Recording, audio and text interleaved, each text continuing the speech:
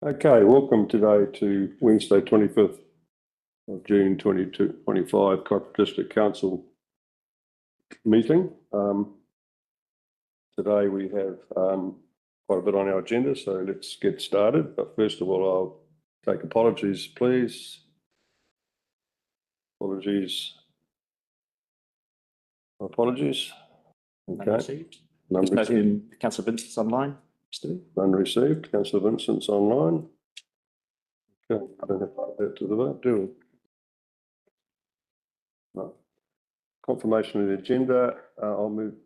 Just, Mr. Mayor, if I could just point out to the council, as I emailed you yesterday, that I am withdrawing item 6.8 from the council agenda under standing order 9.9 today. So that is 6.8, proposal to consult on the draft revenue and financing policy for 26-27. I move that with the deletion of 6.8.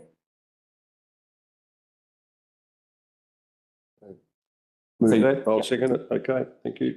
All those in favour, raise their hands, say aye. Aye. Against, motion carried. Thank you.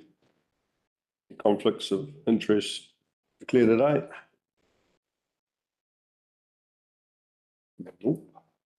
Okay, public forum. So today I welcome Julie and Rod Field, who will present in person, and the topic is Lake Taharoa, recommendation to temporarily close the boat ramp. Are they here? Yeah. Oh, welcome, Julie. If you'd like to come through to the front, and you've got 5 minutes to present. Thank you.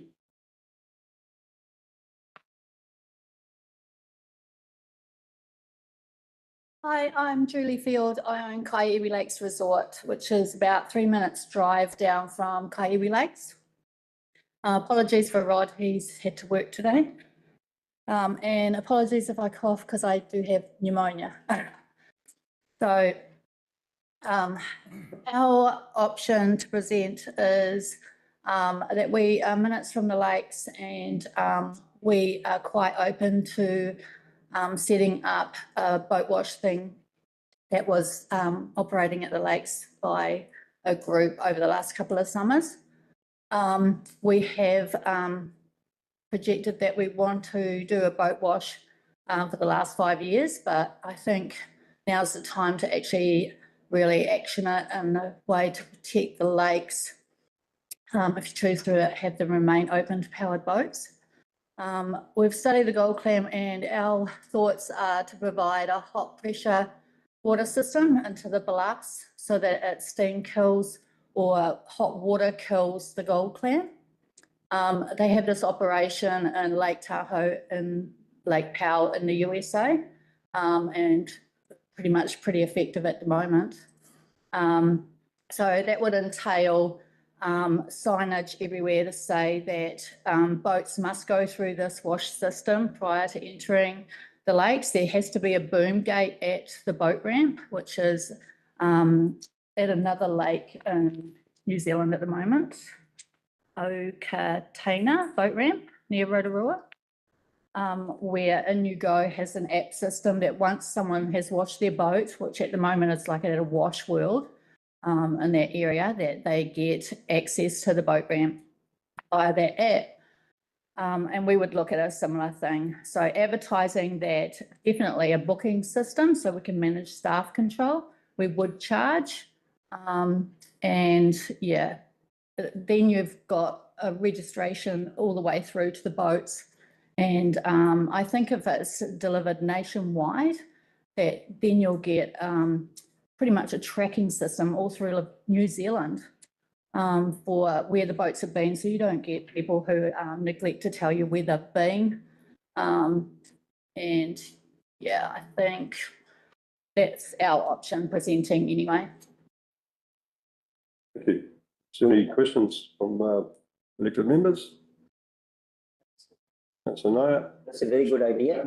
Councillor Howard. So you have no issue with the water supply. You'll have plenty of water supply to do that. Well, we were looking at like hot water pressure system. So we do have a water truck, and we are registered with the council for water deliveries because we are a transport company in Auckland also. So that's not an issue. We have full style businesses. Yeah. We are entrepreneurial in the way that we're solution finders.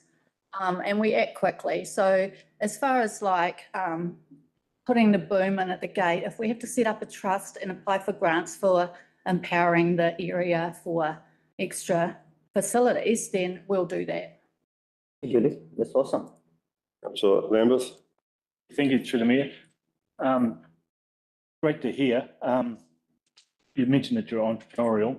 Obviously, there'll be a cost involved in setting it up, and there'll be a fee charge for every person that comes in, or are you expecting funding from regional or central forms to pay for it, or will it be self-funded by the?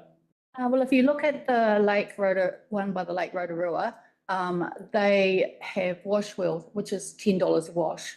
But honestly, you're at the risk there of people not doing the job properly and stuff like that. At least this is controlled, that you've got people who are dedicated to protection, and they would get charged, user paid.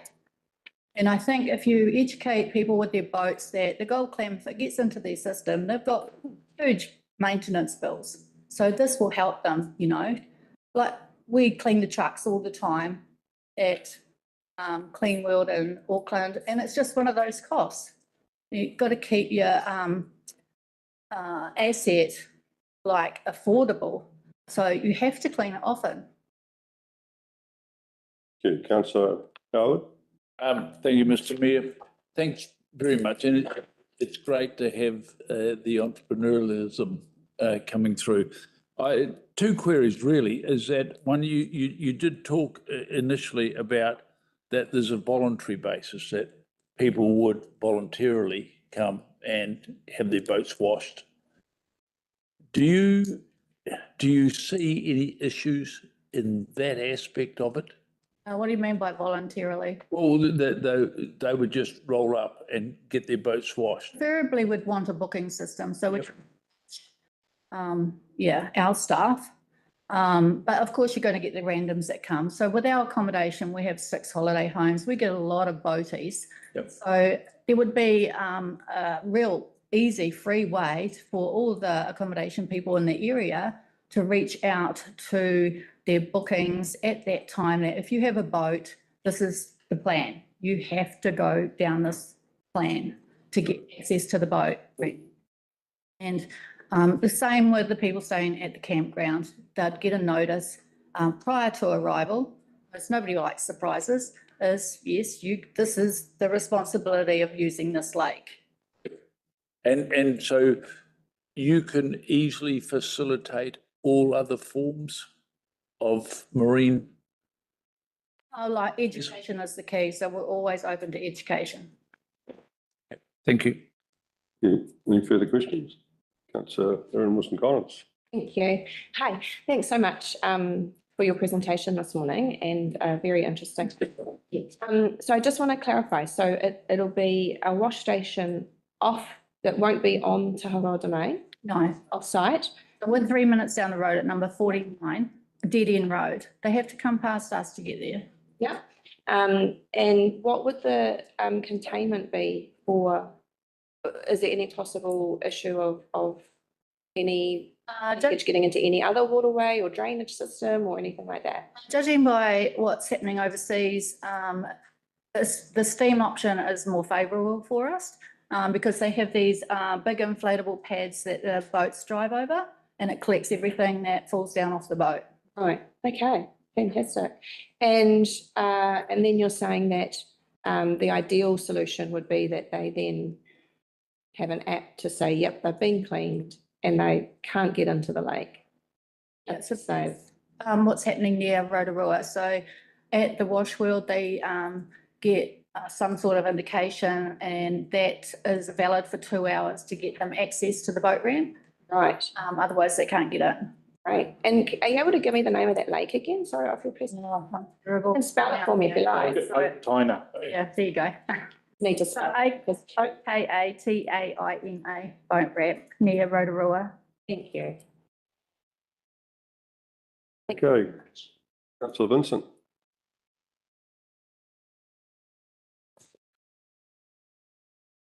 You're on mute, councillor. Didn't realise he was there. Chair, you're not on mute, but we can't hear you. We can't hear you.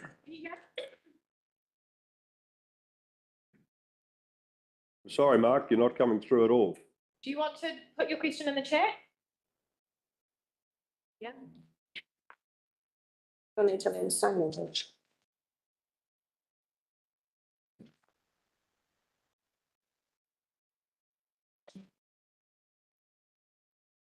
And if my pronunciation was 100% correct, but. That's right. I want someone to say. That's what we always refer to it.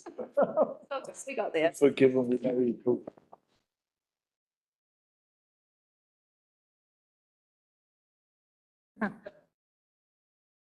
Given up. Have you given up, Mark? We have one more question. Okay, we'll take one more from Erin Wilson-Collins then. Take to put it all into. Oh, we're fast. Yeah. So Rod is a bit of a MacGyver, very analytical mind, great with his hands. So he's been looking at lots and lots of options.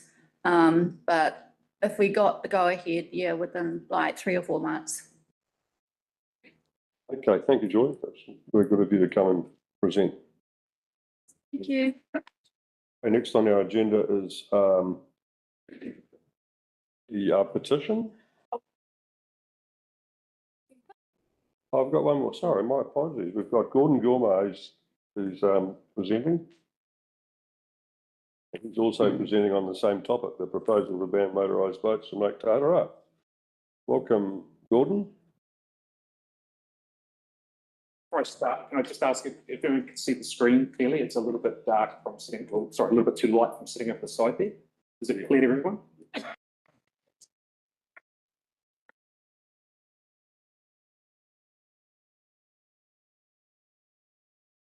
I'll get to it a bit faster, given the time constraints.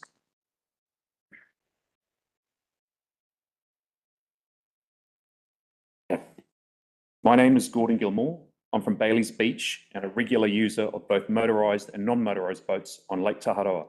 I've come here today not only to show support for effective controls to manage the risk of gold clam in Lake Taharoa and Kaiwi Lakes, but also highlight some of the issues which I don't believe have been appropriately considered in the proposal from the Taharoa Domain Governance Committee to temporarily ban motorised boats on Lake Taharoa. To be clear, I oppose this ban.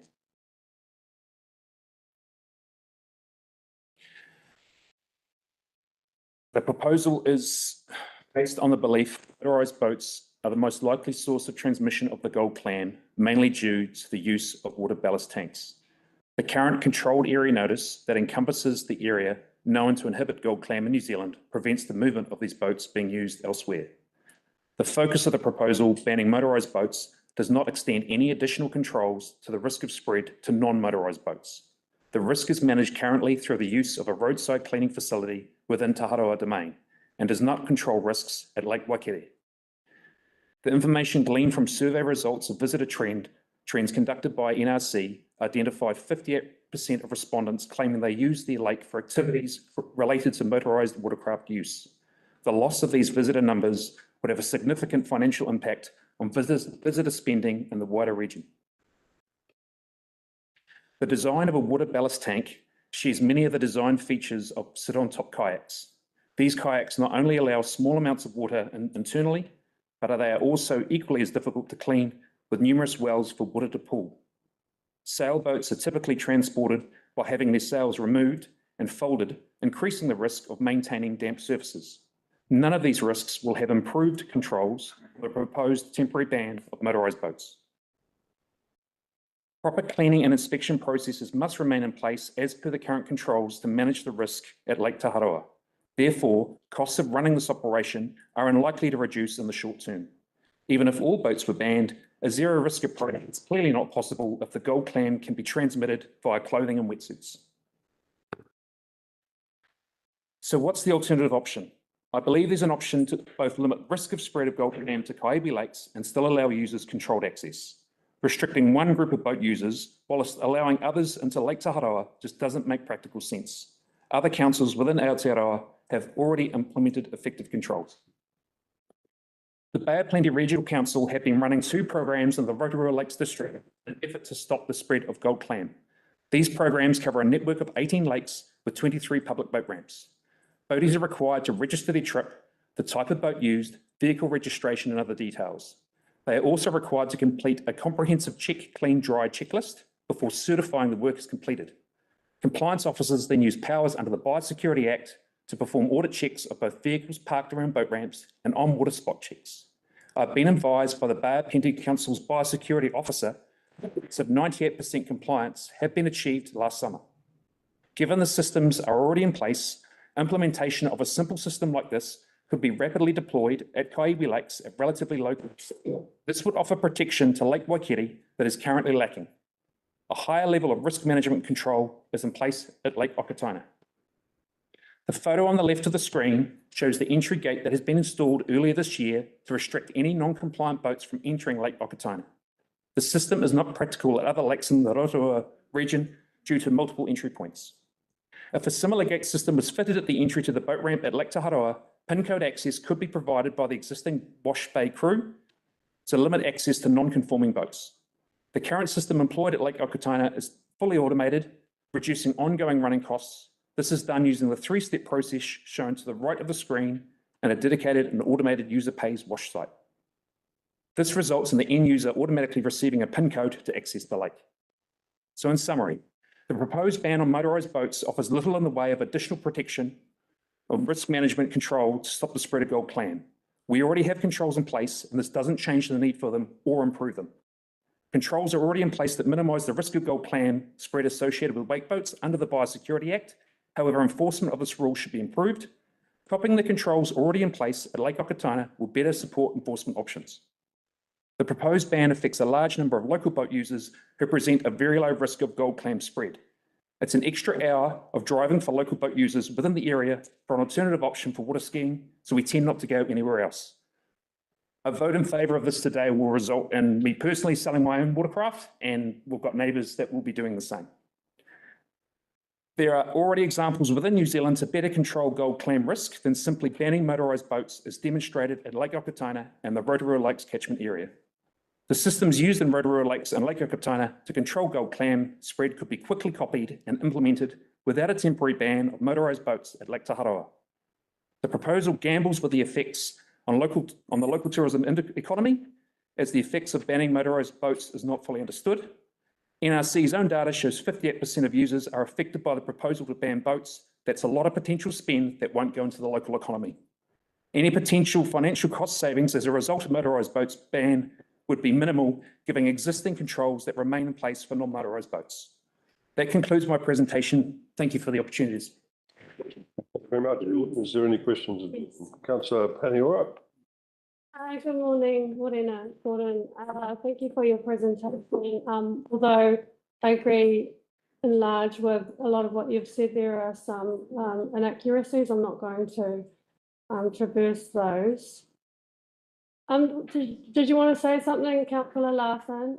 Have you got let's move on. Have you got a question? Yes, I do. So are you aware that the recommendation is only a temporary measure, and that part of the reason why it's temporary is to give time for that care notice to be implemented and up and running? The examples that you've given are in areas where they have those care notices, so we're not able to implement them to the extent that you're looking at.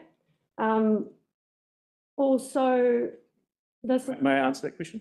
Yeah, one question at a time. I'd like to answer it. Yep. So I am aware, yes, that it's a temporary ban. But what is proposed, as I've stated here, is a ban on boats that are effectively at little low risk, as an example. We've got to maintain the same controls, and there's systems in place that can be copied and implemented quickly and easily. So my point to this is that there's no need for a temporary ban. We can put controls in now, like have been described in the presentation. Yeah, so that was the second part of my question, was that we've been dealing with this for a number of months now, and all of those are not in place. And what we had in the summertime was predominantly in reliance on funding from NRC. So that's not a sustainable option for us. We actually need to look at a sustainable option that's going to push us, that's going to go further than the 1 or 2 year summer funding, and it also has a lot of deficiencies in it already, but we have to get it right. So we need time to get it right as well. So what you're actually saying is all in the pipeline, and potentially from the recommendation, there is a working group that is going to be stood up, and that's where people like you that use the lake are really important to get the right solution. We're hearing, as you can see, a lot of different. Sorry, it's just so hard. I'll get to so the question is, are you open to coming in, being part of the committee that looks at the solutions moving forward? Yes, certainly. Yes. Yeah. Okay. Thank you. Councillor Nayyar? Thank you. Just a quick question. I'm on the committee and I am more concerned about the delay in getting CAN by NRC. They are sitting there for 2.5 years. Do you have any view on they will be able to take or get CAN like others? Or do you have your personal view, any view? How long it will take? Yeah. So I haven't got advice from MPI on how long that would take, but just to reiterate, putting a ban on motorised boats does not change the control. So in terms of the issue raised with the cost of running this, it doesn't change. Yeah. We've still got to have that in there. We still have the same people showing up. There's no difference in terms of cost. We've still got the same control on motorised boats as we would on non-motorised boats. Same risk coming in. Thank you. Right. Okay, thank you. Thank you for your presentation, Gordon. For putting the time into that. Okay, we move on to petitions. We have a petition from Sabina Sabiatsa regarding fluoridation of Dargaville and Maungaturoto water. I'm getting a bit tongue-tied today.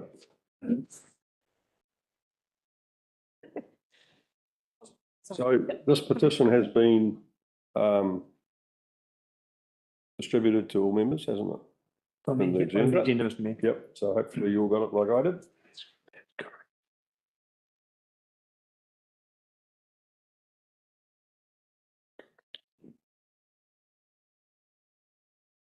Yours, Councillor.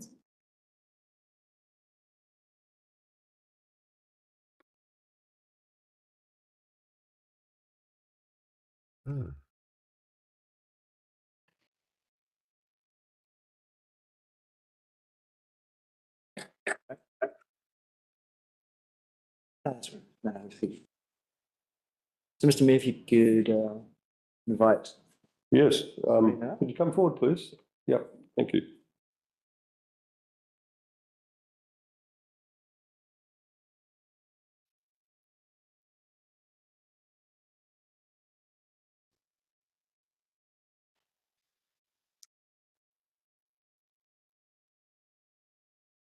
I've got a timer here, so I started. Okay, so that I've got a rough idea. Okay, yes, I just want to present on this, whether fluoride is a good idea. And some of you may be already against it, or some of you may be for it. I just want to say, just because so often we don't know what we don't know. So I came across an old pamphlet from the health department, and it said fluoridation, safe and effective. And this was endorsed by the Dental Association and the Health Department and the WHO and so on. But I just want to remind you that often when in hindsight, we see that, for example, the medical profession did not stand against smoking until the mid-70s. In fact, there were ads about Camel cigarettes. Most doctors smoke Camel, you know, and they had shares in Philip Morris. So history sort of it doesn't look that good anymore. And I think the same as, so fluoride has often been referred to as the new lead because it's extremely toxic. So just that you understand, or that many people are not aware that what it actually is. In reality, sorry, it's a byproduct of the fertilizer and aluminium industry and other little industries. And the substance that is produced is called hexafluorosilicic acid or hydrofluorosilicic acid. And it's a toxic byproduct that has to be carted away. So it's very fortunate if councils want to take this off their hands, because then the problem is being transferred. So it is actually a very aggressive compound, and I want to illustrate that by sharing this. When you boil some water in an aluminium pot, which are still in in use here, then within a short period of time, the aluminium contents in the water is 600 times, up to 600 times as high as with non-fluoridated water. In other words, let's say you boil water for pasta, you are having aluminium pasta or an aluminium soup. So, and once it's in the water, you will breathe it in through the shower. And also when there's a problem to quantify it properly or to limit ingestion, babies on formula drink, that is made, if it's made with tap water, will drink this kind of water all day long.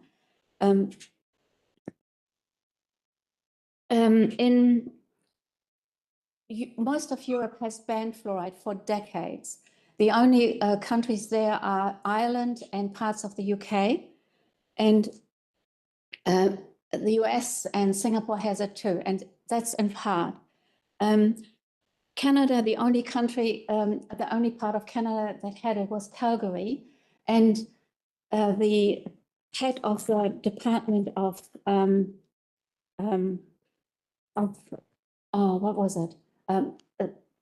Dr. Hardy Limeback, he was the head of, I just look it up in a second, you see it from here. He said that when they stopped fluoridation in Calgary, the only area in Canada that had fluoridated water, during that time, they were spending more time on fixing fluorosis problems. That is, fluorosis is when you ingest fluoride and it has to be deposited in the body. And so they were spending more time on that than fixing actually caries and other areas. Because of the time limit here, I'm just sort of breaking off some headlines. There are worldwide studies on this, that fluoridated areas are implicated with bone cancer, also with osteosarcoma in boys. So there is an oddity that boys between 9 and 19 have this quite rare osteosarcoma in higher rates than in non-fluoridated areas. The other one, general cancer death rate is up. It inhibits the activity, thyroid activity, hip fractures are up, and also damage to the brain, which are similar to Alzheimer's and forms of dementia. So in other words, so there's a lot of evidence out there that it is really, really toxic. But we have our own ex-fluoride czar here. His name was Dr. John Calhoun. And he called himself the fluoride czar. He was passionately for it and he wanted to implement it or to have fluoridated water all over New Zealand. And at the time, so they were looking at results. He went worldwide to look at other fluoridated areas. When he came back, he realized that the studies did not show what he thought they would, that teeth were better in fluoridated areas. They were not. So he became, at the end of his career, he was an opponent of fluoridation. So he changed his mind, and he's written a paper on that, why he changed his mind, and he's pointing all these flaws out. Thank you. Keep copper fluoride free. And I think you would attract people who would, if we stay fluoride free, I think we will have more Aucklanders coming and others. Thank you, Sabina, for presenting your petition. We take questions on this or not? Okay, Mr. Any questions on this item? Oh, I thought you just received it. Councillor Vincent, we can hear you now. Ah, sorry, I didn't know that we could take questions on a petition. So, but I didn't have a question. I was just going to check standing orders. Ah, okay. I'll switch my microphone off. Okay. Councillor Paniora. Thank you, Through the Chair. So trying to understand central government's reasoning for the fluoridation program, or should I say initiation, what other alternatives to the goal that they're trying to achieve do you think there are out there?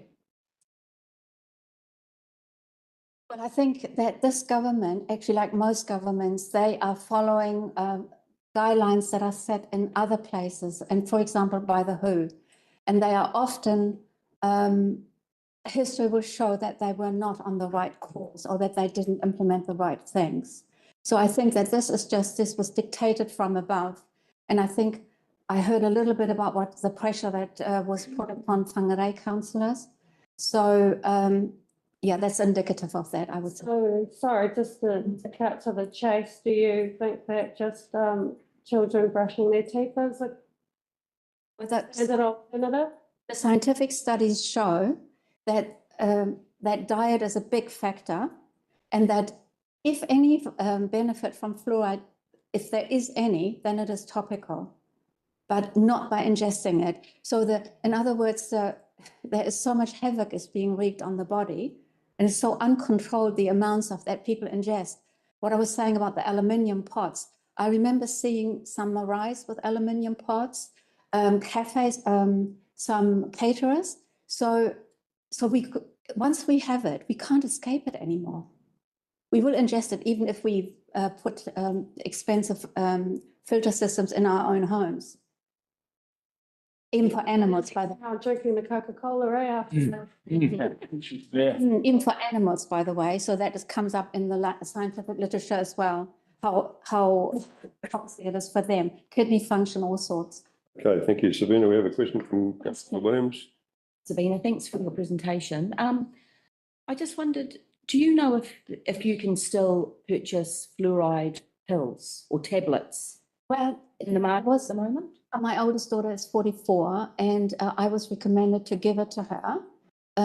But even that has actually waned, because what was found that it often led to fluorosis, meaning fluorosis, so the teeth are a picture to the skeletal evidence. And so you see, so it's bone material, and you'd find mottled teeth, that's first white spots, and if there's more, then it becomes brown spots, and those are brittle. Yeah, the reason why I was asking that is I was just looking at an alternative, perhaps that the government could subsidise those pills if people wanted to use them rather than putting it in the water. Same answer as to that. I think it comes from above, and they want to see to be compliant with those recommendations. So I feel sometimes it is, I mean, I don't like doing this. It's sort of, but sometimes, you know, if we know about something, so bad prevents if good people do nothing. So I just thought, okay, I just put this to you because we will all be affected. We don't need more cancer, you know, or dementia, you know. Thank you. Okay, and yes. Just last question. Councillor Nayyar. Thank you, Mr. Mayor. The way it's going, you've seen some of the local councils, like Mangawhai. The mayor said he was happy to go to the jail, but he would not put it, but ended up agreeing to it.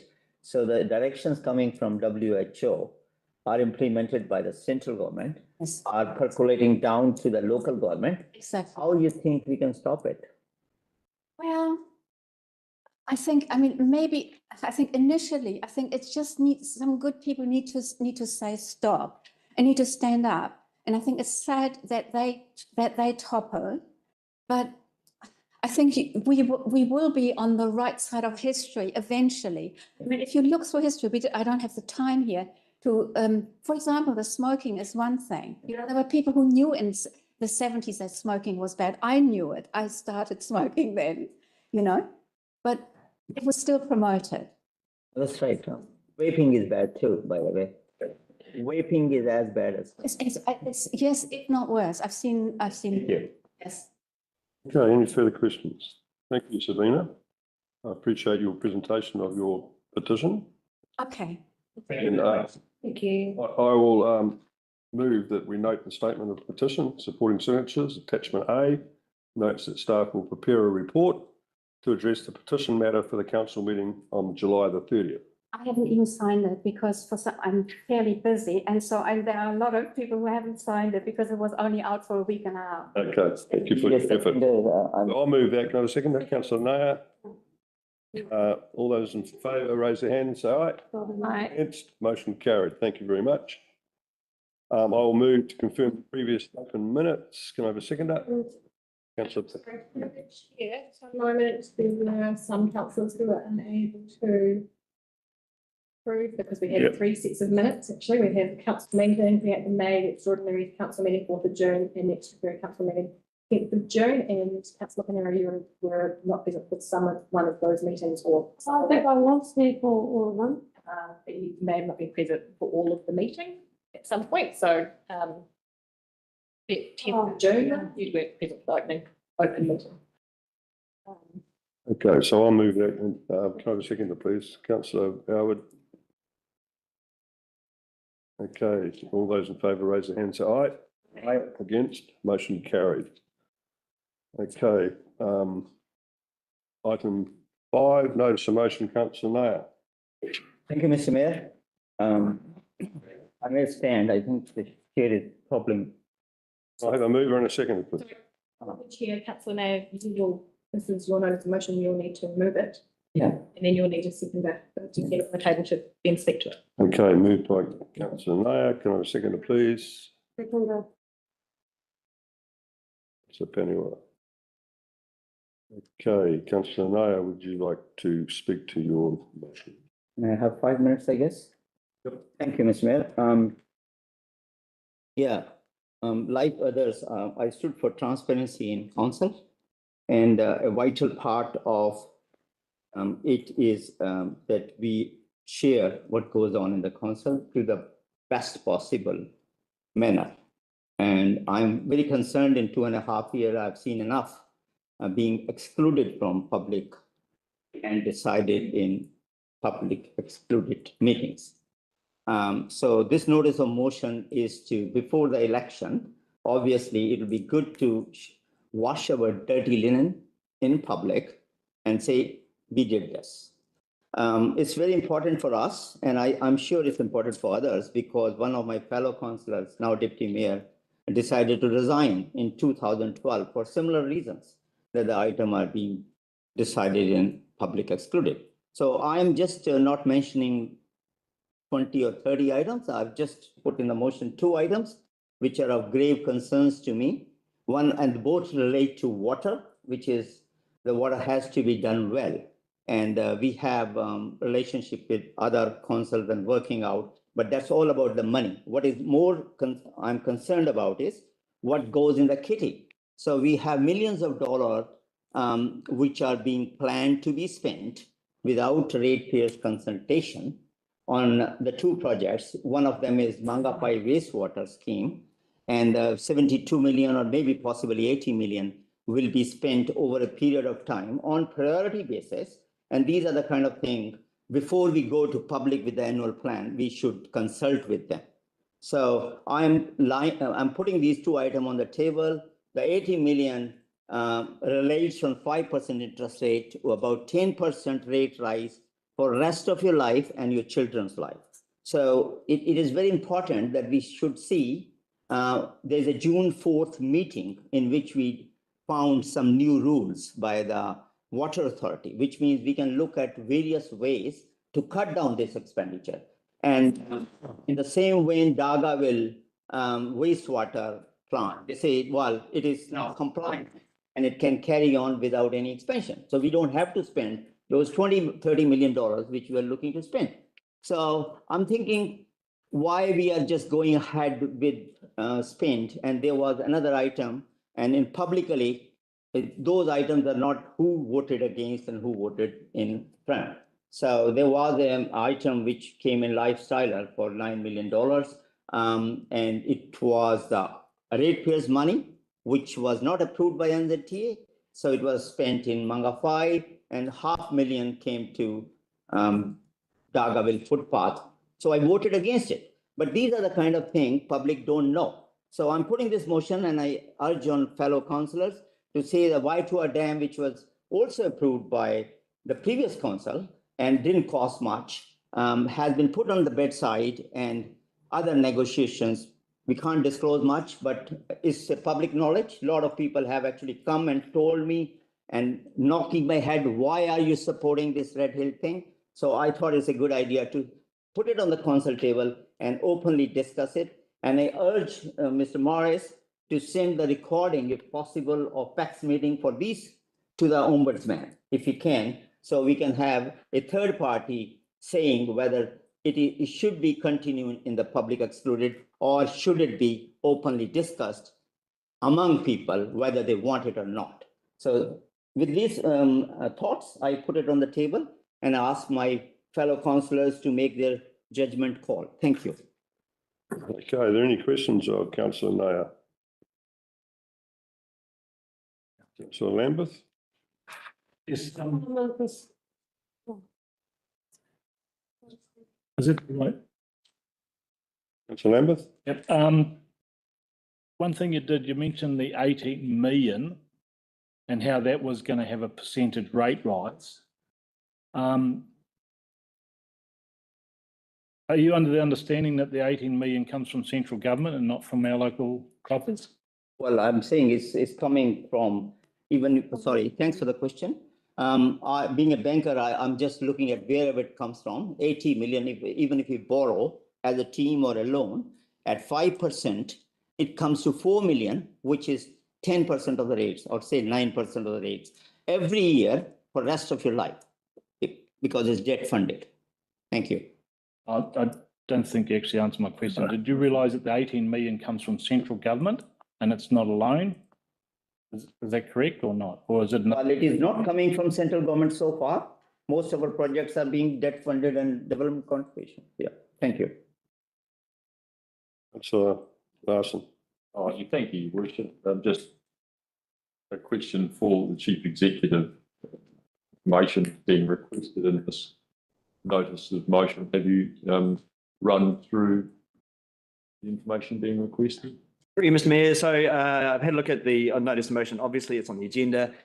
In my view, we have provided all the information that is asked by this notice of motion through various briefings.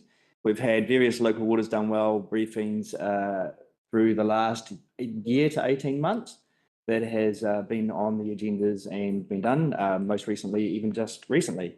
As far as the Taitokoro Water Trust goes, council agreed to agree to do this at the January extraordinary meeting. That was a council decision that was asked me to enact it. Bear in mind, it was agreed to a memorandum of understanding, knowing that a contract will be brought back at some stage, and it asked the staff to progress that. We have provided a brief workshop on that topic to you last month. And as indicated at that workshop, there will be another workshop again in likely to be August on this topic. I would remind council that the obligation of confidentiality is in that MOU and was discussed at the January extraordinary meeting because it's an MOU only. You need to go through a contract phase. That contract will at some stage be brought back to council for approval as well. The other aspect, Councillor Nayyar, that you raised, I do want to point out that there are necessary reasons, excuse me, under Lagoima to move into public excluded and to have items in public excluded. For example, contract negotiations, it's perfectly legitimate to do so. We recommend that to council every time. Council agrees or not with that recommendation to move into public excluded. There's a council decision, so there's nothing untoward here in this space at all. And in my view, we've provided that information to you. Can I answer through the Mayor, Mr. Mayor? Yeah, sorry, I haven't finished my question. If that was, you can finish your question and then we'll go to Councillor Calvert. okay, thank you. So just to be clear to the Chief Executive, the information that's being requested has already been provided to council previously, is that correct? In my view, yes. And so would there be any reason for you to provide the same information once again, or it's already been provided? I won't be providing it again because it's been provided. Council members can look back over previous agendas. So I did hear some criticism in Councillor Nayyar's address where he criticised the use of public excluded. And I know you've just in general terms covered that, but he was talking about specific public excluded sessions. Would you be able to take council to what reasons were used under standing orders to exclude the public? So I think I just briefly talked to that. This one was about commercial negotiation, which is available under the government as a reason to do so, and that's the reason that we used. Thank you. Okay, I'm going to go, sorry about this, Councillor Vincent. I've been Can I, getting, no, you've got right to reply later on. Councillor Vincent? Oh, thank you, Mr. Mayor. Well, yes, Councillor Larson asked the first half of my questions, but it is more of a staff question. I guess, given that the information has already been provided, because my other question was going to be, well, how much would it cost to assemble all this information that's already been provided?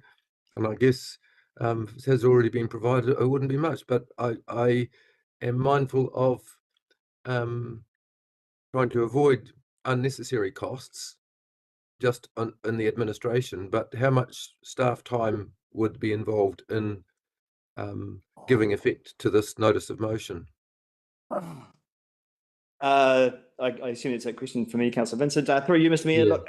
Look, to determine that, just what I would acknowledge though that the team is really super busy at the moment, and I'd be loath to have to provide the same information again when we have provided that information already.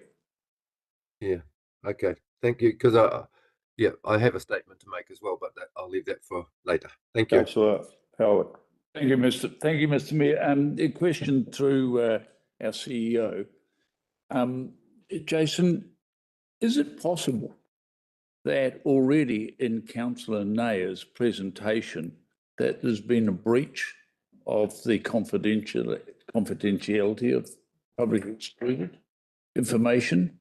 I would have to, excuse me, Mr. Mayor, I would have to have a look at technical detail that Councillor Nayyar. We're talking about specific figures and the like. So I want to be clear that we're not on risky ground. So I'm going to run this as we would. I'll give. I have a question. Hang on just a sec. Oh, you have a question? Okay, question. Jason, I noticed in the notice of motion that there's a request for a feasibility assessment of Waiatua Dam. I note that over the last 3 years, we have been requesting that numerous times and have never received anything substantive or in writing. We've just been sort of brushed off and told that it's going to cost a lot of money.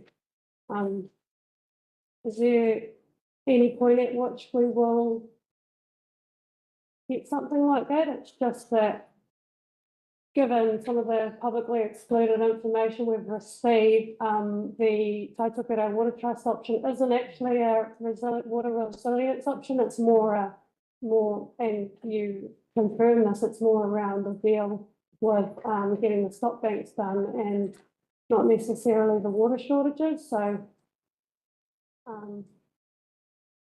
can you speak to that specific request? So thank you, Councillor Whanigora, for Mr. Mayor. So, you know, the Taitokera Water Storage Trust, the sort of water trust MOU covers a lot. It's a big bit of work. It covers obviously stock banks, economic development, and water to protect the commercial sector of Dargaville in some ways. So it is broader than just water resilience to Dargaville. Yes, that is correct. So Waiatua Dam as resilience for our ratepayers. Will there be any point in time at which we do receive anything on writing, any sort of assessments, feasibility studies? We have provided high-level costs about what the Waiatua Dam option would have been. Yeah, like as in a line item, I mean, in terms of paper or anything to go by. So what I would say to that one is the team are working on the MOU at this stage, and there's a lot of work going on in the background to understand the impacts, which obviously will inform the contract and come back to council. I can have a look at that Waiatua Dam and see what we've provided in the past. Thank you. You've not. Okay. I have a right of reply. Any further questions first? Okay, I'm going to go through right of reply. Move the statement will be followed by Councillor Paniura's statement. Thank you, Mr. Mayor, and thank you. Sorry, Mr. Mayor, just bear with me for a second. So, Councillor Nayyar, you've moved and spoken to your item, so you're up to the seconder. I'm up to second. I'm sorry. So you get right of reply at the end. So Paniura. Yeah, just through the chair, I was happy to second this item just to bring it into an open space to be discussed in an open forum. My issues and concerns around this is that it was initially sold to us as solving some of our water shortage issues for the community that we continually get hampered with every summer. And during that process and publicly excluded, we've come to find that it's actually not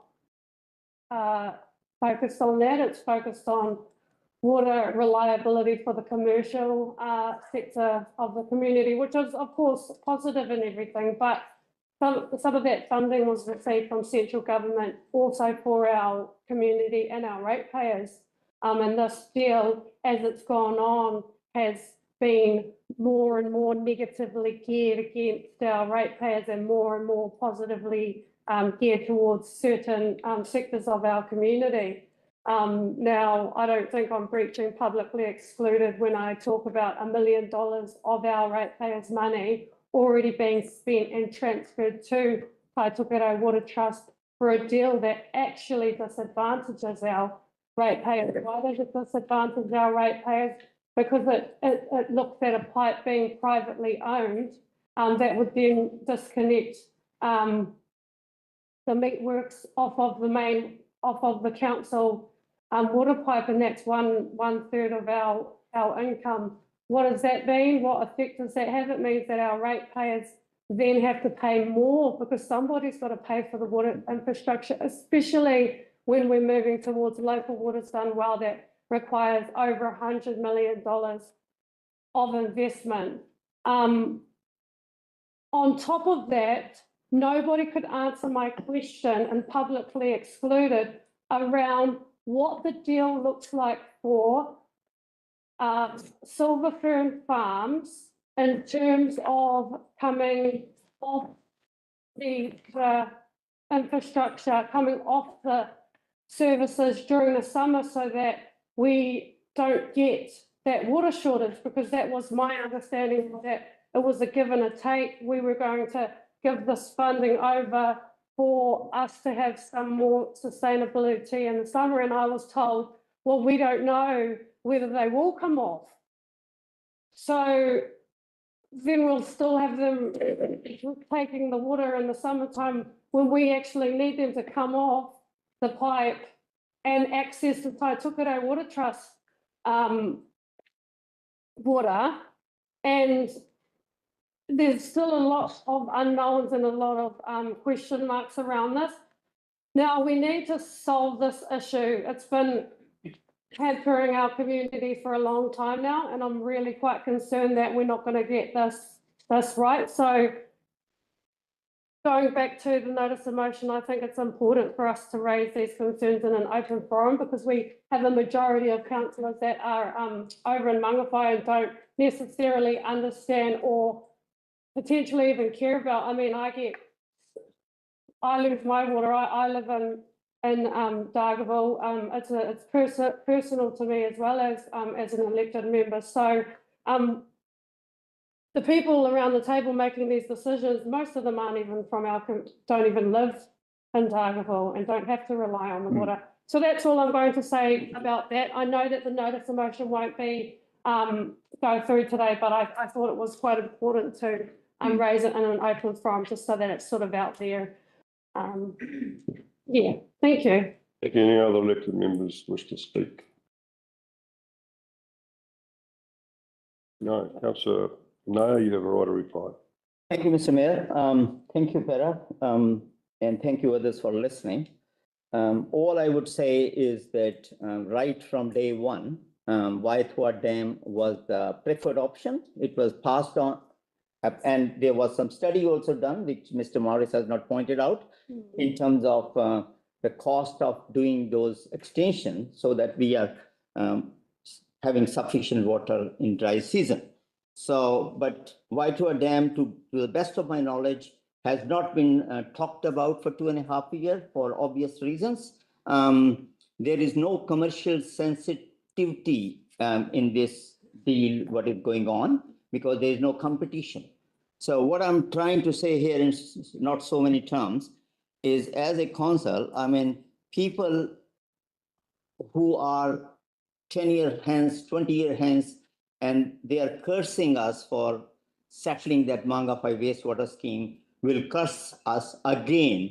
Dot, who is sitting in the public, lives across Waitoa Dam. I have met at least 15 people on this project. They say, why the hell you are not going this way? Because it was very well planned. It was done by Tonkin and Taylors. I have 3 boxes full of information from Northern Regional Council and our courtesy KDC, which don't have time to talk today for staff time. And thanks, Mark Vincent, for raising it. And I got it in 20 days, all those files, which I'm happy to give it to public, and I'll pass it on publicly. But all I'm trying to say, in times like that, and I'm saying it to public because there are some, you have to join hands with the councillor. We are in a fiduciary capacity. It's your money. You have a right as a shareholder to kick us out if we don't perform. And if that's happening, I feel very ashamed to be in this council. I'm not resigning like my colleague, because I think it's better to stand and contest it. Thank you very much. Okay, thank you very much. We'll just vote now. All those in favour, raise their hand and say aye. All those against? Against. Thank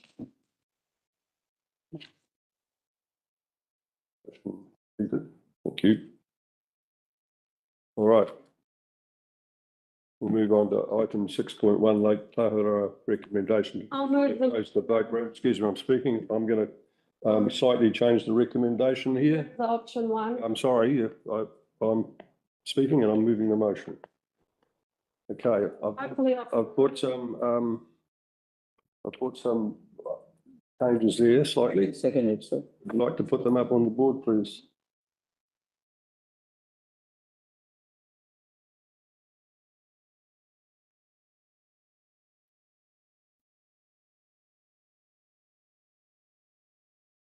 Can you blow that up?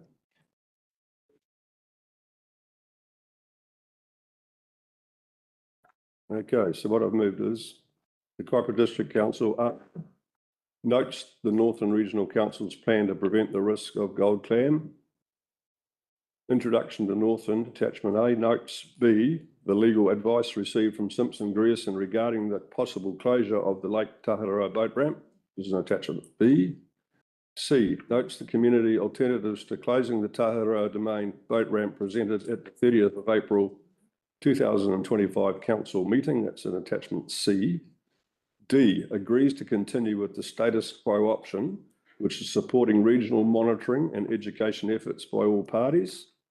And E, requests that Northern Regional Council and Ministry of Primary Industries develop a controlled area notice to manage any biosecurity risk if and when needed. Can I have a seconder for that? Thank you, Councillor Larson.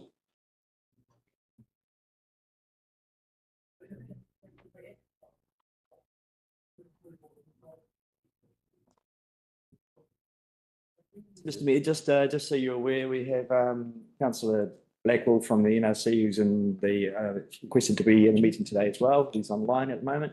We have Glynis here from a staff perspective as well. It is your call. It is up to you if you allow. Yeah, welcome, Councillor Blackwell. Certainly, he's our regional district councillor. So thank you, NRC councillor.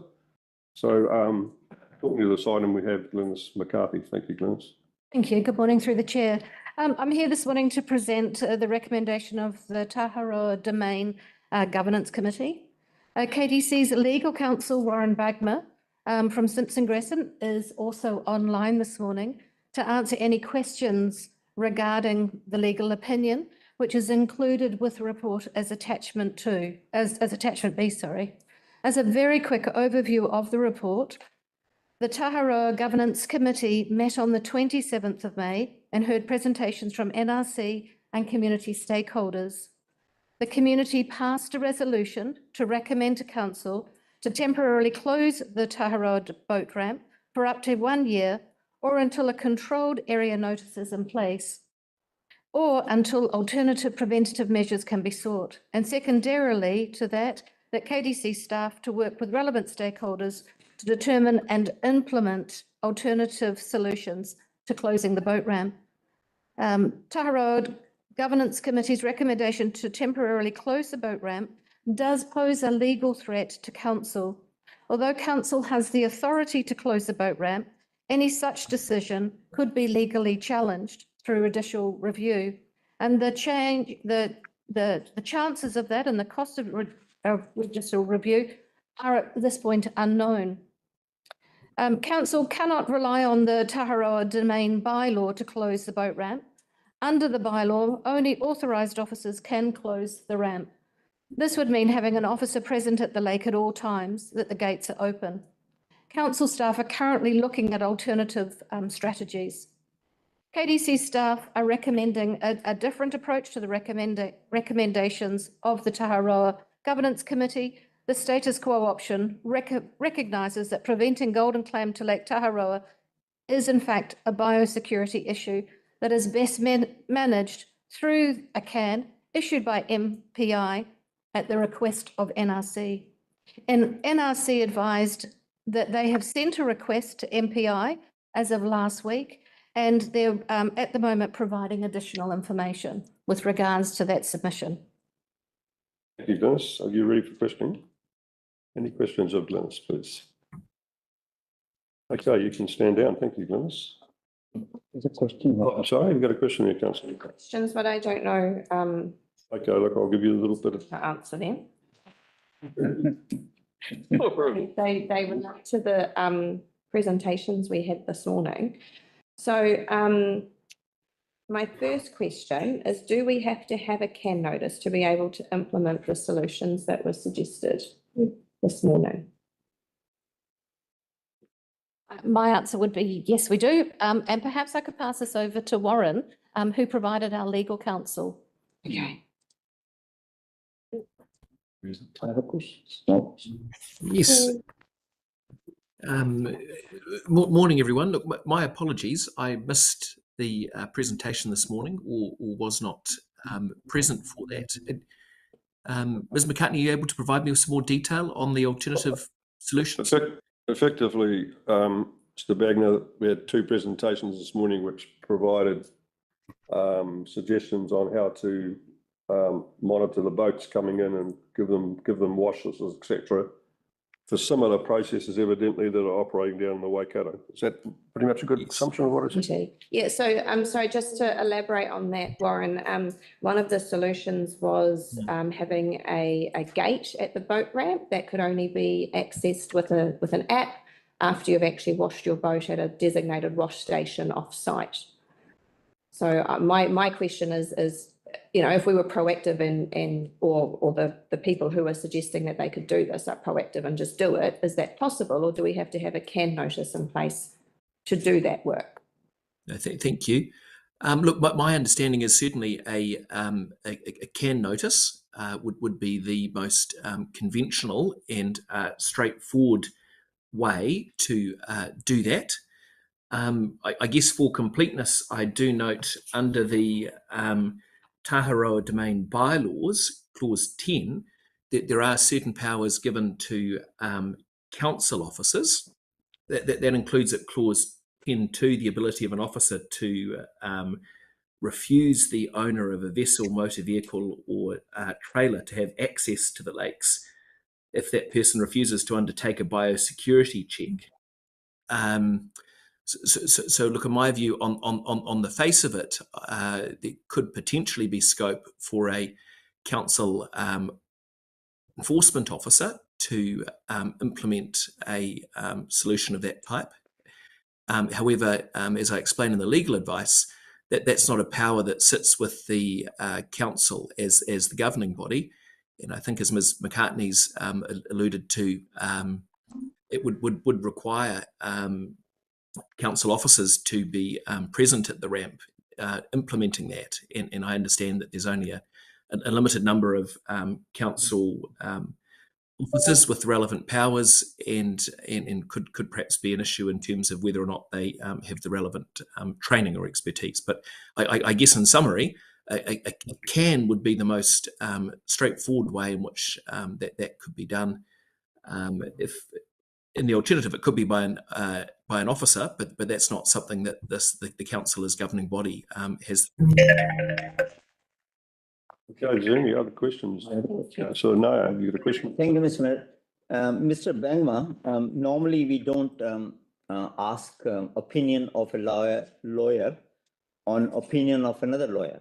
But now we have two reports here.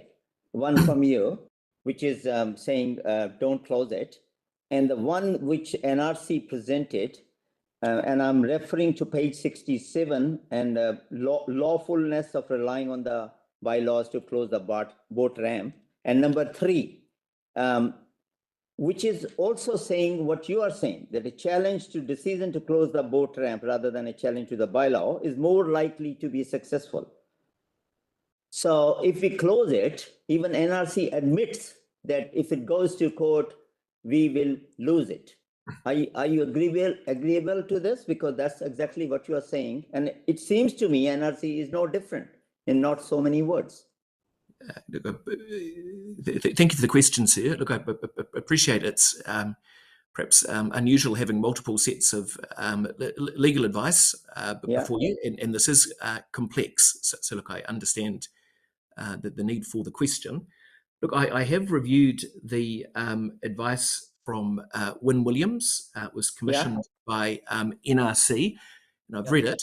The key point from my point of view to retain from that advice is talking about a council officer as defined using powers under clause 10 of the bylaw to close the boat ramp. And the key point that I make in my advice, I mean, the analysis by and the NRC opinion, I think is fairly correct as far as it goes.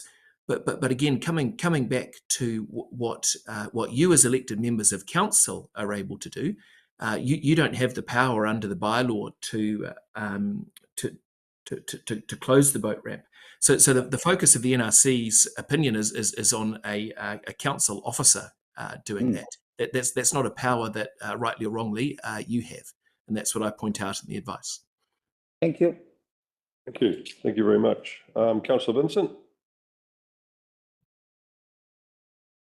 Thank you, Mr. Mayor. I was wondering if you would permit me to provide a context to this.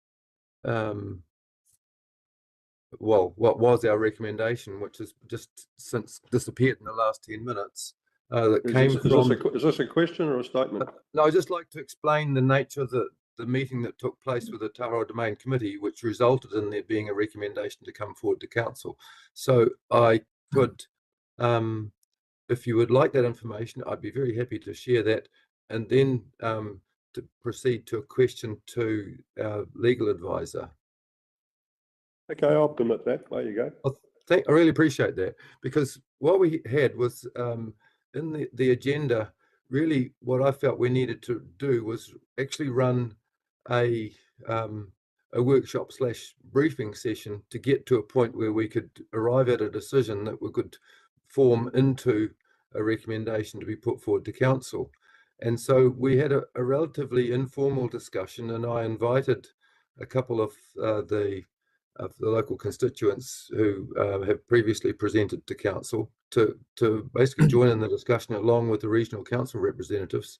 And Councillor Paniora suggested, well, we could use the not trouble the bylaw, seeing the bylaw was not a viable option, but call upon provisions in Section 53 of the Reserves Act as a temporary measure until a CAN notice is prepared.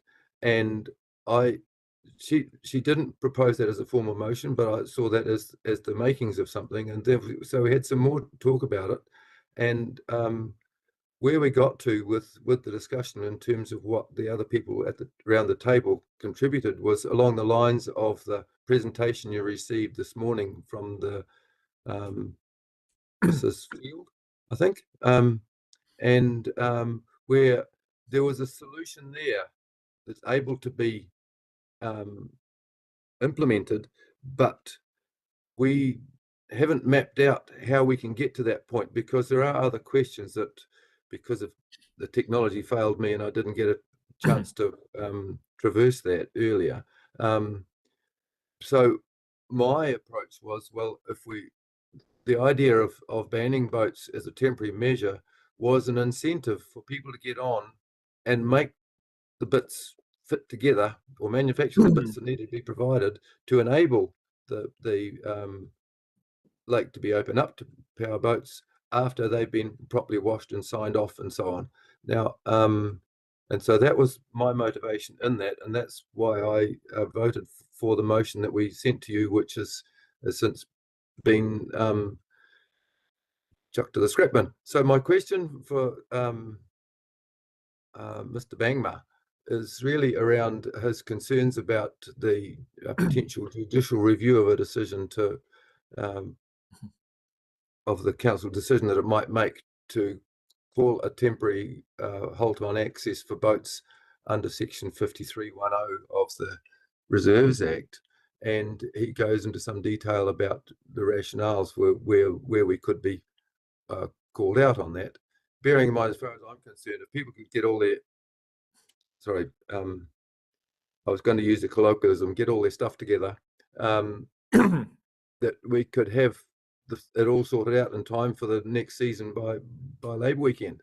But firstly saying an error of law, I think he's drawing a bit of a long bow there with, well, so I was addressing it to you, Mr. Bangma, with suggesting that given the information we've been provided with by the regional council, there is some evidence base upon which to work, as well as wider information also available. And then as regarding irrationality because of other exceptions, I think in the regional council advice, they say that the most likely vector is power boats, particularly wake boats. So that, I think there's a counter to that. So I'm just working off two screens. And then to say it's an error of law, I think that, well, every decision the council makes is capable of being challenged by way of judicial review. And I think that we have, there's something where there is some urgency with this in order to, because once the little old genie's out of the bottle, there's no way of putting it back. So I just wonder how you could respond to those points, please, Mr. Bangma. Yes, thank you, Councillor Vincent. At the most fundamental level, I agree with you, Councillor Vincent. Of course, in principle, any decision by the council can be subject to legal challenge. And I acknowledge the importance of the Kaiwi Lakes in protecting the Kaiwi Lakes to everybody. But look, it is my job to advise the council on legal risk. And in this particular context, while the council does have the power under section 53.10 of the Reserves Act to make a decision closing the boat ramp, as I identify in my advice, I think the particular difficulty in what makes the council's decision making a little bit fraught or could be subject to challenge is that there's no express reference in section 53 of the Reserves Act to biosecurity matters and the council making a decision specifically on biosecurity type grounds. MPI, on the other hand, does have that responsibility. So if the council did wish to proceed with making a decision under section 53.10, I guess the point of my advice is it needs to be very careful that for that decision making to be robust, that it turns its mind to the relevant requirements under the Reserves Act. which I address in particular in section 14 of my advice. And in particular, you would need to show that the decision you're making was consistent with the purposes for which the reserve is classified, which is as a recreation reserve. And also that this decision has to comply with the reserve management plan. And I suppose the issue there is section 17 of the Reserves Act and the purposes for which the reserve is classified. It is classified for recreation and sporting activities, although I note that section 17 also requires protection of the natural environment and well-being of the reserve. I state in my advice that temporarily closing the reserve, I think is more likely to be consistent with those principles than a permanent ban. And again, if we look at the requirement to comply with the reserve management plan, the reserve management plan itself does provide for power boating on the lake, although it does also include an objective that ensuring recreational use of the lakes is not detrimental to the water quality, ecology and cultural values. So overall, if I could put my advice, I suppose, in a more colloquial way, look, there is a pathway available to the council should you wish to use it. But in my view, it is a little bit fraught, as there's no express reference in the Reserves Act to biosecurity matters, and the council would have to show that it had turned its mind to those relevant Reserves Act considerations and that there was proper evidence before them in terms of those. Look, I don't have a crystal ball in terms of whether anybody would challenge the council's decision-making, or if they did, how they would couch those arguments. But it's for those reasons that I think the council needs to proceed carefully, and it's my job to indicate that I see potential legal risk with a decision to close the boat ramp, relying on powers under section 53. Okay, well, just to follow up on that, because I'm looking at your advice in paragraph 14 of your letter, yes, and in which you refer to section 17 and yes, talk about the protection of the natural environment, protection of the well-being of the reserve, and conservation of those qualities of the reserve which contribute to the pleasantness, harmony, and cohesion. Would you not think that with the information we've been provided by the regional council, and I guess what's generally available about the scourge of the gold clam, that would provide sufficient grounds to take that action? I believe it. I believe it does provide a ground to support that decision. That's why I've referred to it in the advice. Yep. Thank you. Thank you. Any further questions? Thank you, Mr. Bagman, and thank you, Glynis. You can stand down. I'll go to move a statement. Look, for me, something that's quite overriding here is it doesn't matter whether you ban the boats or not. There are other vectors to get in there, like kayaks, sailing boats, etc. And I think the prudent thing is to get this wash situation up and running in all ASAP. I think it always was the thing that we needed to move quite quickly on, and I'd like to see us collaborate with NRC to make sure that those actions take place. Councillor Larson. Thank you, Your Worship. Obviously, as we all know, the boat ramp is one tiny point around the entire lake. Closing a boat ramp, not stopping all manner of other locations being accessed, whether it be yachts and kayaks and wetsuits and togs and sails and all sorts of stuff. And if we do indeed have a threat that needs to be dealt with, I don't think that what's proposed there is going to do anything. And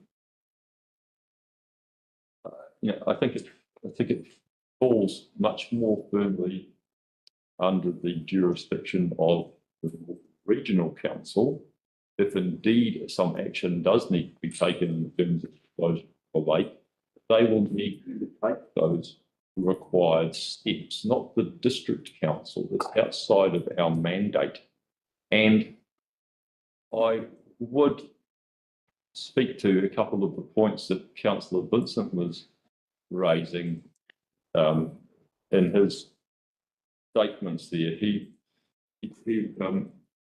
was alluding to using the closure as a mechanism to put pressure on people, sort out the processes for boat washing, etc., by having a 1 year closure.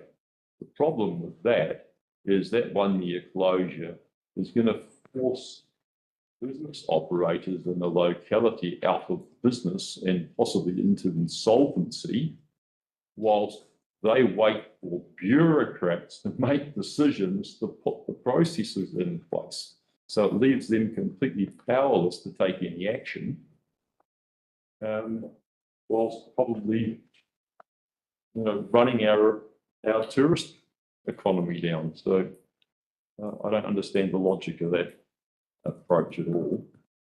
I think we need to get on with, need to sort out the facts, and we need to work collaboratively together with the MPI and with NRC. But for goodness sake, let's get on with it and put something in place that's robust and is going to work, not just have businesses go broke and not have any protections put in place. Thank you. Thank you. Look, I'm going to break standing orders here and allow NRC Councillor John Blackwell to have some words here. You're up there with your hand up. Councillor? On mute. So you're on mute, Councillor. You're on mute, I think, John. That might help. Thank you. That's good. We can hear you now. Thank you. There you go. Thank you very much. Yes, I heard your council meeting early on, and thank you for letting me in today. As you know, I'm a regional councillor, and I farm not far from you, just up behind Tautoko Mangawhai. Been on your, been on KDC council as well. So I'm going to start off with, we're trying to mitigate the problem of gold clam coming into Northland, and I'd like to say that you all drove on the roads today, and thank goodness we haven't banned cars in Kaipara, because we've mitigated the problem with warrant fitnesses and speed limits and all that. So we do use our cars, and it's so important. And I see this the same with gold clam. It's so important to keep gold clam out of Kaipara for many reasons, and I haven't heard anyone talk about the farming sector, as I'm still on the your Federated Farmers Committee, and I'm also the Treasurer of Northern Field Day, so I'm well aware of what the effects this will have.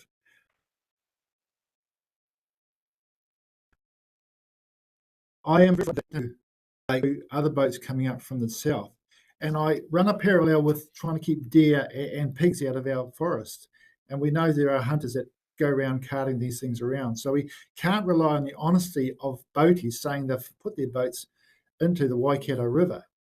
Now, the impact, we don't understand the full impact of it, but we know with the Mary Mary Power Station how the gold clams have blocked up those grills on the water cooling of that power station, and the uptake of farmers' pumps have been affected, and they get inside and they clam them up.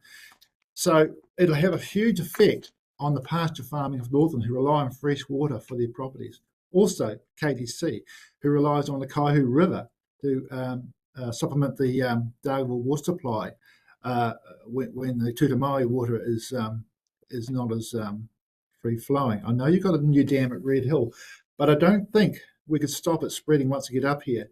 We are not aware of game birds carting it around, but I suspect they will in the future. So I support the CAN, I support the Taharoa domain view. We know there was a ban on boats in the ski lake, which was probably one of the best ski lakes in the southern hemisphere. I was not in support of that, but it's been. I have been to that lake recently, where we had predator control with kids learning how to skin possums, and how it has improved the water quality. Now, you're concerned about the lakes themselves, and I mean, you've got a vested interest, and I heard Councillor Larson talk about the likes of tourism and all that. Well, that's a tranquil spot. It's in the west. It's outside the city limits of Whangarei, where you have lights and that coming into it.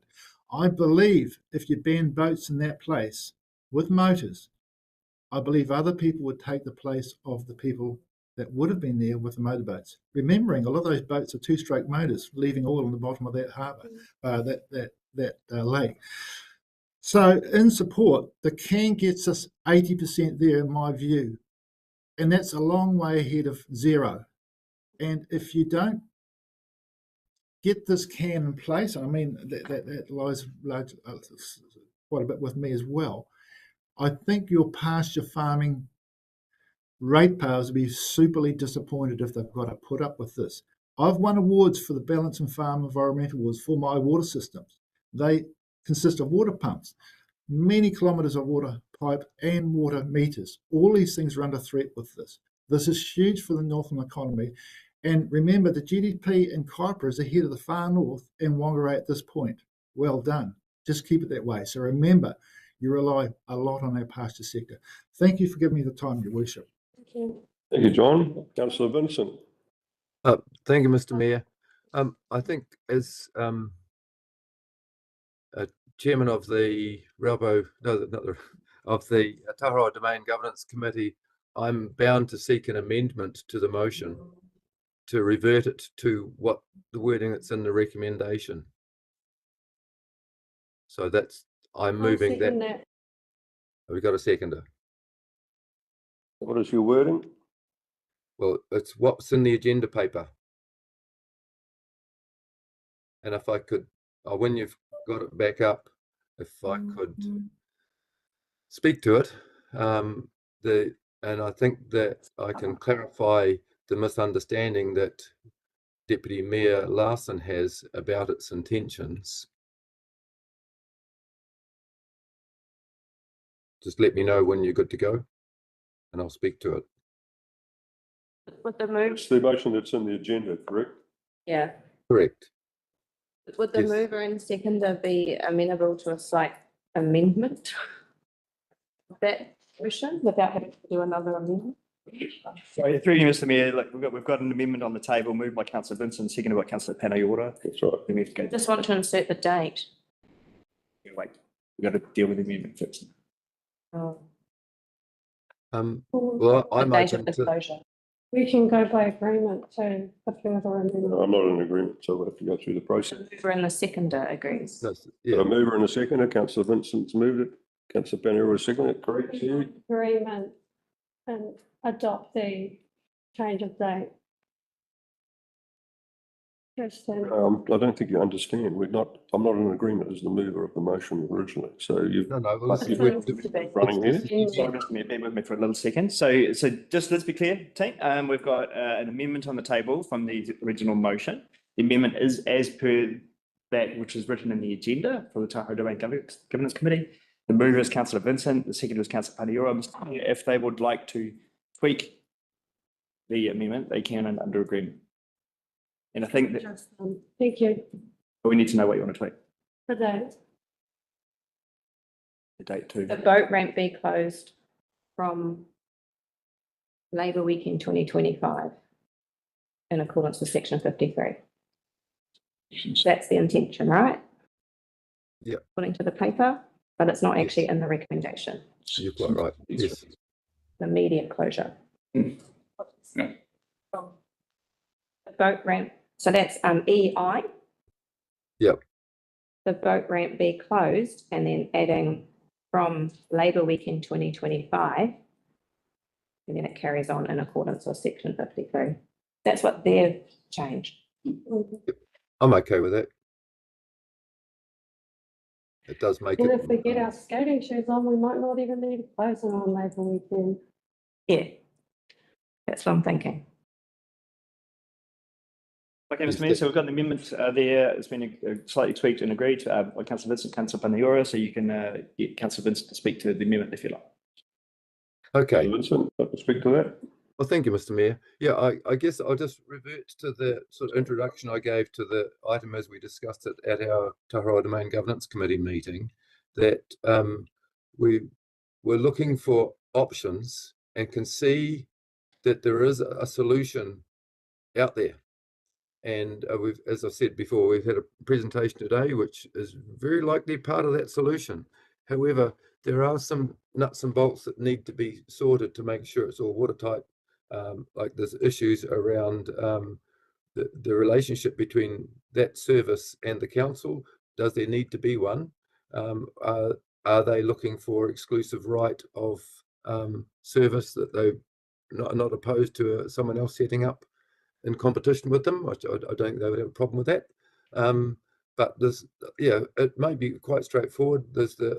We've got a template to follow in terms of the barrier to be installed as at Lake Okataina, just how that can be sorted and how long that would take. It's the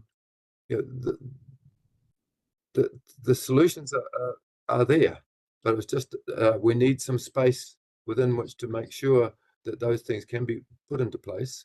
And I might be a little optimistic, but it is quite possible that there is time between now and the beginning of Labour weekend for those arrangements to be put in place, and so it all works and people are given notice, and that we don't actually have to close the boat ramp because we've got managing the control over access to it, so that only boats that have had the wash can get to it. So and it's complementary to other advice as well in terms of for boat owners is how to look after, minimize the risk of this gold clam escaping into the Lake Taharoa. So that is the reason for my recommendation, and I have to say I am very disappointed, rather than say insulted, over the fact that the Taharoa Domain Governance Committee's recommendation ended up being extracted out of the report, or the decision that our recommendation was coming forward for the council to consider. At least you could have disagreed with it. Well, now you're going to get your chance to disagree with it if you do. Otherwise, I'm putting this forward as the wishes of the Taharoa Domain Governance Committee. Thank you. Thank you. Look, I see, I'm going to break protocol again. I see Warren Bagmar's hands up. Warren, can you fill us in on what you wanted to say? Yes, thank you very much, Your Worship. Look, I just wish to raise one matter in relation to the amended motion that's now been put forward. It's purely from a legal risk point of view or procedural point of view. I understand that the wording that's put up just refers generally to powers being exercised under Section 53 of the Reserves Act. It doesn't say which subsection of Section 53 is being relied on. In my view, consistent with my legal advice, that it should be Section 53(1)(o) of the Reserves Act that's referred to. Otherwise, it's unclear which power the council would be relying on.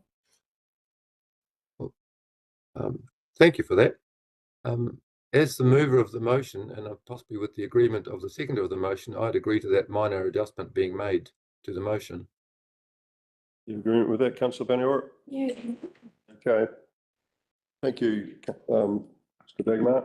Okay, our next two speakers, Councillor Paniora. Thank you through the chair. This is an issue of great concern to our taonga, our treasure that we want to protect for current and future generations. I support the can notice. This amendment to the motion is only a temporary measure. Let me begin by reminding this council that the Taharoa Domain Governance Committee, which includes elected representatives, iwi and stakeholders, has already made a formal motion, not once but twice, to temporarily close the boat ramp. That decision was not made lightly by all of us. It was a considered collaborative position agreed by Te Roroa, Te Kuhi and Northern Regional Council.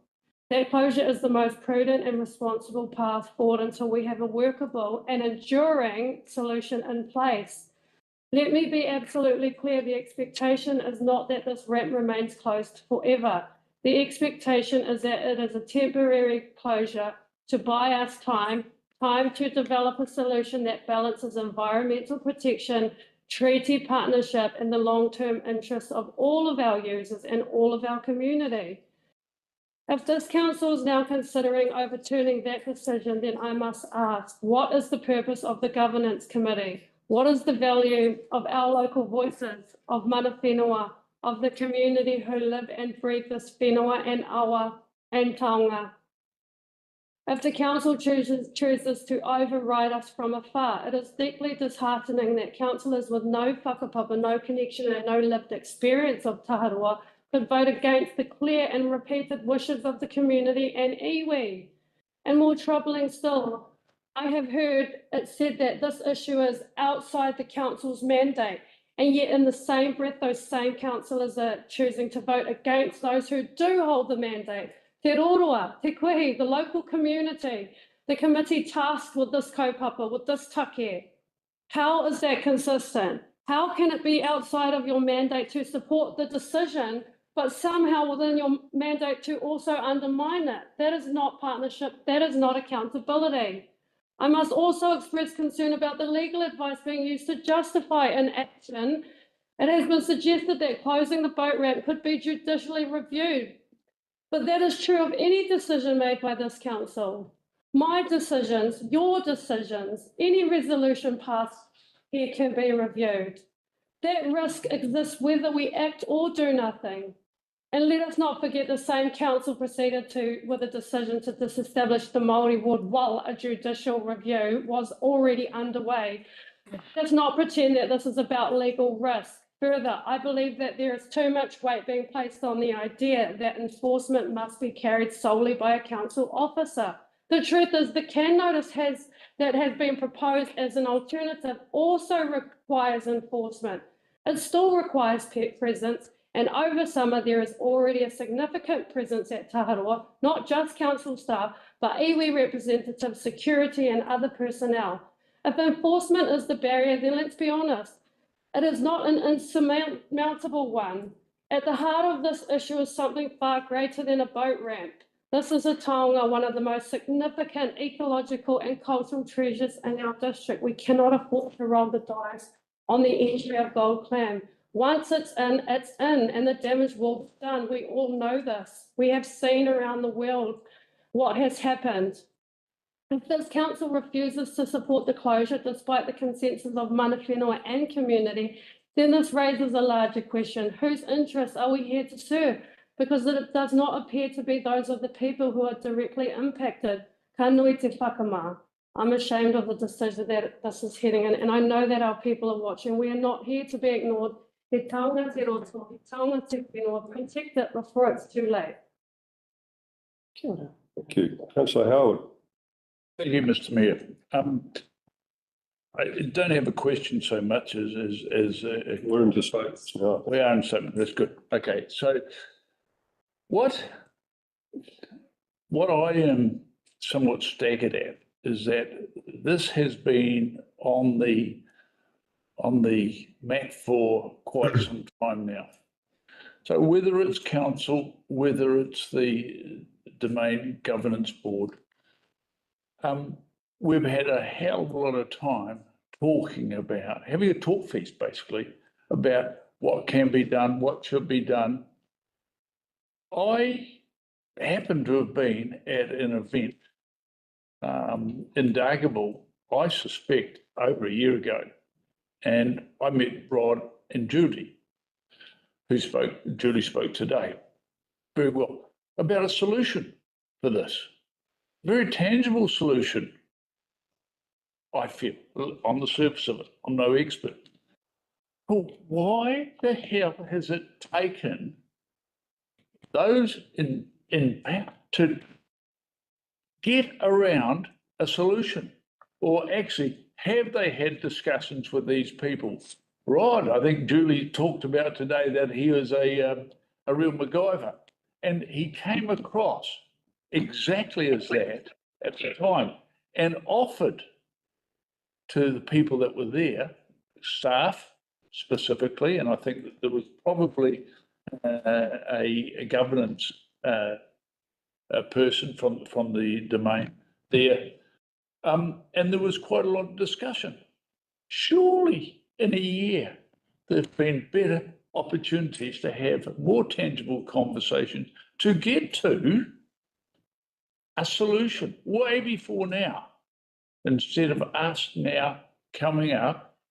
I do sympathise. You know, we now ended up with a timing pressure on all this, where it could have been so easily sorted. So frankly, let's get talking to these people and let's kick things into gear so that the right strategies can be done so fast. And we don't need to worry about closing the lake. Thank you, Councillor Howard. Councillor Larson. Thank you, Your Worship. I think the situation is quite simple. We don't control access onto the boat ramp. We don't control access into the water. NRC is in charge of the bodies in our district. And if the threat is as serious as is suggested, and I'm not saying that it isn't, then NRC needs to close access to the entire perimeter of the lake. If it is a threat now, it's been suggested our boat ramp to close the entire perimeter to stop anyone getting in there and risking the spread of the clam, and then actively move ahead and put processes in place for motorboats, as has been suggested to us by submitters today. They have ideas of how this could be done, gates, what have you, to deal with the motorboats. I don't know how you deal with other vectors in the future in terms of protection of the perimeter, but that's something that NRC would have to work on. It is not the place of the district council to front this when we have such limited ability to protect the lake. The right authority needs to do that, and it falls squarely with NRC and with MPI to get on with it now and do that. And I don't think that this temporary measure creating uncertainty is not going to achieve anything, as is being suggested in the amendment, is going to get us anywhere. Thank you. Yes, Mr. Speaker. Nayyar. So I'm speaking for the amendment or for the? We're in the amendment. Well, listen, this is the same speech anyway. But thank you, Mr. Mayor. I am part of the committee, so I know what has been already said. I'm not going to repeat what I used to say there, but all I'm saying is you're trying to make a mountain of the molehill for last 2 years. It was discovered in May 2023 in Waikato. We are talking about it, and as Councillor Larson pointed, we are doing nothing about it. I would say just get on with the job and don't close it. There are many other places which we have to work and open it. I went to Tinopaiwa for the day. It is closed. And we are putting it on the whole website saying, come to Tinopai. So all I'm saying, we don't want to be people who talk about it, don't do anything, and then invite people to come have a look at it. That is ridiculous.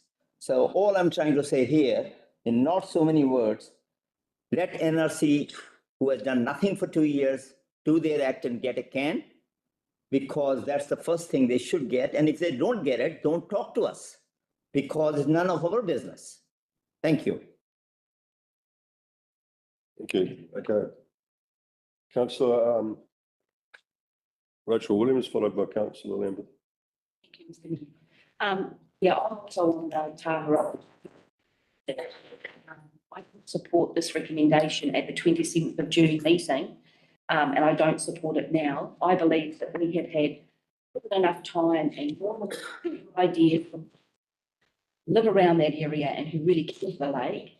I think we should have had these implemented well before now. I'm actually disappointed in see they've dragged their feet for basically 2 years, and we hear today that they've just sent away the letter to MPI. Okay. 2 years. And I said it at the meeting. It is disappointing. I think that we could move on this quickly. We've heard from presenters they could have 3 to 4 months to get the running. I think we could do this before Labour weekend. So, yeah, I don't support closing the Taharoa boat ramp. Okay. Councillor Lambert. I won't. Everything's been said. Sorry, what's that? I won't speak now. Everything's been said. Okay, councillor Erin Wilson-Collins. Thank you. I waited, I think I'm last. I tried to wait till last on purpose to listen to everyone else. What a roller coaster morning it's been already, and the day hasn't even started. So I sympathise with the Taharoa Domain Governance Committee and the recommendation that they've put forward. And I think Councillor Howard and Councillor Williams have actually highlighted the reasons that they're opposed to it are the reasons why it's been put forward, because it has taken so long for any action to happen. So this is, to me, this is the Taharoa Domain Governance Committee saying, if this doesn't get sorted out, we'll have to close the boat ramp. Here's a few months to get it sorted. And hearing from our speakers this morning, there is a solution that can possibly be put in place before that. So I think the intent here is that we wouldn't want to close the boat ramp. But here's the carrot, I guess, so that action can actually happen and the can notice can be issued and solutions put in place that have been suggested. Now, I also actually sympathise with the idea that closing one type of craft off the lake isn't necessarily going to eliminate the entire risk. Yep. I do agree with that, but it is a risk that can be eliminated, and only if it has to be. I really appreciate Councillor Blackwell from NRC providing his viewpoints on the matter, and I do think that the farming industry is something that has been missed in the conversations around why we're trying to keep gold clam out of the region. It's not just about the lake and it's not just about the boaties. The mitigation to keep it out is also to protect the farming industry and protect their waterways, their freshwater waterways. It's been interesting listening to all the viewpoints, and I also would like to point out to those that may not frequent often, there are a number of boaties a number of water vessels. There's boats, there's jetties, there's yachts at the scalp here. There's a number of vessels that use that lake, but there is also a number of people who do not have watercraft, who still camp at the lake, who still day trip to the lake. It wouldn't suddenly become a ghost town if boats were banned. So I think that is something to take into consideration as well. Now, I'm not expecting this amendment to pass, but I think it's good to talk it out, and it's good to understand all the viewpoints of everybody here. And even if it doesn't pass, I cannot stress enough to the NRC, to MPI, to anyone that has any ounce of power in this space, to please get us that can notice so that we can move, as has been pointed out by Councillor Howard and Councillor Williams, move and get some action on something we've just been talking about for 2 years. Thank you. Okay. I was going to speak to this. I won't be voting for the amendment, but what I would like to remind members of, I think the original recommendation that I put forward does support a lot of what the amendment still requires, and that is a can notice be introduced. If you look at the holiday period, it comes up in 4 months' time. And even if we ban boats, we still need a process there to vet what's coming into the lake. And I think everybody, it's incumbent on us to get on with it. NRC, our council to cooperate, MPI, and let's make it happen sooner than later. We have a tight time frame. It's more likely to get stuff done, in my opinion. So look, I'll put this to the vote. All those in favour say aye. Aye. Against? Against? Okay. Let's do a division on that. You go back to the original amendment. There's amendment, and then go back to the original. Okay, yeah, it goes back to the substantive motion, right? Where are we at with that? Excuse me, Mr. Mayor. So you've moved, Councillor Larson has seconded the substantive motion. You're up to speaking at the moment. If you, Can we put the motion on the board? So anyone can speak. Yeah, if you'd like to bring that motion back up there again, please, Alana. Yep.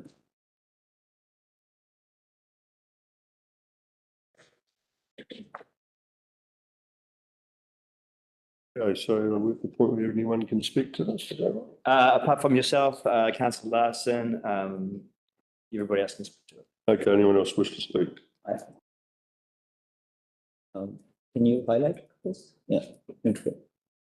Also, legal advice notes that community alternatives agrees to continue the status quo. This is, yeah, I can speak to it. Yeah, it's a community alternative. Can I? You can speak. Yeah, thank you, Mr. Mayor. Yeah, so we should not be wasting too much time on talking again. So I already said why I'm not supporting the amendment.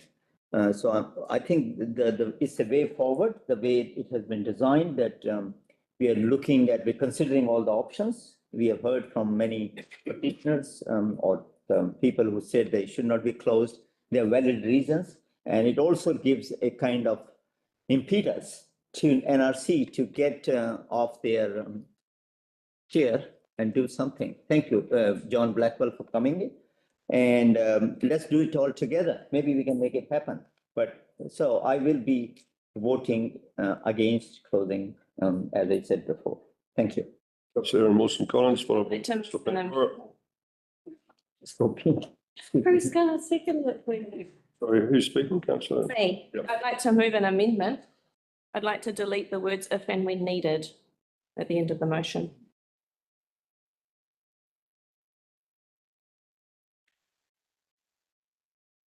Just give us a couple of minutes to get that up on the screen. Thanks.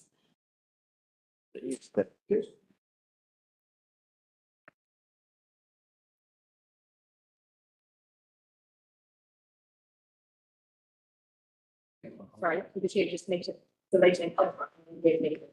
Yeah.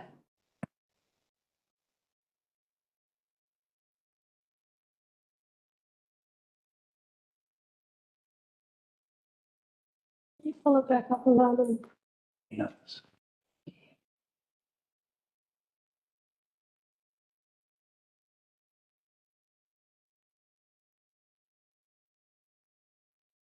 Just so everyone understands, I'll put my glasses on.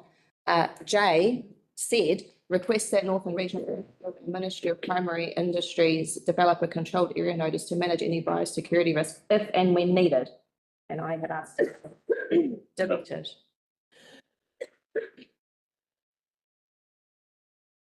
Do I have a second? A second, is that? Yep. So how? Do you want to speak to that? I'd love to speak to that. So just with the conversation that we've had and the importance that the Mayor has said it is to get a CAN notice in place, if and when needed, I don't think sends a strong enough message to NRC and MPI. I think deletion of that just makes it a bit more, this is what we need and we need it now. Okay. Thank you. Thank you. Second to get to, yep, Councillor Howard. Thank you. Look, it's just a reiteration, but you know, the disappointment here, sorry, John, hopefully you're hearing it loud and clear, is, you know, we need NRC to lead, not wallow. Thank you. Councillor Larson. Thank you, Worship. Possible to ask a question about the amendment which has just been raised? I believe it is. It's up to you, Mr. Mayor. Yep. Yes. For the chief executive and or legal counsel, do you see any issue with this change in the wording? Is it essentially giving us the same intent, just a little more firmly, in that we're only able to request and we can't direct in any way? Mr. Mayor, I'll see if Warren has any comment at all, but from my perspective, I think there's nothing wrong with that. But Warren, over to you. Any legal risk there? No, I don't think so. I agree with the Deputy Mayor. Okay, anyone wants to speak, or should we get to Lambeth? What's the amendment? Can I see the amendment, sir? It's a typographical, It's just typical. yeah, sort of amendment. It's in your agenda. It's the, No, it's changed now, I think. So through you, Mr. Mayor, I'll just clarify, right? It's just recommendation E, is my understanding. The amendment is just dropping off at the last end of the sentence, the words if and when needed. oh, yeah, so It's significant. it's a stronger statement. Councillor Lambert. Thank you, Mr. Mayor. I didn't vote for the previous amendment because apparently the clan goes on holiday for 4 months until Labour weekend. We need this done now. The regional council are responsible for biosecurity, not us to use the inappropriate law to do their job. They must do it. They must get in there and do it. It's their job. Let them do it. Let them get these operations up and going. Thank you. Thank you. Anyone else wish to speak? Councillor Larson. Thank you, Richard. Yeah, I'm comfortable with the amendment. I think it's more direct. Basically, semantics, but I don't think it harms the intent of this, and we can't tell them what to do, but we can certainly ask for a little more lead. And I just reiterate once again what Councillor Lambert was referring to, expediency. Let's get on with this. It's done. Let's not wait 4 months. Move now. Thank you. Can we take it in parts, Jason?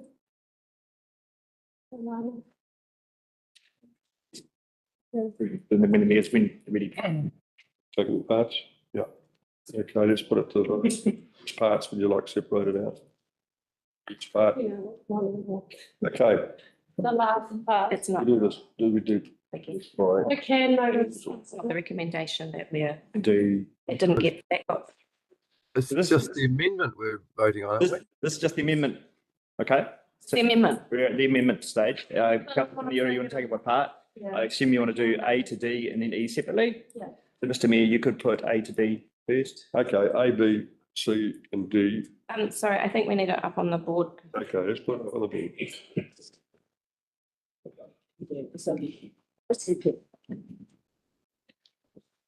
We knew it was going to be a long day. I've got my bed in the car. Thank you, Alana. Just our technology is working well today. Yeah. Can you make it bigger, please? Thank you. We're speaking A to D first. Yeah, Yeah. yeah, that's fine.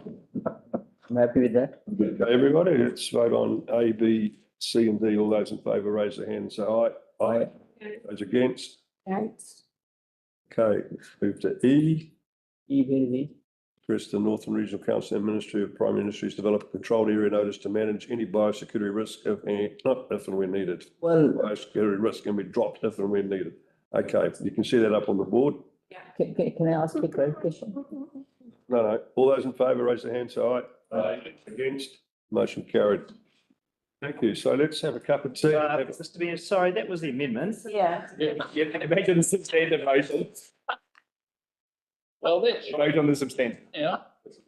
This becomes the. Yes. Okay. So I have a statement up my sleeve, so I'm going to use it. Is that correct? Yes, it is. So Mr. Mayor, so where we're at, we've done an amendment, we've voted the amendment through, it's free now, and it's, the amendment has been passed. You're now on the substantive motion, you go back to speaking on the substantive. Yeah. There are councillors that have the right to speak on the substantive. Okay, councillor Paniori, what does that have to say then? Yeah, I just want to be really quick through the chair that this council doesn't deserve to oversee or monitor Taharoa, and this decision proves that. There is absolutely no incentive or anything in the meantime within this motion for this council to do or to be responsible for, and this sends a clear message that the council doesn't want any leadership part in this decision. So I expect that this council bring that same energy throughout the process and through to the end, and then to stay out of it. As you have said yourselves, you have no mandate or no responsibility. Thank you. Okay, We can go to the vote for this. All right. Yes, that was to speak. All those in favour? By division? Yep. So it's not on the sheet. Is A to D? The same, same. Do you want to take it in parts again? This is passed. And this, the amendment was passed. And in part. And this is that, so we voting now on it, but essentially again. Consistent with the amendment. Okay. And the request has been made to vote on the substantive in part, so you could go A. Consistent with the amendment. So A to D and then E. And the call has been for division, is that correct? Division. On which, on. So what we'll do, council, and with your leave, Mr. Mayor, so we're doing the substantive motion. It's been called for by division and called for in part. So we'll do A to D first, Mr. Mayor, by division, and then we'll do E by division. If that's okay. Okay, A to D. Sorry, can we go A through C and then D and then E? Sorry, I was really. I don't think there's a point, is there really? Well, Yeah, there is. noting, there's a total point because A to C is essentially just noting, which I'm pretty sure everyone's fine with. It's D is the distinction and so is E. Mr. Mayor, I think it's just, you do have to take it apart if you're. Okay, all parts. So what we'll do now is A to C by division for the, Alana, if that's okay. So A to C by division, councillor Howard. Councillor Lambert. For. Councillor Larson. Councillor Nayyar. For. Councillor Peniora. Or Councillor Vincent. Four. You're on mute. Sorry, not. Four. Thank you, we heard you. Councillor Williams. 4. Councillor Wilson Collins. 4. Mayor Jackson. 4. Now, Mr. Mayor, so we'll do again by division recommendation D. Just D, okay. D. Let's go through it, please, Alana. Councillor Howard. 4. Councillor Lambert. 4. Councillor Larson. 4. Councillor Nayyar. 4. Councillor Peniora. against. Councillor Vincent. Against. Councillor Williams. 4. Councillor Wilson Collins. Against. Mayor Jackson. 4. Yes, passed. Right. Yep. And E.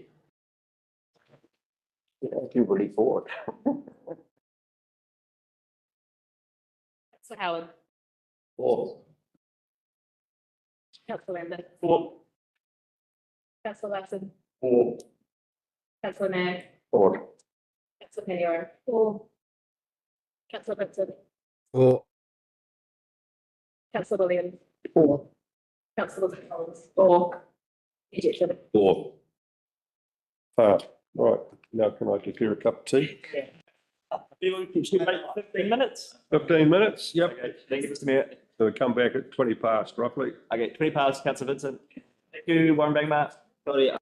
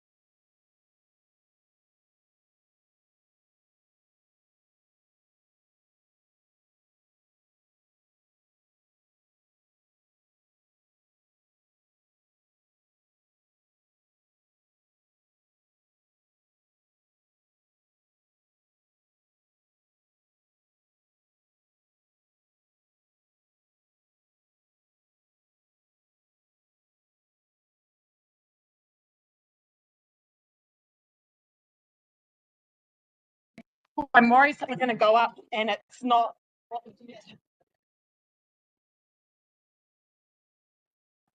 Oh, I can't go on this.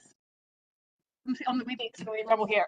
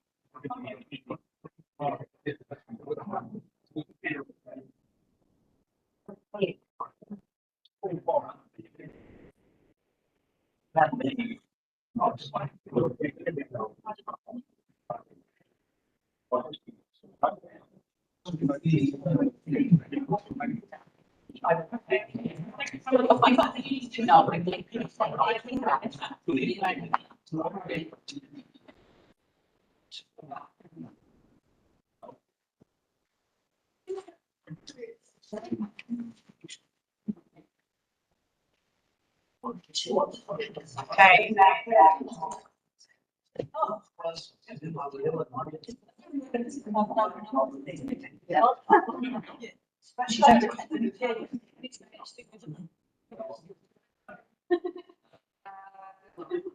No, figure more on the council.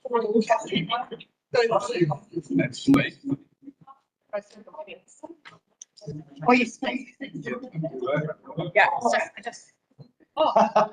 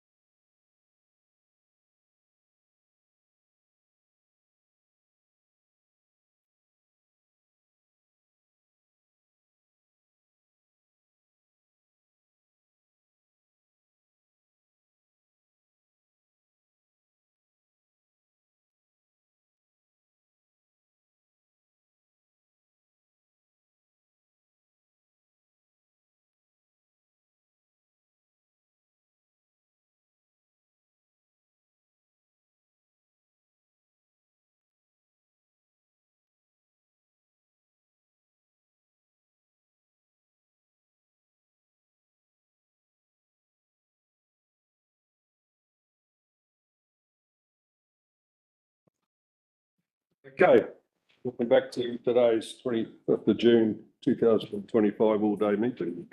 Next item is item 6.2. Adopting revenue and finance policy. Can I have a mover for that, please? Let's change the new and finance policy. 6.8. Two councillors. I'll move that if. second. Councillor Bell, Howard. Okay. Christine Tom, he is here to present this one.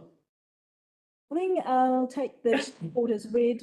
You'll remember back in May, only last month, Council decided to introduce a targeted rate to provide funding for the 3 Kaipara museums. The revenue and financing policy needs to be updated to enable us to assess this rate, and that's the process that we're going through at this point. The revenue and financing policy was attached to the document. Are there any questions? Any question, Councillor Paniora? Thank you through the chair. Just the one addition for the museums, but just specifically around those targeted rates. Because my understanding was that we were taking the rate and then it was going to be evenly distributed to each of the museums. And then I seen some wording somewhere, so clarify, where it said it would be divided in a fair, there was extra wording, something along the lines of divided fairly, or and I'm like, hang on a minute, it's supposed to be equally. So can someone clarify whether it's definitely equally? Because that's what I understood. Right, yes, that's correct. The revenue financing policy states that it's funding collected on behalf of the museums, and it is distributed evenly to each of the museums in equals. Thank you. Any other questions there? Okay, Christine.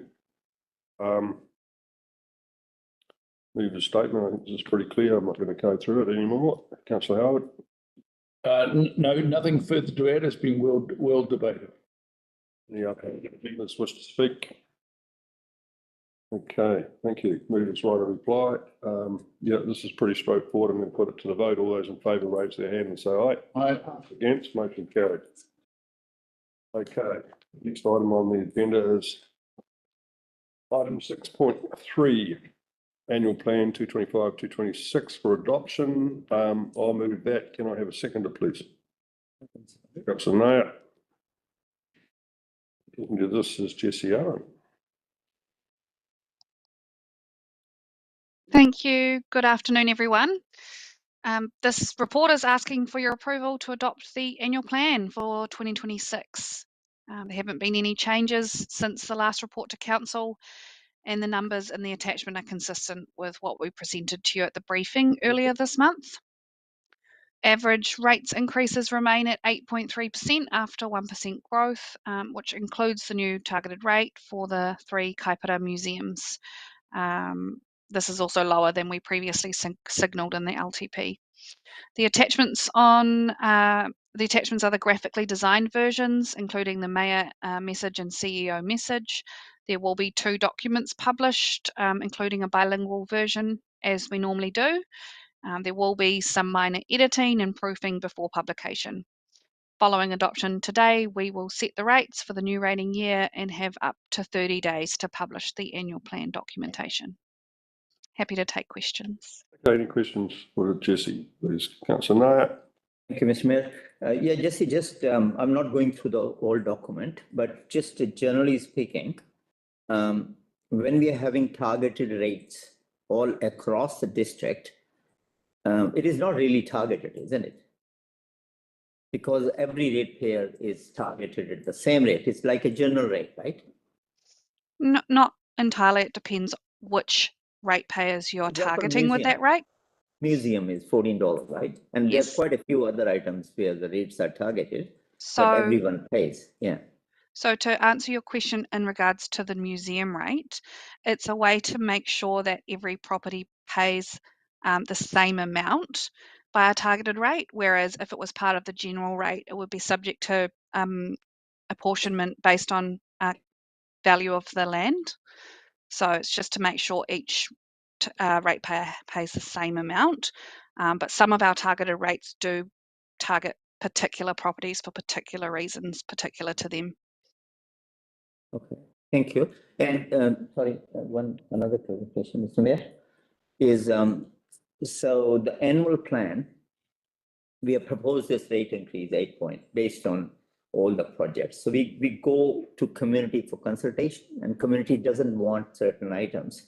So then there is a possibility of a change in annual increase, the rate increase proposed? No, Because then we don't need so much money. there's no possible, it's not possible to change it at this late stage. That's what all the previous briefings and meetings we've had with council about this annual plan are. The community was not consulted on the annual plan because we have kept in line with their long-term plan, which they were consulted on. The only thing the community were consulted on was the introduction of the new kaipara rate for this annual plan. So we've basically used long-term plan for this year and made some minor changes, which we've already taken to council. Thank you. Thank you. Any further questions? For Larson? Yeah, thank you, Worship. Just on page 147 of the annual plan for this, the museum targeting rate. Says the targeted rate assessed a fixed amount per rating unit on all units in the district. And in every briefing that we've had on this, we have agreed that it is on every rating unit that's paying a UAGC. I've brought this up several times before, but it's sort of didn't get it into the document. Can you just clarify how that would work? Can I please jump in with the mayor's? Sorry, GC, I'll answer that question. The law says that the law states, I think you're concerned about contiguous properties that don't currently get UAGC. I think we've conversed about this before. The law states that if you don't have if you're contiguous, I'm sorry, I'm floundering now. The properties that don't have a UAGC will not receive the museum rate. Yes. Because they are contiguous and the law covers that. They're not subject to it because the law covers that. And so you just rebate it. It's not rebated, it's just not charged to them at all. Yeah. And so we would want to find that reference in the statute, but not in the. So section 20 covers the contiguous properties, and that's what we follow. Okay, yeah, thank you. Cool. Right, you can stand down, looks like we already have. Look, I think this is pretty straightforward. We've been through this with many briefings, etc. And that's all I'll add to that. Councillor Nayyar. Yeah, thank you. No, all good. I think we still have the voice of the people, which we will be consulting. And it's a good time to consult. And because we did not consult. Point of order, Councillor Larson, information. Annual plan? We're not consulting on it. You're not. That's what she said. We're adopting it. We're adopting it. It's not to be. It's not. Okay, so nothing is to being consulted. So that's not good. That question was answered previously. Oh, I thought she said LTP, based on LTP, and annual plan is not consulted. Anyway, thank you for clarification. So, well, nothing can be said then if we are not consulted. Thank you. Okay. Any other elected members wish to speak? Yeah.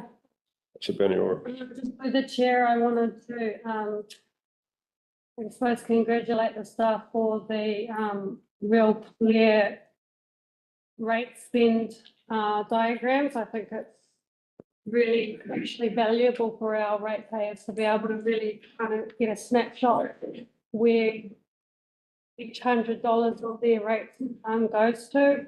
And I think there's a little bit of I suppose, needing clarity around Northern Regional Council rates as well, because that's not really captured in here, but it is also hurting our ratepayers in the pocket.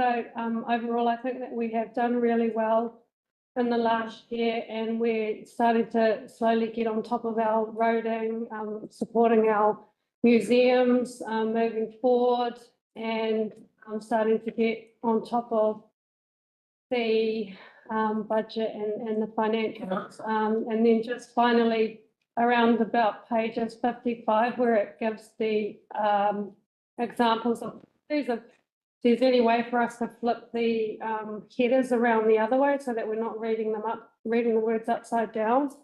I understand that the idea is to read it on the side, but if you're reading in an electronic form, which a lot of our community do, it's really hard to read the words upside down on the electronic version. And looking forward to seeing the bilingual version that's still in the works. Thank you. Thank you. Anyone else wish to make a statement? Councillor Howard. Thank you, Mr. Mayor. Well, another annual plan, and it's good to have this done. I think that I have a regret that we have these large volumes of uncompleted projects, and various reasons for that, understood, but I'd like to look forward to another year where perhaps we can get a more accurate fix on uncompleted projects where capital is tied up in a rates scenario, so that we could potentially free up more money to have a lesser rates pull on next year. So I think that's if there's one lesson I think out of all of this, is that we are encumbered by a huge amount. I think there's $25 million being brought forward into next year, and it has a huge impact on our ratepayers ultimately. So I'd love to see a way of really getting on top of that. I know that we had an opportunity potentially 2 months ago. We don't have that now, and it is what it is, but we've got to take the lessons out of it and make salient decisions going forward. Thank you. Anyone else wish to make a statement? Okay. I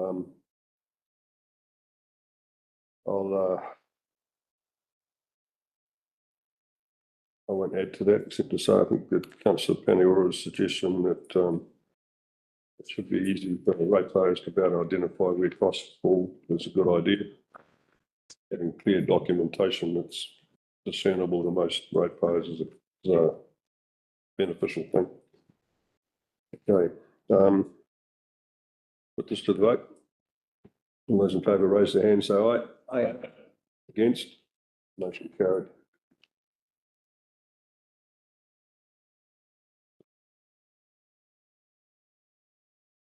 Okay. On our agenda is item 6.4, the setting of rates, due dates and penalties regime, 225, 226. And I welcome Christine Toms back from staff. Thank you, Christine. Can I make a mover and a second? Do I have a mover and a second for that, please? Okay, I'll move it. Does anyone want a second? Second. So no, thank you all. Thank you, Christine. And thanks again through the chair. The report again I'm taking as being read. Now that you have adopted the annual plan, we can set the rates in accordance with the resolution that's been entered into the report there. There was one question that came through earlier in regards to explanation on the agenda, page 188, which sets out the sewage rates across the district. There was a question there regarding the harmonisation of those. I just want to confirm that they are harmonised. The differences that are shown there are if a property is connected to the water connection, whether it's in Dargaville, Glent Scully, or anywhere in the district, it'll be charged the same amount as all the others. So the differences that you see in the table there relate to whether a property is connected or capable to connect, or whether it's not a residential property and we charge on the per pan rate. So I hope that makes that clear. I see nodding head, thank you.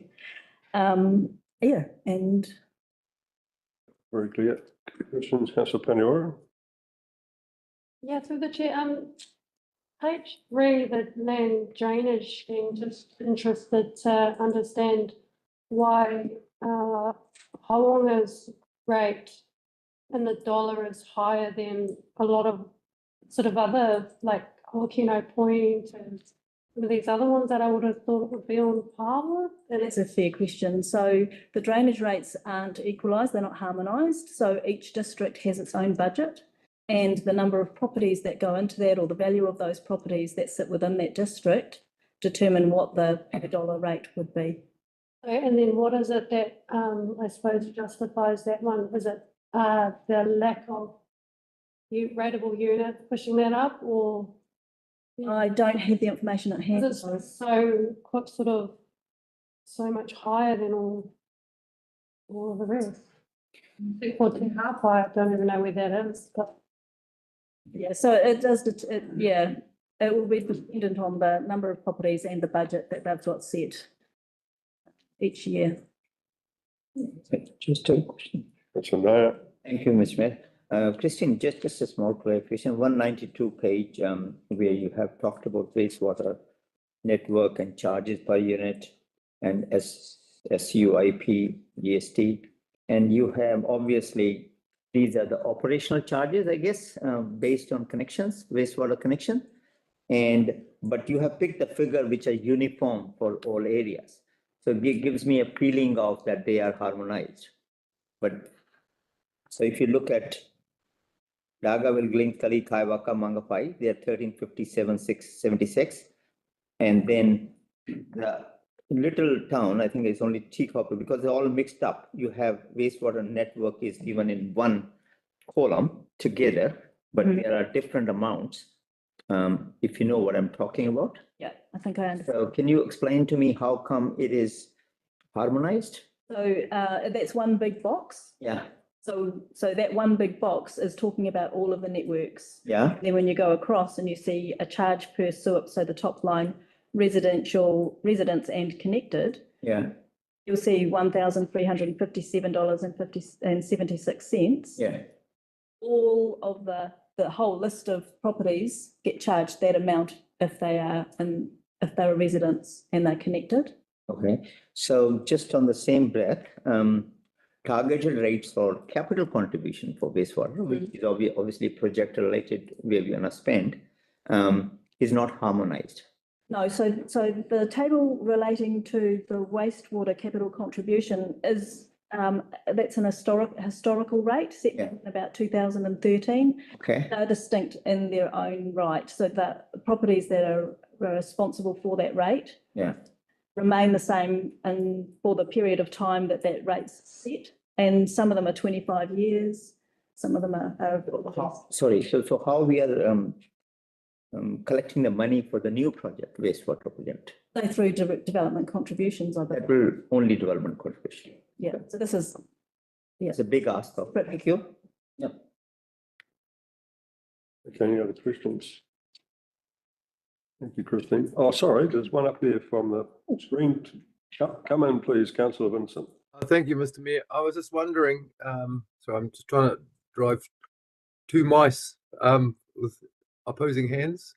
Going back to the land drainage district rates, I wonder if what would be the explanation for the large amounts or yes, considerable variation from one drainage district to another is that the actual people in those drainage districts have decided on their works program for the year, which has produced that result. But some of those are probably only 2 or 3 properties, or relatively small, and others bigger. But that's a job for another day, I guess. But do you think that would be right? correct. Yes, that's Very right. good.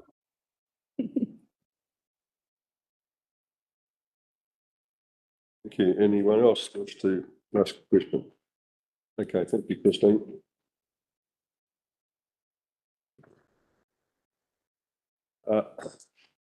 My right of reply, move statement. There's a lot of work in here, a lot of stuff to absorb. Let's hope that that we go forward and keep these rates under control and that people find them affordable. Thank you, Councillor Nayyar. Thank you, Mr. Mayor. Yeah, so I think we are bound by tough timelines, so we have to do it. So we are doing it. But I think we should be open to the idea of what happens next year, because while we are proposing it for 3 years, there is probably opportunity to have a closer look and see if we can make some savings for those people not to be taxed 8.9% increase in the second year. Because I'm sure there are many places we can make some savings. So hopefully we do that. Thank you for that. And otherwise, as he said, our hands are bound. We have to do it. We're doing it. Thank you. Any other elected members wish to speak? Okay, I've said my piece. I'll put it for the vote. All those in favour raise their hands. Say aye. Aye. Against, motion carried. Thank you. Sure. Takes 5 minutes. Or we're going to have lunch or something. No. 5-minute adjournment, Councillor Vincent. Okay.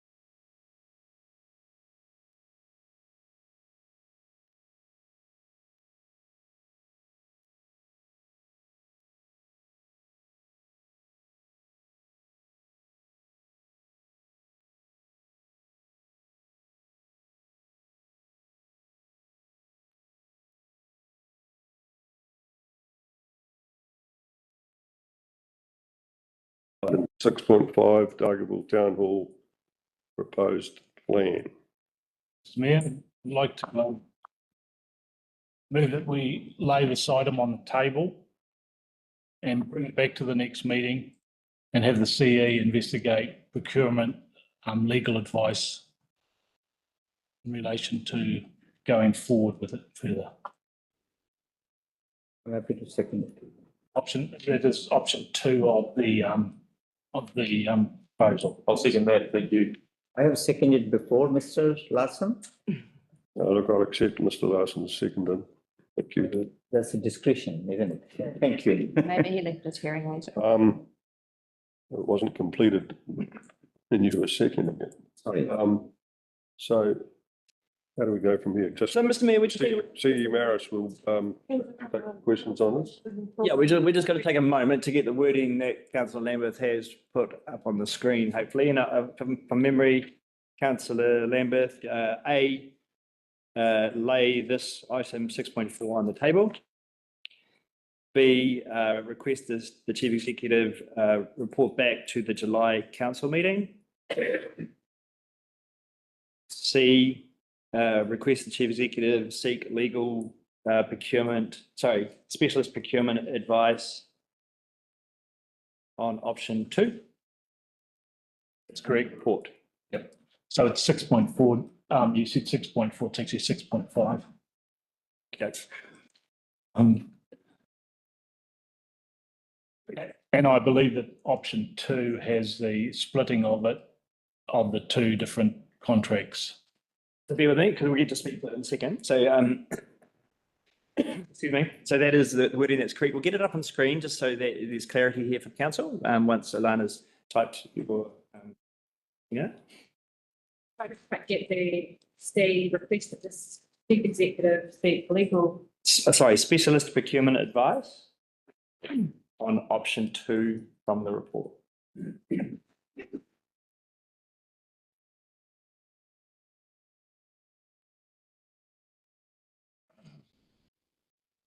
So, would you permit me just to seek clarification here? Is this a procedural motion or is it a motion of substance? Procedural. Through you, Mr. Mayor, look, it's a main motion that's been put forward. It's more than a procedural motion because it's giving me direction, and that's what I need to actually move the next steps. But like, if it had just been that you left it lie on the table, that would be a procedural motion, wouldn't it? That is correct. I've learnt that much. Thank you. Just bear with me. Down the road, so good one, guys.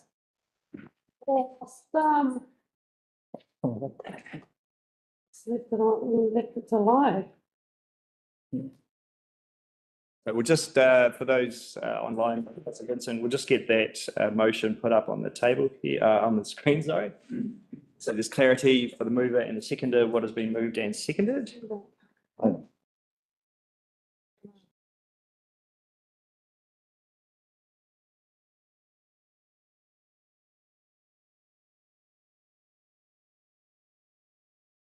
Councillor Vincent, if you would just make that slightly bigger for thank you, Alana. You can see that okay, Councillor Vincent? Can you hear me, Councillor Vincent?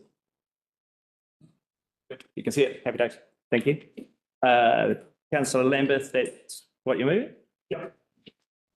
And Councillor Larson, you're happy to second? Correct. Yeah, so that's on the table now. It's more than just a procedural motion, so you can discuss this, and we can present on that item if you'd like. So, any questions?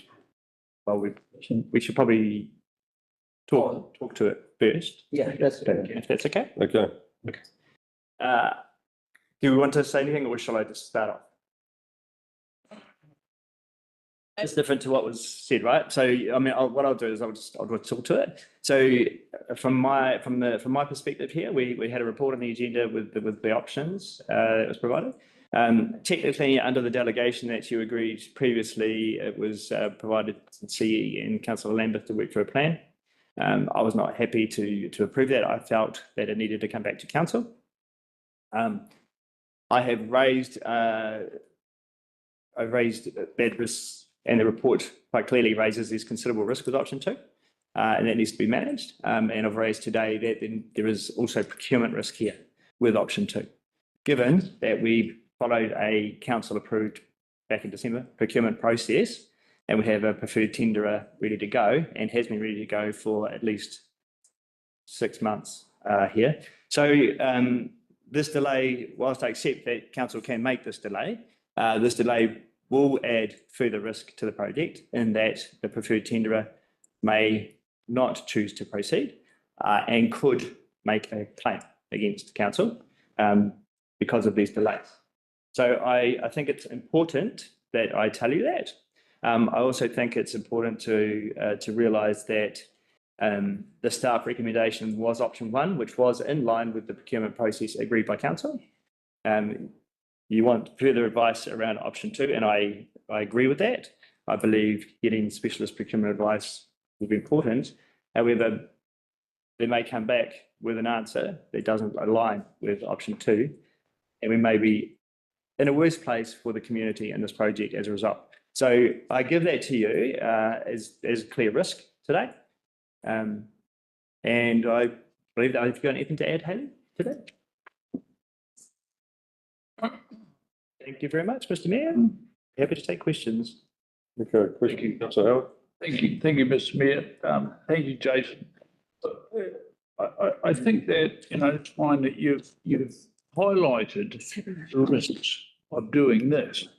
But given the time this project has been on the table and the machinations that's through it, isn't there at least an equal, if not higher risk, if we were to go ahead with the council proposal? So, Mr. Mayor, the procurement plan and process that you approved at council, we as staff have enacted, okay? And that's when we went out to tender and we performed the tender, you agreed to fair tender, that sort of thing. That is a process, a legal procurement process that we've travelled through based on council decision making. Yes, but didn't we subsequently agree a small working group under Gordon's name as a subsequent, because there was no real progress with the council idea? There was progress, absolute progress with the council idea. So I'll repeat, we followed the procurement process approved by council. When it came, then we had preferred tender as a result of that. When it came to council, then you agreed something differently, and you wanted to get a working group to reflect the concerns of the community, which is fine. We went through that process, and Councillor Lambeth did some work with the stakeholders, and you actually delegated that to the CE with Councillor Lambeth to sign that off. Now, I'm not prepared to sign that off. I think it needs to come back to council, which is why it's in front of you today, because of the risks involved. That's what I'm doing. Okay. Further question, Councillor Nayyar. Thank you. Well, I have a question. I've heard about town hall since 6 years now, I think. And this is saga which we are not able to end to the satisfaction of our ratepayers. And I'm very worried now. What is the need for a specialist legal procurement thing? Because are we doing something wrong? Or is it just because you followed the thing and you're not being asked to follow? What I'm saying to you, Councillor Nayyar, is we followed a council-approved procurement process, right? Yeah, I understand that. Yeah, we followed that. Through council decision-making, we are now 3-4 months past that process. Yeah. And now we have a tenderer who is at risk of pulling out because of the delays. They were ready to go. They had the staff, they had everything lined up. And we haven't been able to appoint them, right? I do reflect, obviously, the community concerns, absolutely. However, I also reflect that in the LTP and what the procurement process was around was simply demolishing the leaky annex, recladding, and this is what the budget was provided, so that we could get that thing opened for the community. And now we're delaying that, and that's important to acknowledge. Option 1, which was a staff recommendation, was about enacting the decisions from council and making it open for the community with cladding, right? And in part 2 of that, going to the LTP to seek additional funding so we could bring in and talk to the community on what they would like to see more in that space in the phase 2. That's the only budget we were provided. Yeah. So we are very budget limited, and even the recommendations, so the decision council made back to appoint Councillor Lambeth to work with stakeholders was within current budget. We can't do this within current budget. Yeah. So if I ask you further on this, is it wiser not to bring it to the council meeting in July? Because what we're going to achieve, and later, isn't put in more effort and attention? Isn't it better to just lay it in bed for a few months rather than just 1 month? Councillor, no, I don't. So are you asking me whether or not we can report back in July? Yeah. Or whether we should delay it further? Yeah, but that's what I'm saying. What's the point of bringing it back with a specialist procurement advice, legal advice? Okay, so what are the benefits? What I'm hearing from the council here is the movement of the motion on the table is that it seems to me there may be a preference for option 2 in the report. What you would have read in the report is that there was significant risk with this option, and there's also significant procurement risk with this option. And this is how I read it, that the council is asking me to go get some specialist procurement advice on the merits of option 2 and whether or not council can go down that path. That's what I'm hearing from this recommendation in front of you. Thank you for that. Yeah, cheers. Okay. Any other questions? All right, let's move on to move the statement, Gordon. Yes, thank you. To the Mayor, I'm going to table these documents here. They're two photographs that were sent out to the public. This is what the public thought they were getting over a year ago. I'm at a position now where 5 days ago, and you're bearing in mind that it was a long weekend, 6 days ago, I got the final report, which I have not had a chance to consult with the steering group, and which have taken the time from their businesses and everything to come down today. So they are definitely interested in it. They're definitely interested in getting this going. We have a problem in that this building, if it is built as per the plans, and I'm willing to share these some stage, if it's built like that, it will not be functional for any community events, any sporting events. That's the hard and fast facts of it. 3 working days is not enough to go through the solutions. Now we have a problem where the procurement process has indicated that there is a preferred contractor and they believe that they have got this contract. There is a risk, as Mr. Mara said, in what's happening, whether we balance a risk of getting an operable barn, basically, and how the public will perceive that compared to doing it correctly. I'm not talking about spending millions and millions of dollars on this. It may be that the preferred contractor will come up with an alternative solution.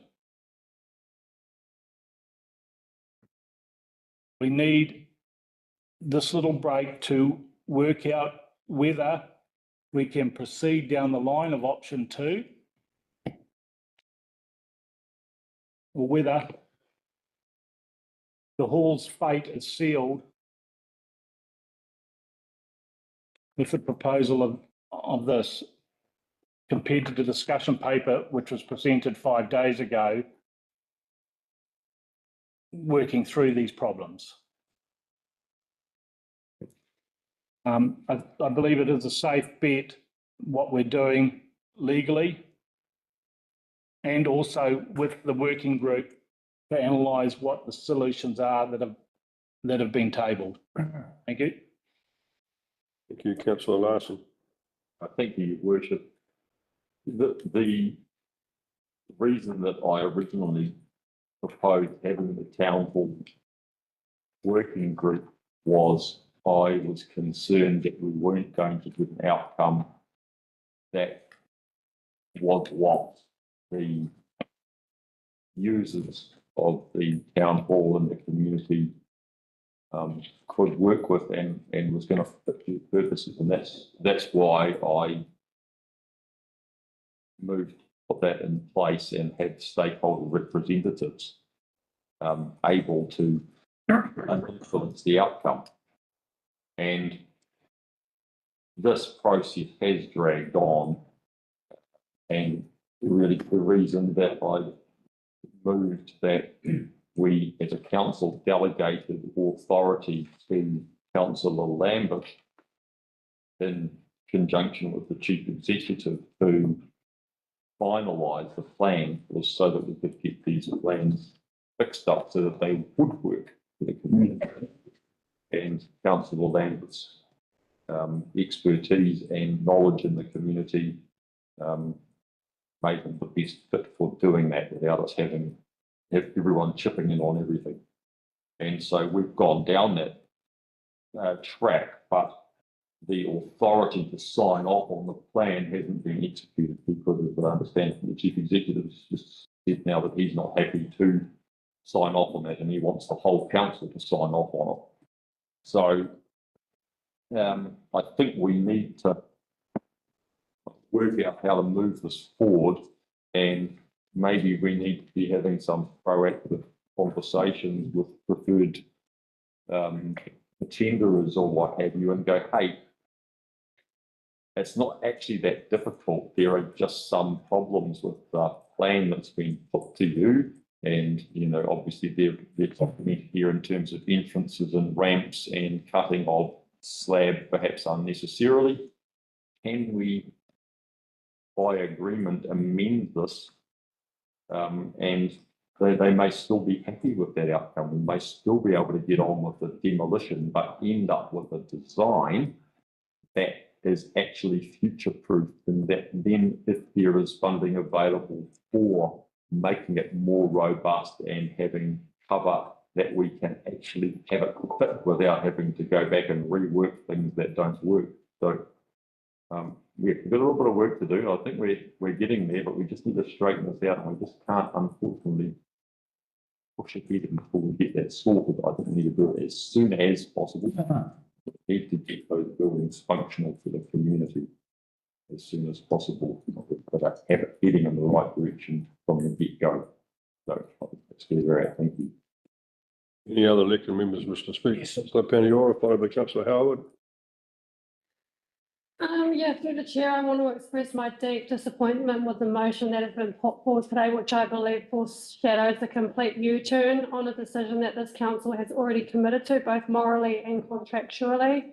The intention of this motion is not what has just been canvassed by certain councillors around the table. If a negotiated amendment to the contract was really what the intention was, then we could have procedurally left this on the table to have those discussions with the successful tenderer. When you read part C of the motion, it becomes very clear what is happening here. Seeking specialist procurement and legal advice at this stage, when a tender process has already been completed and contractual obligations are in place, sends only one message: that this council is preparing to walk away from its commitments for an indefinite period of time without any real solution. This motion is a veiled attempt to unwind the entire process that we've just gone through, and the consequences will be significant. You know, I was always sceptical about this council around the table approving over $3 million for this project. I really was. I was actually gobsmacked. We haven't received any money for the West in probably this whole entire term. And frankly, I was surprised that we even got it over the line. It was a hard-won victory for our community, one that comes after years of being overlooked, of being told to wait, or so I thought. I trusted the wrong councillor to lead this project through to completion. Our community trusted in him, and I regret that. Instead of leadership, we are now seeing what I can only describe as sabotage, largely driven by the Mangawhai councillors, Councillor Lambert, and our own community development board. I should have known. Let's not pretend otherwise. This motion is a strategic move to put us out of our current process and reset the entire thing from scratch. If that happens, we can kiss the $3 million goodbye. This is not just the money, it's the message that we send back to Dargaville that we cannot deliver to them. Our community has waited long enough. We've gone without a proper facility for too many years. What's better, a space where our community can gather and be a community, or some nice to haves where we, quote, have sporting events. We have sporting facilities already, and they're quite functional, and this is quite a functional space for what we require it to be. the space that it's always been and what we want it to continue to be. We promised progress, and now this council is about to deliver a demolished building with no plan and an indefinite timeline. This proposed two-stage approach leaves our people with nothing, no facility, no certainty, and no confidence in this council's value, that this council values our community's needs. I'm not prepared to support any motion that would lead us to break contracts without a very clear, legally sound, and community-based backed plan already in place. This project was never about politics. It was about our people, about delivering something real for our community that has waited far too long. If this is how our council operates, undermining decisions that it has previously celebrated, then we have a much bigger problem ahead. Now, to take Councillor Larson's recommendation to go back to the successful tenderer and work around the plans, and then to vary the contract by agreement, why are we not doing that and leaving this to sit on the table and work on that? Because this, what we've currently got before us is a complete U-turn. It takes the $3 million off the table for we reset everything, including the funding. Let's get clear on that. The funding is gonna be gone. Okay, so need an amendment to say that everyone's going to pledge that 3.2 million isn't lost in this decision, because there's nothing about the money there in the current motion, and that's all I have to say. Thank you. So Howard. Thank you, Mr. Mayor. Where to start after that? Look, I would like to ask a question of the CEO, because it seems to me that this is, if you like, to Councillor Paniora's or part of her dissertation, this is a project that has gone on for an interminable period of time, way beyond our tenure. But what was agreed not so long ago was that there would be a working group, because there had been an impasse in terms of final solution. There'd be a working group headed by Gordon Lambert. What I'm reading, I want clarity on from this, is that it seems that the council has gone ahead and worked up some solution, and then not apparently provided the working group with the information other than 5 days' notice. So that is all implicated on the situation that we're at now. So it's just really asking a clarification. Is that exactly the case? Is there an impasse between the council and the working group? We does. If you like. Thank you, Mr. Mayor. So, no, so Councillor Lambert, as per the resolution, is responsible for liaising with the stakeholder group and then liaising with us, right? And that's been occurring.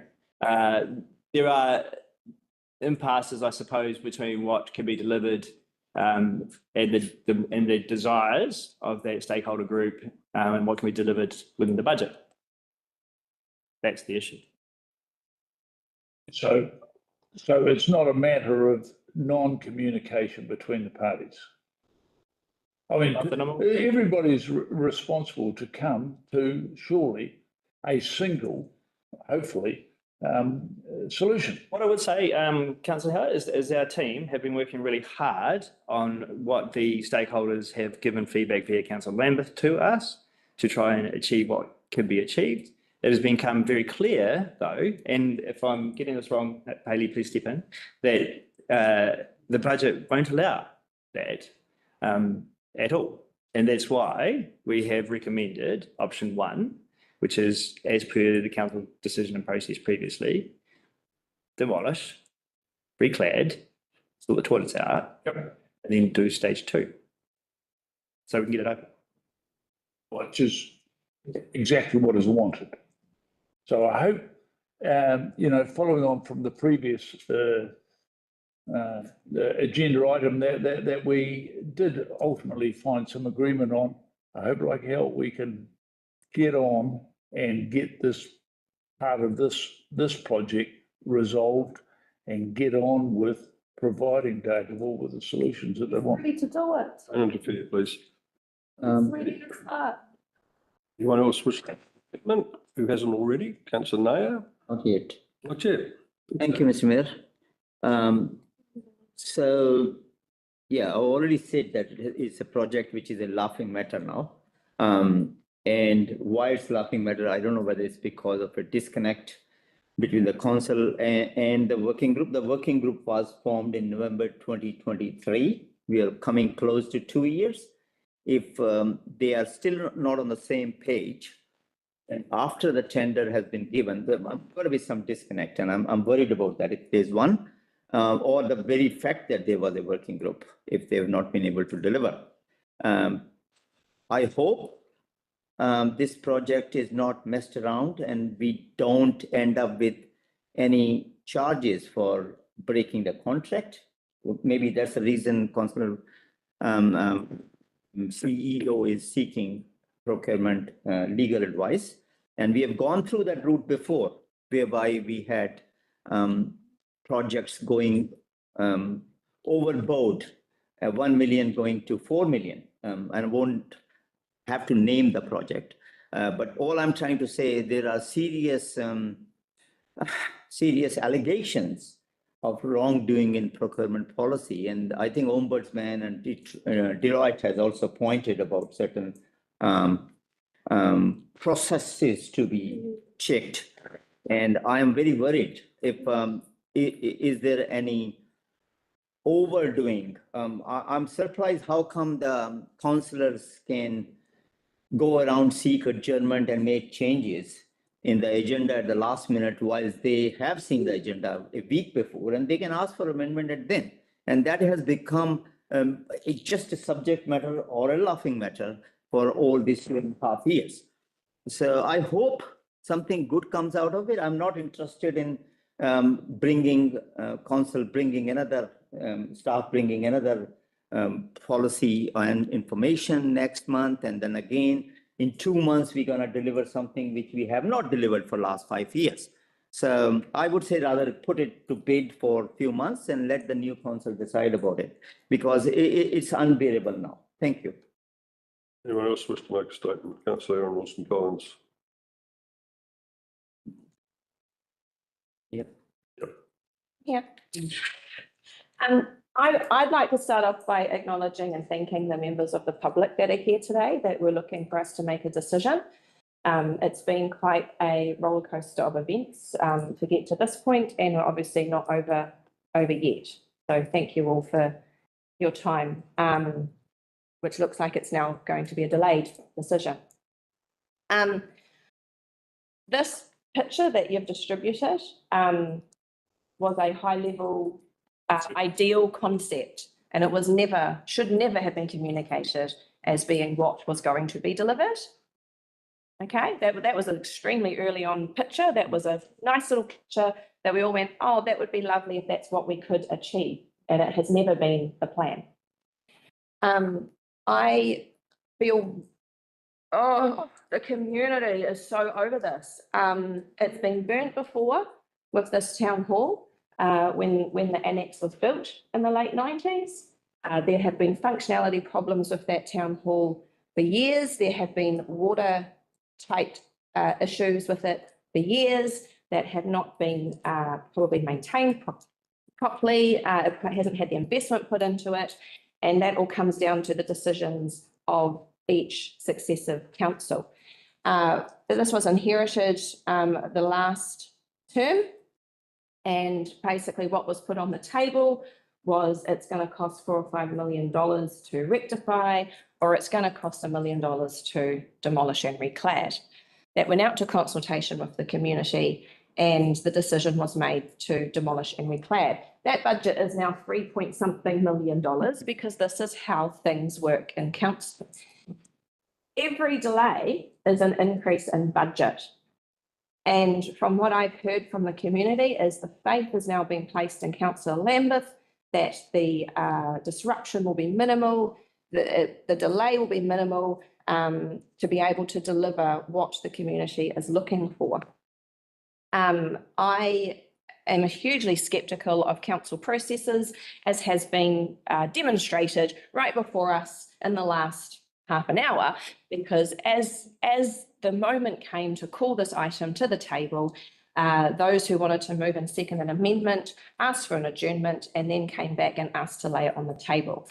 Now, I am grateful that there is obviously some concern around what that original decision might have been, and that they would like to receive some more advice before going forward with that decision. And I commend them for taking that track, because unfortunately, like it or not, whether we like bureaucracy or not, we are the bureaucracy. And we do have certain processes that we have to follow. So I appreciate that there's now some doubt around the path that was being taken. We now only have 3 months left of our time as a council together, because once the period starts, I believe pretty much October is nothing for us. So it will be, I guess, in the writing when elections come up, and elections open on the 9th of September. The community will know then whether progress has been made and whether this project is actually going to get off the ground, because that's the time frame we've got. And once the council changes, once the elections happen, you can guarantee this won't be the makeup of the council, and everything like the district plan that we didn't like and start all over again and took 3 years to go out to consultation, the process will start again with the new council. And that's the reality that you're facing. So I am so sympathetic with the stakeholders who want something functional and usable. What I'm seeing writing on the wall, and prove me wrong, but writing on the wall is we won't even have a town hall. Yeah. Thank you. Anyone else want to have a say? Councillor Vincent. Thank you, Mr. Mayor. I was just absorbing that last speech. It seems it drew together quite a lot of relevant information. I am concerned about us being seen to once again kick the can down the road, and each time we kick the can down the road, it has a sort of a snowball effect in terms of the eventual cost of these projects. Look, I think what we're going to get ain't that pretty. In terms of just the bare essentials to be able to open the doors of the town hall again, but that's got to be the starting point, and then future plans is the subject of the next long-term plan, I guess. Thank you. Anyone else wish to have a say? Councillor Williams. Yeah, it has been a long process, but in Councillor Lambeth's defence, I think it's really important that we do something once and we do it right. And I had never thought that this means that the funding would not be there. In fact, I've always thought that we would need to increase it in the next long-term plan to get the town hall finished. So I don't like the accusation as a Mangawhai councillor, I'm going to cut the funding. That is not anything to do with this. And we've seen it in other projects as well. Do it once, do it right. So I will support this. Not even doing this right. Don't make comments, please. You've had your statement. Thank you. I think it's pretty much everyone's had a say. Before Gordon Lambeth has the right to reply, I just want to say that, you know, I don't agree that every delay increases the budget. In fact, there's people out there screaming for work right now. We've got a really competitive environment out there. We should make the most of it as a council without procurement. But this is not about kicking the can down the road either. It's anything but. It is about getting it right. Thank you for the members of the public that have come here that are part of the working group. They've identified issues that must be solved before we get a result here that the community will accept and like and move forward with. So I'm going to support that we lay this on the table. I think it's we need that legal advice to know how we can work our way through it. Thank you. Councillor Lambeth, you have one right of reply. Mr. Mayor. Consultation with the public was this. This was the consultation with the public. Plans were then drawn up different to that. Wasn't until 3 months ago that once the plans were viewed, that the problems started to arise. And I'll go through what the problems are. The fact that they got hold of Heritage to redesign a 10-year-old interior faux Greco-Roman entranceway. And the construction plans were to build them out of solid concrete, to dig into the original foundations down to the ground so it could house that concrete faux Greco-Roman entranceway, which is not even an entranceway anymore, it'll be an exit. Next problem with the ramps. Because there's level entry, the ramps had to protrude 2 metres, 1850 to 2 metres into the hall. That's badminton courts. They cannot play badminton with ramps and different levels. There are major problems there. That to repair further down the line in 5 or 10 years' time would take more than it costs to put them in. The cutting away of the slab. There was a heck of a lot of demolition in that, which needed to be re-repaired. The toilets to the cinema are a great move. They are spot on. I'm going to say I'm not being totally critical of everything they're doing, but the toilets that they have got designed for the cinema area will make that cinema more functional and it will allow an exit out the back. The toilets that are going to service the hall, if you were having an event there, if it was a wet weather or nighttime event, you would have to go outside, go up a stairwell, cross a landing, down another stairwell, into another building with an exterior exit. I'm not going to let you dwell on the fact that if it was wet weather and everything else, of what that would occur for guests and the like. You could not have a paid event there because you could not control who was coming in or going out. You could not have any event where a health and safety plan was in place because you could not control the numbers. You could not control the fire numbers of people coming in and going out. There are major, major problems with this design that came through. This consented design. It wasn't until I pointed out to the staff and then to the working party of the finer points of this design is where, how shall I put it, the flares went up for help. This is a step backwards, this design, for the functionality of this hall. It's better that it be locked up and closed rather than made dysfunctional. There are interior doors which have got to be ripped out and they've got to be changed to exterior doors.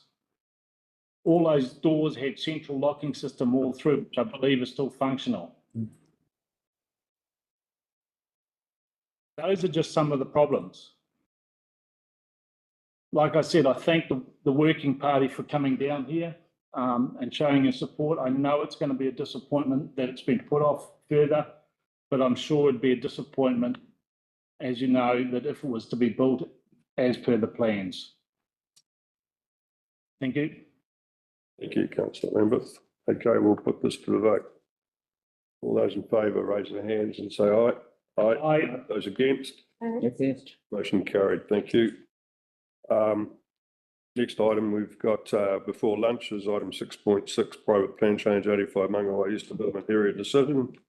To be consistent, I'm going to recuse myself from this item and I'll ask Deputy Mayor Larson to chair this item. Thank you. Yes, I knew this all along.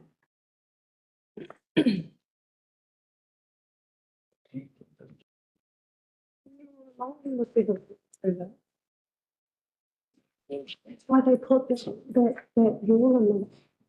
Was like, oh, we're going to put that. Here's the. Why would they have put that on the last one and then here they are? No, it's election campaign. They were never going to give the money. It was just far too, we got the far too easily. There wasn't even much of a debate about it. Yeah. Councillor Nutt, we're still going. No. 212. Oh. I love this. I was going to say, I need something right around that because that now. Well, that page is better. Was okay. Let's go. The process had been wrong. Okay, thank you, everybody. We're moving on to item 6.6, private plan change 85, Mangawhai East Development Area Decision. We have a staff recommendation before us. Can we have that up on the screen, please? Thank you.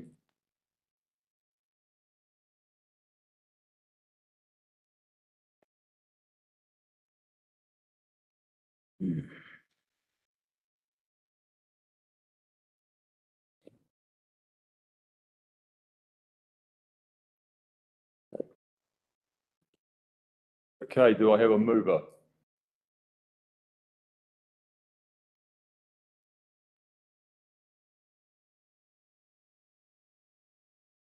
Councillor Howard is mover. We have a seconder, please.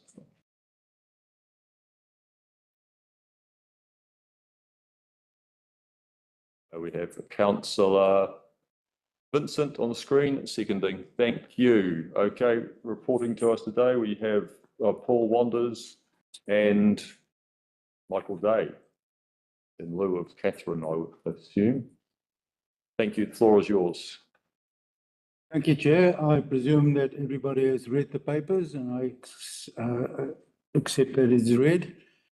Plus the attachment, which is obviously only one report of the whole report, the whole application, but gives a good background of this particular application. Now, Mr. Chairman, you have gone through this process now, I think, 3 or 4 times. This is a procedural matter that you have to discuss, not contents. Now, the whole plan change process has got 6 stages. The first stage is the application and assessment. That has been completed. The second one is the acceptance and notification. Now, in terms of clause 25A, council, after all the documentation has been received and has been assessed, council has got 30 days to make a decision on the next stage, which is acceptance and notification. The third stage after that is submissions and further submissions, where the public can participate in it. The fourth one is the appointment of commissioners and hearings, where the details of the whole document will be considered. The commissioners will make a recommendation to council and council will take a decision. And the last point, if there are appeals, it goes to the Environment Court. So we are at this point in time in part 2 or process 2, which is the acceptance and notification decision. In the report, it's clear that the decision today is either to adopt, to accept, reject, or determine if the application should be a resource consent. There's an alternative or additional one. You can decide in part or in whole. Now, whatever decision you make does not mean that you approve the application or decline the application. This is just to proceed to the next stage, which is then the acceptance and notification.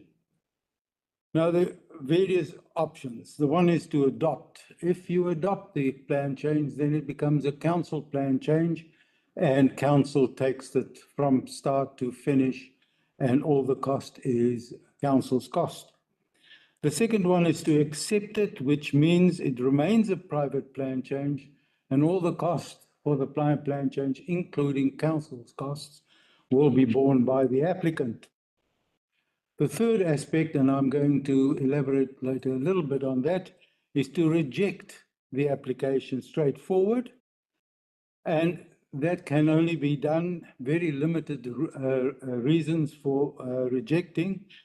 It is either frivolous or vexatious, or secondly, it's within 2 years of it have been considered.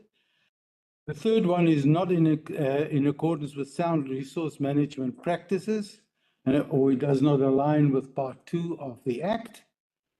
The other one is in inconsistency with Part 5 of the Act, which is all the national policy documents. Or 6, the plan has been operated for 2 years and there's a further amendment. And the last portion is done to determine if it's a resource consent. This is most definitely not a resource consent. So, Chairman, the council has to decide if it adopts, accepts or rejects or determines this particular plan change. Just for completeness sake, I have had a request or a question. How does the, sorry? Stop there, and the recommendation is to accept the plan change and take questions. Thank you. Any questions? Councillor Williams, then Councillor Wilson Collins, then Councillor Nayyar. Thank you, Mr. Chair. Could you describe what would happen if the private plan change was rejected today by council? Yep. So through the chair, we do not have grounds to reject the private plan change. So Paul touched on the specific grounds to reject the private plan change, and we do not have grounds to reject the private plan change. If we attempted to do that through the chair, I suspect the applicants would appeal that under clause 27 of the Act straight away, and we would lose and we'll be up for costs. Councillor Wilson Collins. Thank you. Can we hear the question and answer that you have? Okay, the question was the proposed zoning, how does it fit with the application, how does it fit with the proposed district plan? Because it is a plan change on the operative district plan. Now, the legislation says that these plans, they only deal with the operative plan. It's only in the case of resource consents that the proposed plan policies and objectives have to be taken into account. That it does not apply to the plan changes. However, it's all good and well that we march on and we do certain things with this plan change. What happens to the proposed plan change? The applicant will make a submission on the operative district plan, and then eventually they can then merge. Thank you. Councillor Nayyar. Thank you, Chair.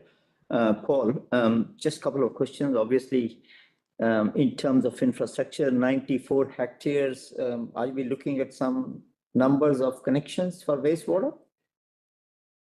It has not been exactly calculated. We have an idea what the proposal is for the lot sizes.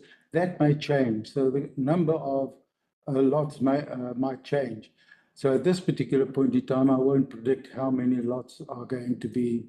What's the maximum permitted? Based on what the zoning they have proposed and mixed, all those kind of things. Okay. There are a whole lot of large lot subdivisions which could be on-site disposal. There are lifestyle blocks which could be on-site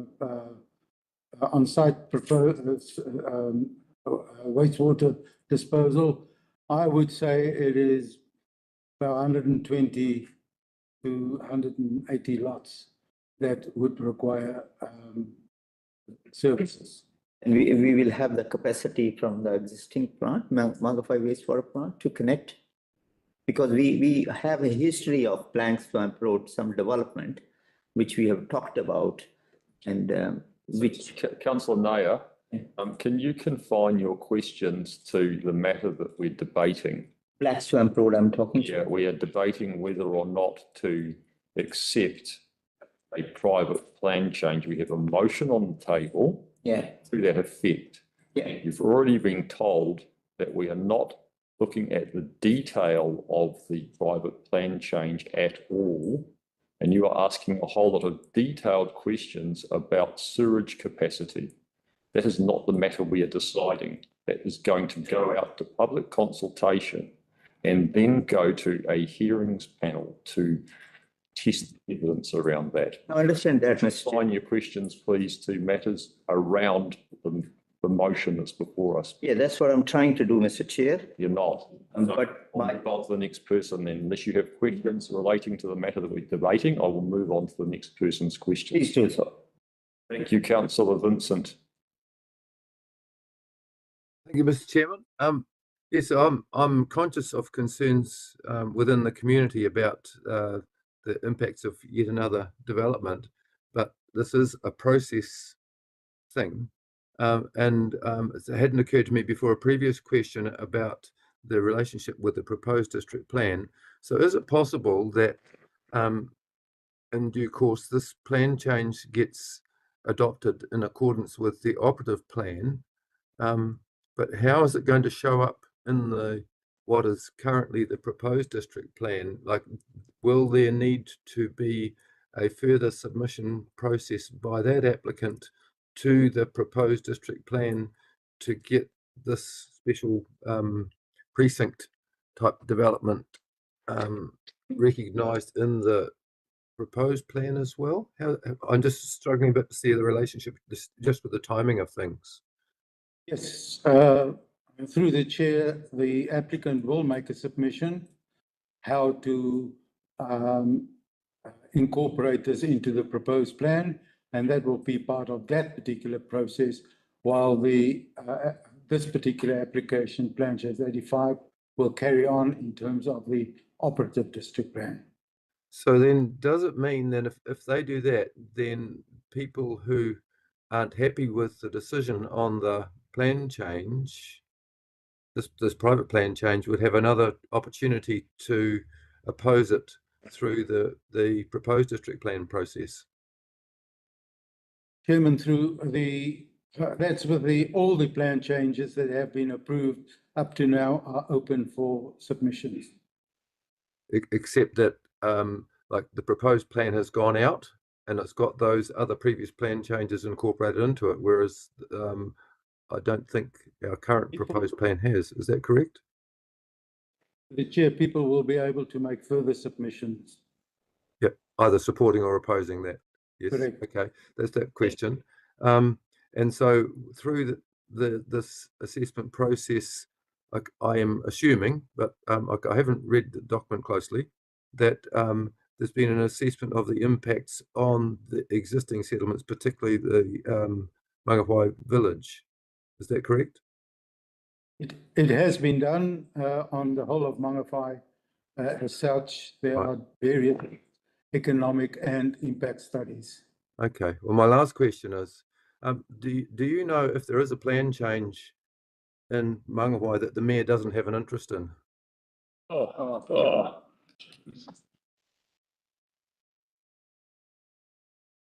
That's okay. You don't have to. Okay, Councillor Lambeth. Thank you, Mr. Chair. I promise no cheap shots.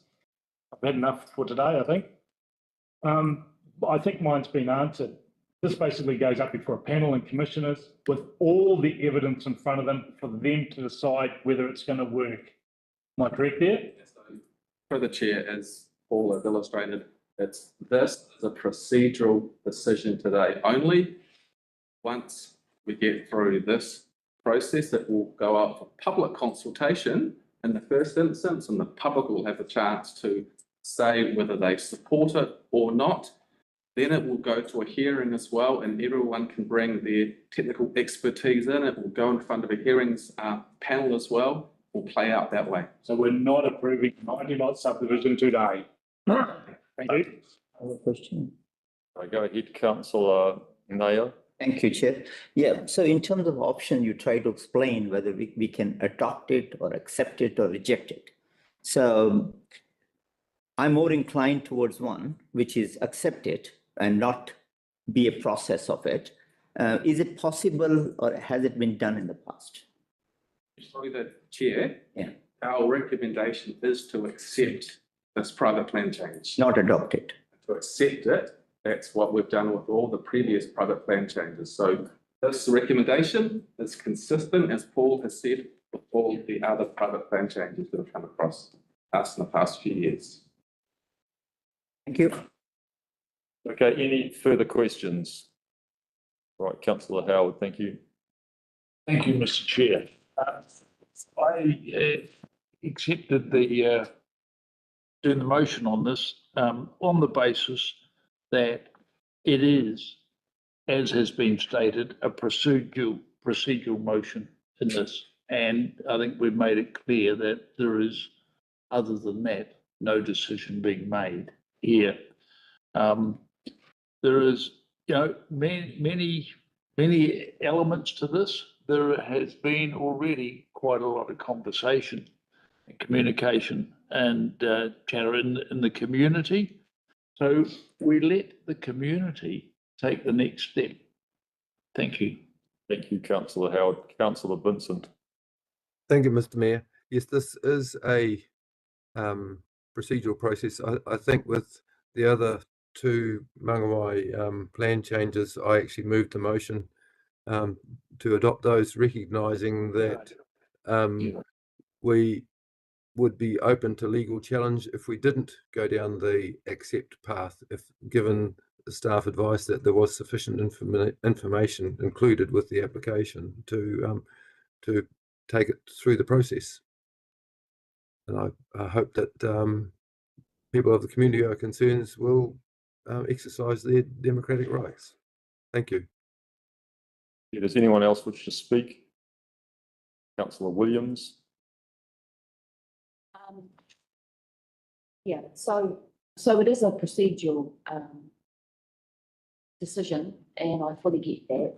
What I did want to say is that it will be the fourth private plan change since 2019 for the Mangawhai community to deal with. And also saying that, I just hope that through the submissions, hearings, through the submissions process, that the community, speaks up and, it's just for them to have their say. So I hope that goes well. And obviously, applicants have the right under the RMA to proceed with plan change. So yeah, it's the RMA process. That's what we have to follow. So just to make that clear. Councillor Williams. Anybody else wish to speak? Councillor Wilson Collins, then Councillor Nayyar. Thank you. Yeah, it is just a procedural thing. That's fine. But yeah, just sympathising with Councillor Williams and the past 3 years that we've had all these plan changes come through, and I understand her concerns around those. And yeah, unfortunately, I've never really seen much change through the process anyway. It just happens. And it's just what we're dealing with. And what do they say? Progress apparent. Councillor Nayyar. Thank you, Chair. Yeah, I've been there once, twice, thrice, 4 times in this process of procedural, and we can always blame RMA for it, that we have no voice and we are just a body to tick it and then let the people take over, let the commissioner listen, let them decide whether we have the wastewater and other services in place. And then we will start crying that we don't have that. And all those people will start crying that we don't have that. Mr. Brown actually took a stand and he stopped the development right in fencing.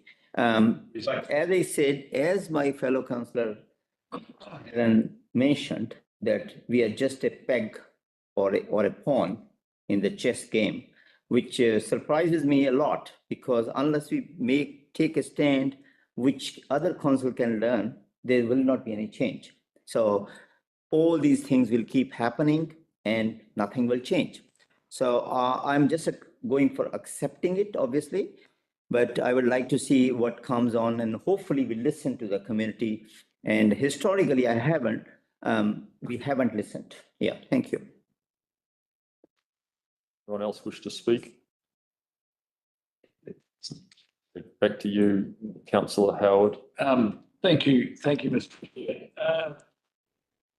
Yes, just a closing thought here. You know, we've just had the King of No Spends comment, and I'm very surprised perhaps that he didn't refer to the other aspect that we are always considering, and that is not opening council up to unnecessary significant costs, which is actually part of the process of accepting this. So it's repeating ourselves, but you know, that just the process that we've got to go through, like it or lump it, and that's the way it'll go. Thank you. Thank you, everybody. We will now just do vote, which is what you were voting on.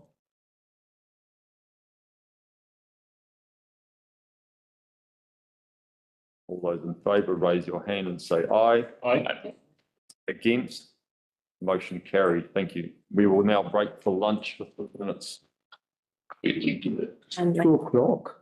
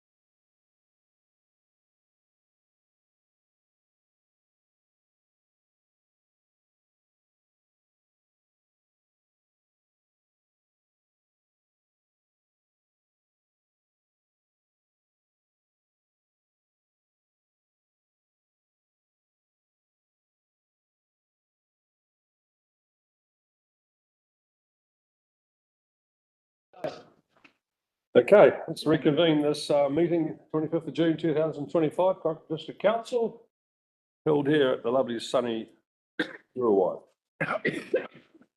Got a call. 6.7, KDC submission on the proposed district plan. I'll move that. Can I have a seconder, please? Councillor Nayyar, thank you. Okay, presenting this is welcome Catherine Oakwater. 59. Catherine. Afternoon, elected members. Hi. So me again, sorry. Be sorry. As you guys all know, the proposed district plan is out for public consultation at the moment, closing Monday at 5 p.m, which means that council have also got the opportunity and may include a submission as well, pursuant to clause 6.2 of Schedule 1 of the RMA, and sorry, 6A3 as well. So I'm here today just to step you through what I've prepared, which gives us some scope to kind of fix things really that maybe we hadn't quite got right, given it's such a big document to get right. Also, it's been really informative talking to the communities and the public, and we've got a few things that came to light through that process. I just wanted to just kind of give a brief overview of some of the areas that do require more focus, which are covered in the submission, but I just felt that it might be helpful for you guys to understand why I've included those things. So the first one I've got in the table there is just about the incorporation of the private plan changes into the PDP as development areas. So obviously, previous item was on a private plan change, and there was some questions about that. For the PDP, we've worked as quickly as we could to bring over, obviously, Estuary Estates, Mangawhai Hills, Cove Road, and Trifecta, and Moonlight Heights in Dargaville as well. Now, Moonlight Heights and the Rise are being dealt with as precincts, so slightly different tools. But the other chapters have been incorporated as bespoke special purpose zones. Now, because of those being dealt with under the operative district plan, there's just a bit of misalignment there with the PDP. Our submission just gives us scope to tidy those things up. As you heard earlier today, submitters can also put their own submissions on those parts of the plan, and we'll also expect further submissions as well. So this is really just a task of us tidying those plan changes up to get them gelling a bit better with the PDP as we move forward. Now, the other thing that we picked up on was definitions. So, Catherine, there's one quick question here. Oh, sorry. Yes. Okay. Thank you, Chair. I just had a question on the Estuary Estates. It's number 2 in the table. Yes. Yes. This is purely just the spatial layers that we're talking about. There's nothing in there changing the objectives, rules, or anything within that document that sits in the. So one thing is about the spatial aspects, because we've included them all as special purpose zones, which are just the greyed out areas. So we would like to call them development areas. So a bit of a rework that we need to do, and that will just mean that we have to look at how we reflect that on the zoning maps. So at the moment they're grey, they could be something different as we move through that. And we've just got a bit of work to do because it's quite a complex issue. We have been talking to Far North, who have a similar issue because they had umpteen special purpose zones proposed in their plan, and now they're all development areas. So there's just a few things that we have to do spatially, but the other thing was to give us scope so that we can amend provisions, and just some examples. Some of the rules for subdivision or transport or servicing, etc., don't quite align with where we're heading with the PDP, and it just means that if there's an opportunity to tidy things up and get consistency, then we'll do that. But bearing in mind that some of those provisions that they have were dealt with through appeal, so we don't want to mess with them too much, and that was why we didn't change it too much before we notified the private plans, the PDP. Does that make sense? It does, because my other question was that there were some water provisions in there that have they remained intact from the appeal? I'd have to check specifically, but we pretty much rolled everything over. Yes, yeah, so I'd have to look. So that I could have a look here and yeah, read as well. yeah, sure, but this gives us scope to make changes to all of that. So objectives, policies and rules, and you know, the applicants for those will probably make their own submissions as well in terms of if they want to make changes as well. So we're expecting that. All right, so back to, oh, sorry. Thank you, Chair. Catherine, just a quick one, because Councillor Rachel mentioned special purpose zone. Yes. My question is more to do with by deleting the special purpose zone from those national planning standards. That's a decision you're asking for. What is the benefit of staying special purpose zone? And what is the benefit of not staying special? So just to clarify, special purpose zones are only supposed to be used for things of regional significance. So a hospital, for example, or some other area, you know, other councils use it for like Western Springs. Regional sports facility. Yeah, like a stadium or something. Okay, you're now making them normal. So I'm making them normal, yes. So a development area is exactly what it is. It's a bespoke development area. So that's what it should have been. But because of the time and obviously the intricacies that I just mentioned, basically delineating all their different zones, because remember, some of them aren't just one zone, some are multiple zones. And so, you know, there's a lot of work that has to happen to make sure that we've accurately represented that as a development area. So that work will happen as we move through the process. Does that make sense? Yeah, it does make sense. But somebody did mention to me that this Tiriti golf course, they are having some special zone for some, no? Not as far as I'm aware, and I think some of it's in the Auckland Council jurisdiction. Okay, thank you. Yeah. Councillor Vincent up there. Thank you, Mr. Mayor. Somewhere there I saw a reference to relocated buildings. Am I? Yes, I am not. Yeah. And I was just wondering if that includes both new and second-hand relocated buildings.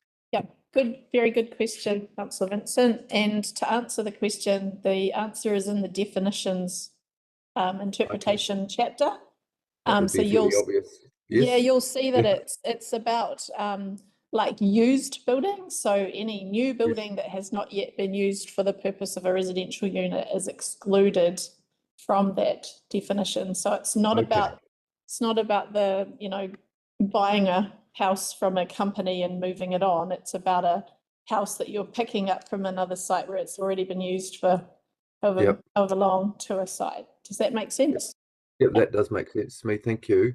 One other question that's just come from, I guess, discussions with some locals over the weekend who are concerned about the leniency of the rural lifestyle provisions that they've, you know, that I think isn't the, I might go off on a tangent, but it just occurred to me with now we have minor dwellings allowed as of right, so that you could have two houses in effect on a 4,000 square metre section. If in unsewered residential areas, the minimum lot size is 2,000 square metres. So basically, it could be seen as being virtually a form of residential development in the countryside. And I wonder if, and that's like it's compounded further by the fact that with government changes, there isn't going to need to be a building consent for the second dwelling necessarily. And it raises a question about how we're going to pick up the development contributions from those lots, but it's not really a district plan question, I guess, but it's just adding to the problem of creating strain on infrastructure, particularly roading, that we're not able to get funds back from. So do you think we need some sort of adjustment there as to the lot size, or is it a bit late for that now? I think you'll get submissions on it anyway. Yes, we absolutely will. Look, I don't think that we do need a submission to change the minimum lot size. I think we do already have the 2,000 square metre land use provision to make sure we've got, appropriate wastewater on site. I can't speak obviously to the NES direction until we get it on the Granny Flats changes. Right. Yep. Which we will pick up obviously when they come about. And I guess it's quite common for councils to have in fact smaller lots than 4,000 square metres and enable minor dwellings as well. So it's not uncommon. We will, talking to a lot of the community, we will definitely get submissions, probably both in support and opposition on that. And of course, the minimum lot size for the rural lifestyle zone as well is always a contentious one. Most people want smaller and bigger, and so that will be something that'll be up for discussion anyway, I would assume. Okay, thank you for that. I just thought I should raise it in case.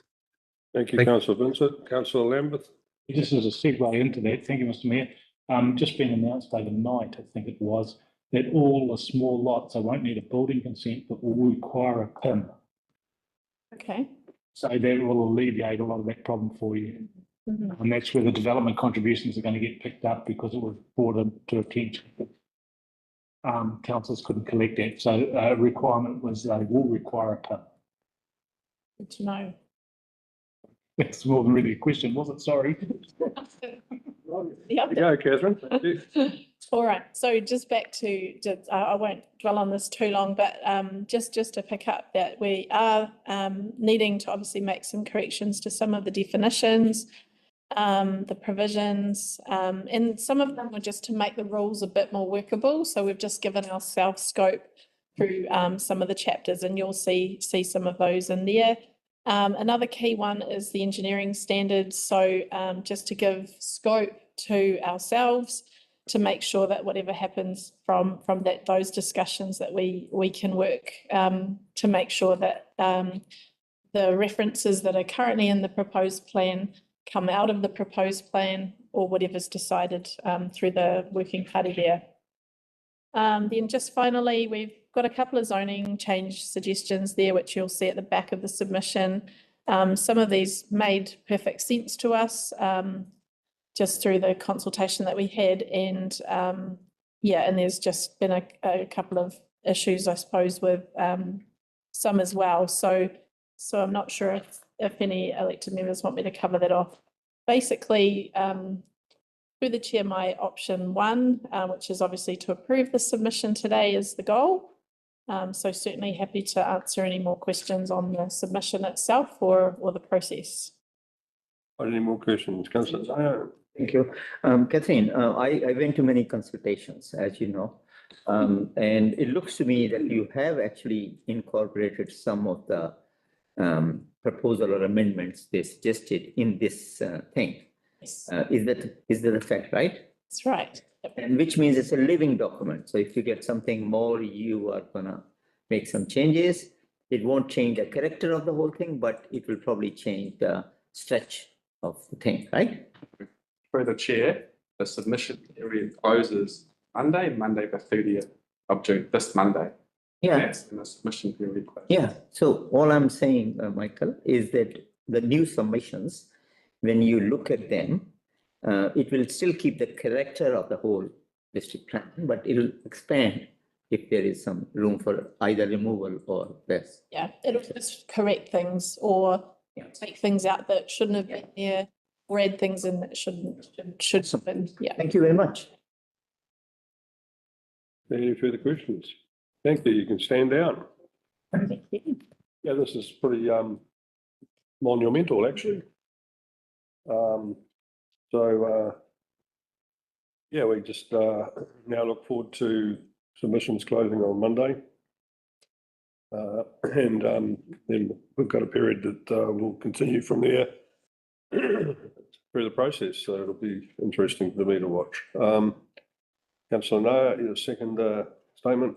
Yeah, I think it's all good. And I'm thankful to the staff, especially Catherine, Paul, who have been to many consultations and talked to many constituents at length and heard them, which is great, because those people were just bowled over by the, kind of information explosion available. And so thank you for that. And yes, it's moving forward. It's Councillor Lambert's idea, it was, I think. And then we are all for it. Go for it. Thank you. The other elected members wish to speak. Okay, movers right a reply. Councillor Vincent, sorry, I look around then I don't look up. Thank you. Oh, yeah, I'm mute. Oh, no, he talks and he doesn't unmute. Okay, sorry. I won't try to mime it. I do think needs to be noted that the work of staff in dealing in these consultation sessions, it hasn't just been a passive role of responding to questions and move on. They've actually done something with that information, and I really appreciate the effort that's gone into it. So thanks very much. Yeah. I'm really unhappy with you, Mr. Vincent. You took the words out of my mouth. Oh, well, I remember going all the way over to Kaihu when they had one of the first nights over there. And it was, I'd like to thank the staff for putting those late nights aside to take people through the district plan and talk to them about their questions. It's an important part of the process, obviously, and I think they certainly stepped up on it. Thank you. All right, we'll put that to the vote. All those in favour, raise their hand. So aye. Aye. Against, motion carried. Thank you. The next one is item 6.9, reserves use of policy. I'm going to put a slight change to the recommendation on there. Could you bring it up, please, Alana?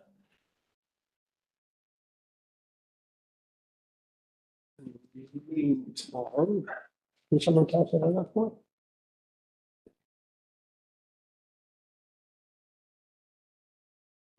Take one, pass it on.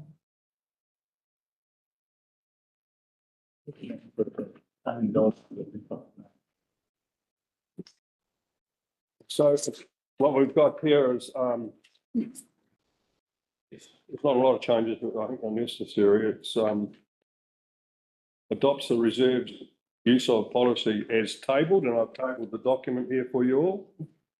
There's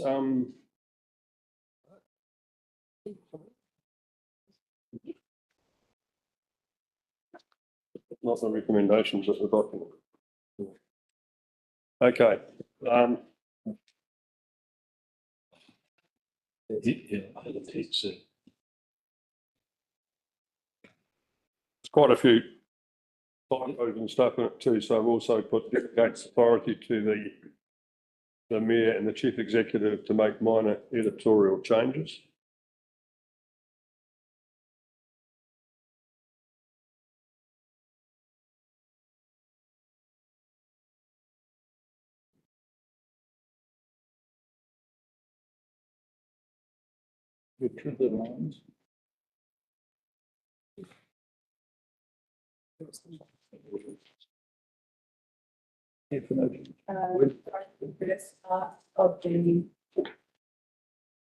So just to be clear, you're circulating a document now which we haven't had prior notice of and expecting us to adopt it. If you actually got the document, it's changes to the document that I'm putting through here, Mark. No, they're not major. It's irrelevant. I should be getting used to this, sorry. We've got an electronic version. Posted. Can you send it to him? Forgot it? Okay. Me. Yeah, I think so. I'll take you through it, Mark. We are going to try and send you an email copy, I think, Mark, so you do that. I believe.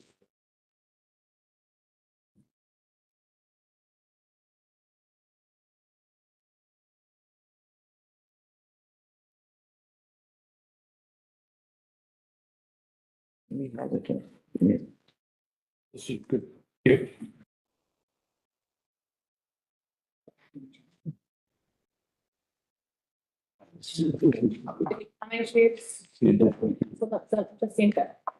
Email.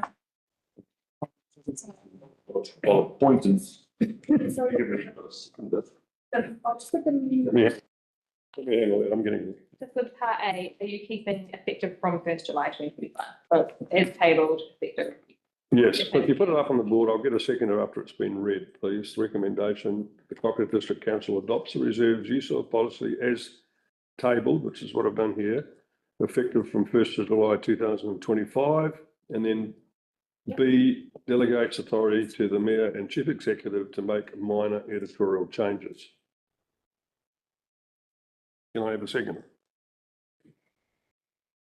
So Rachel Williams. Was it Mike? Okay.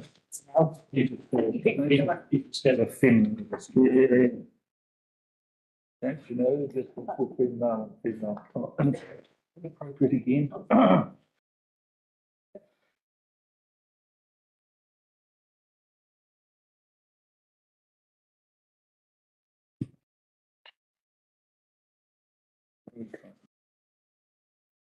Oh, good. Made the mistake, mark 3 different balloons to be done. Oh, no, I think it's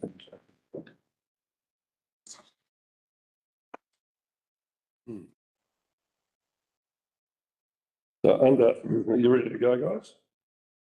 Okay. So under objectives of this policy, if you go to D, I put an addition in there. Ensure the new facilities and the upgrading of existing facilities and growth areas are funded by growth, and I've added when possible.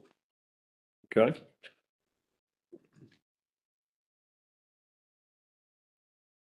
And then you go on the other page under eligibility criteria. You go down halfway and I've deleted district-wide reserves will be utilised for playgrounds and car parking until the balance has been utilised, and I've added unallocated remaining district-wide reserves will be reallocated to the catchment areas from which they were collected on a pro rata percentage basis. So I'm not changing anything that hasn't already been approved. I'm just making sure that we can reallocate what is not approved. So is it easier to find out if you have a pack of 200,000 where they were collected? Sorry, what's that? Is it possible to find out when they were collected, from where they were collected? I think I've dealt with that later on too, so it's possible. Question in relation to that. What do you mean? So then what happens once it's been reallocated to the catchment area? Are you crossing out playgrounds and car parking because you're excluding that from, so what is the effect of excluding that? Are you opening that up? What I'm saying is what's already been allocated gets spent, so we're not changing that. Spent on what though? What we've identified in our plans, the long-term plan, annual plan, etc.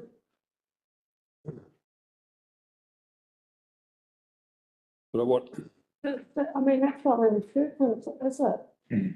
It's just saying area from which it's to be area to which it's. What I'm trying to do here is is make sure that the funds remain where they were collected.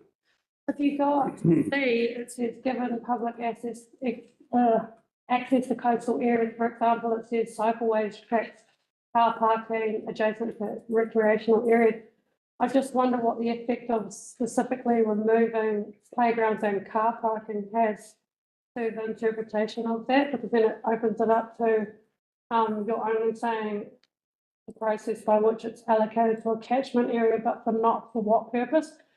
Originally, it didn't have a purpose for car parking and playgrounds. It's not saying courts still can't be used for that. So are you saying, well, that's my question. Are you saying that? It's not saying that they specifically to be used for district-wide reserves and playgrounds. It's saying that they are eligible to be part of what we use them for, but it doesn't dedicate them to them. Yeah, so that's what I'm asking you. So are you saying that it's now the next now why to other different considerations over and above car parks and park playgrounds? That's what I'm wondering. I'm not quite on to what your question's about. Are you? We can still use them for those purposes, but we need to use them for where the funds are in the different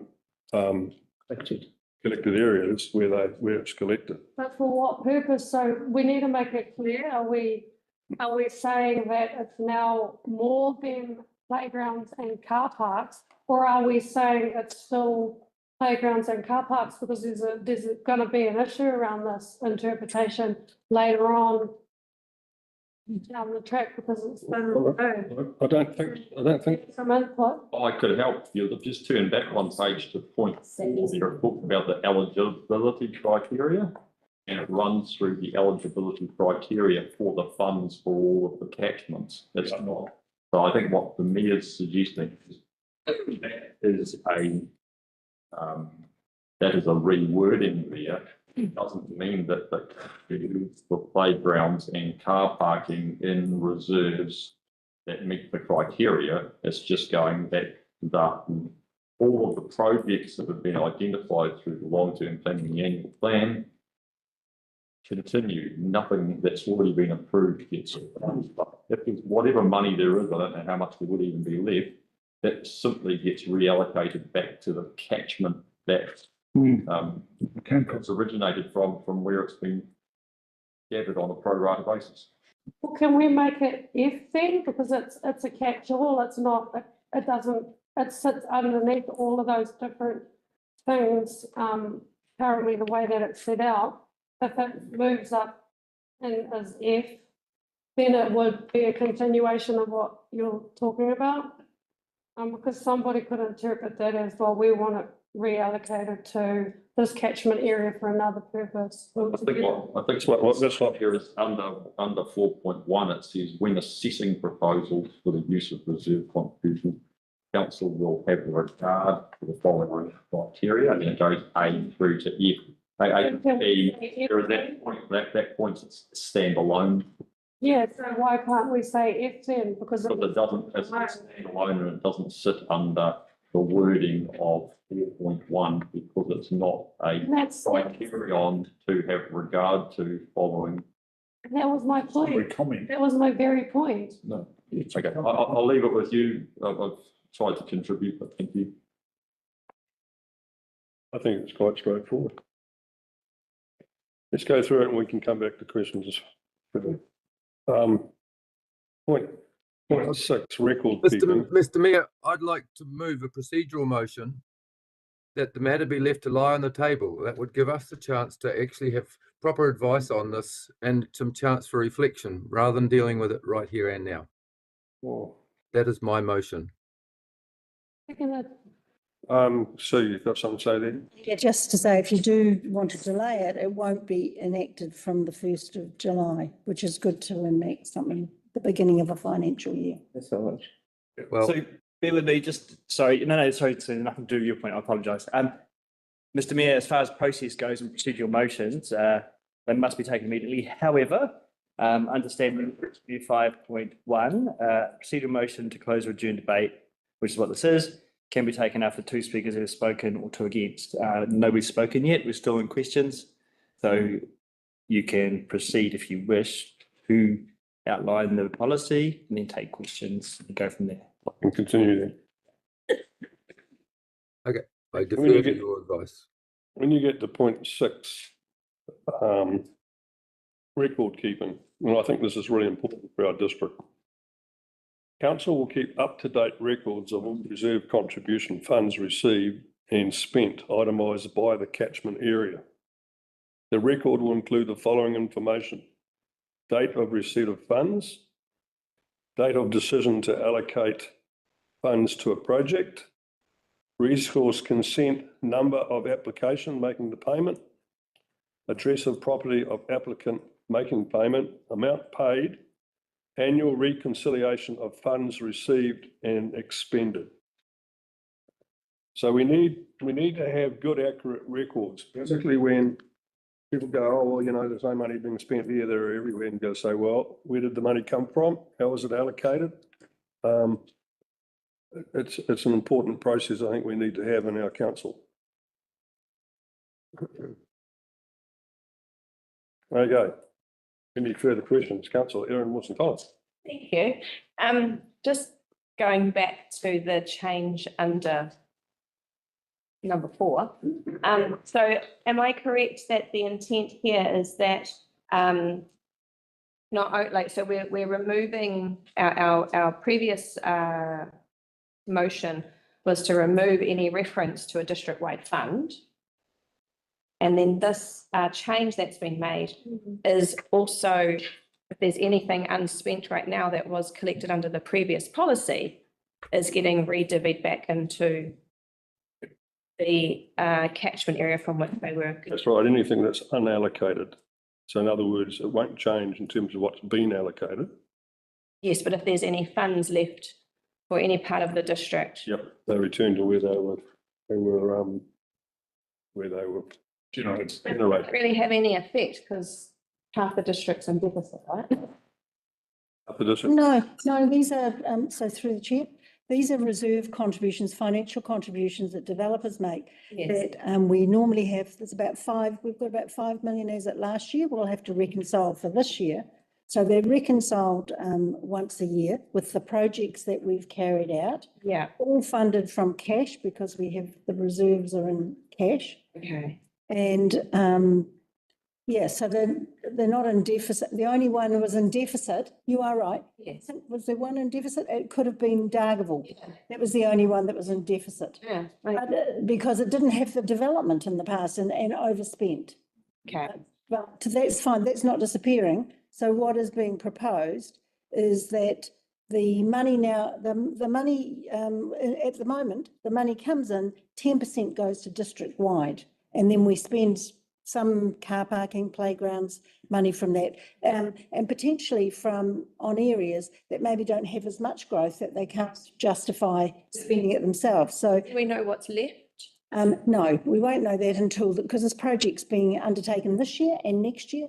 So, and there's also a grants distribution, the final grants distribution will be going through in the next month or two. Right. So that's all going to come through next year. So it won't say zero till next year. So we'll probably about mid next year, we'll work on what is actually left and base it on what's come in this last year.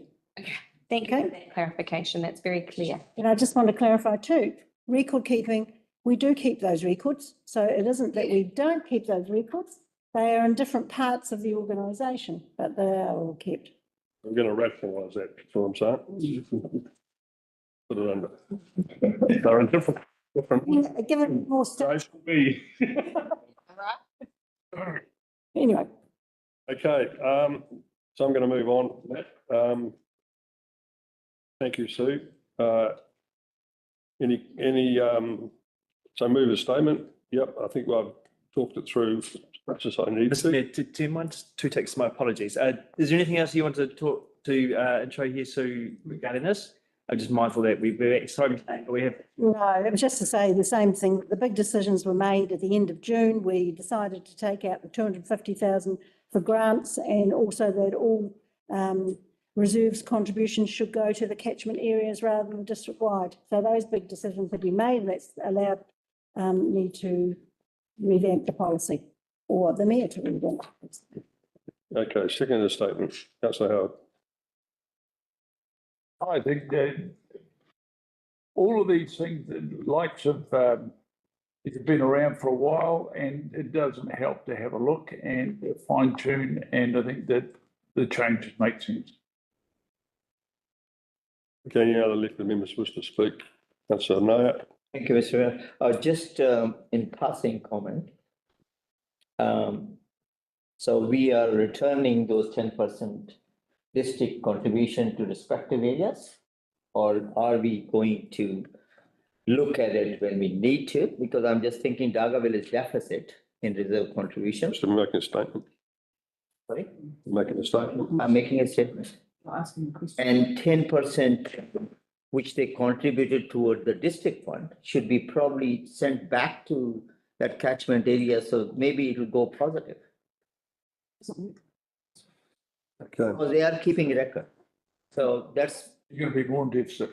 Sorry? It's supposed to be a statement there. That's what I'm stating. Okay. It's my thought process, Mr. Mayor. Yeah. It's telling me that there's an opportunity to correct that negative balance in reserves for Dargaville, if they have contributed the 10% for donkey years, I guess, and you have the record, that amount should be transferred back to them. So maybe it will go further. Thank you. Thank you. Anyone else wish to make a statement? Councillor Erin Wilson-Collins. Thank you. I'll be voting against this recommendation. I am hugely disappointed at the fact that we've lost some grant funding for our community. I'm not completely against the idea of contributions being spent in the area that they are from, but I do think that the fact that we had that contestable funding did allow for some really great work for the community. They were able to deliver projects that we for less money than what we can as a council, and I think that's a real loss to the community. I don't think that they're even quite aware of what we're doing here. And that funding, this is the last round of funding for them. I'm also disappointed that any unallocated funds will be put back into the area they were from. They were collected under a previous policy, and that policy should stand for the funds that were collected at that time. And it would have possibly allowed for just one final round of funding for the contestable funds. So our community really misses out in a big way here. I don't support that at all. But also our staff miss out as well with the fact that we've now only got, and we miss out because now we've only got $100,000 under the community grants to give anything back to our community where they can have ownership of some projects. And we've just had awards and grants meeting to make that $100,000 go over what was $1 million worth of applications. So it doesn't go far at all. There's a real need out in the community. And I just think this is a step backwards, and I don't agree with it at all. Thank you. Thank you. Councillor Vincent. Support now, in support of the. You're making statements, Councillor Vincent. Thank you, Mr. Mayor. Yeah, sorry for interrupting you, Pera. Sorry, I thought we were going. Can you just wait your turn? Chair Councillor gave me Vincent's making a statement, and then you can have your say. A question. Jason asked us to go 2 for and 2 against for the procedure, so we've had 2 against. Are we not supposed to go 2 for now? No. So what I said was when Councillor Vincent moved the procedure motion, I said you couldn't move the procedure motion at that point because you hadn't had 2 for. Yes, so can we move to those 2 in favour so we're not here all night? Sorry. Okay, well, I'm going to disappoint you in that respect because for me, I've always held the view that that the reserves contributions should be spent in the area where they've been collected from, because that's to mitigate an effect arising from those developments. And however, I do agree with my colleague, Councillor William Collins, in that it is pitiful just how much we have available otherwise to contribute and support local communities. Now, because that's something that's very dear to my heart. However, the bit that really grinds my gears with this proposal is the nature, the way in which it's been presented to us. It's time and time again, we seem to be presented with last minute changes. We're supposed to be making decisions based on information, and the information is usually presented to us at a briefing, and from the briefing we are able to provide feedback to a preliminary draft, which then is enacted through the staff preparing an agenda item which comes forward to the next meeting, which we have notice of, so that if we did have raised concerns, we could raise them before the meeting, not when we're considering the bloody item. And I find this extremely frustrating, and while I support the general subject matter of this policy change, I cannot vote for it because it just and if you see a sudden splurge over the screen, it's because it's finally maybe turned my stomach enough to throw up. So that's all I have to say on it. Thank you. Thank you. Councillor Penalties, did you want to make a statement? I mean, my statement's going to be in favour of the procedural motion and against this substantive motion. I actually tend to agree with the principle underlying it, that the funds allocated should be spent in the areas where they are received from, but we've got the Paul Cousins syndrome over on the west, and we can all cast our minds back to what Dargaville and the west have done for Mangawhai in terms of the debacle with the wastewater scheme. And I just don't think that we're at the point now where we should just be cutting the west off and our contestable grants scheme. Yes, we've got some plan changes in the works and all of that, but I just don't think we're at the point now to start carving our district up and really carving it up 4 ways to, I mean,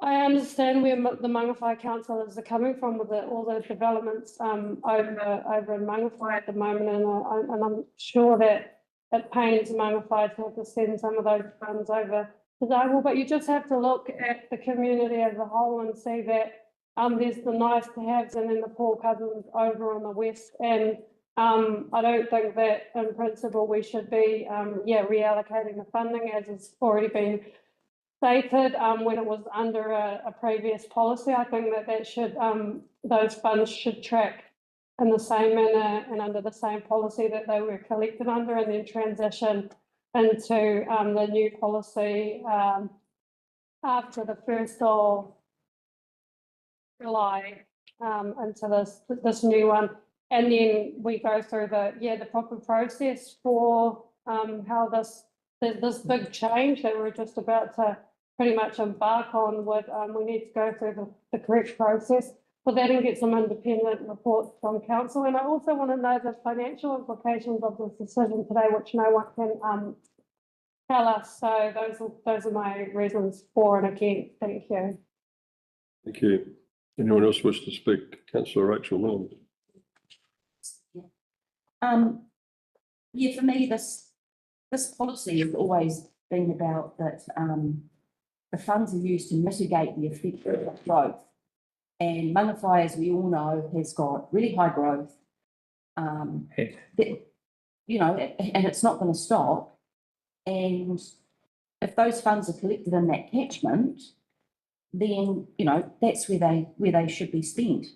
And yeah, for many years, there have been certain areas that haven't been contributing to that fund. But that will change with planning changes in the west. So I think it's a bit disingenuous to make it look like Dargaville's the Paul Cousins and Mangawhai. We're 2 different areas. We've got different things going on.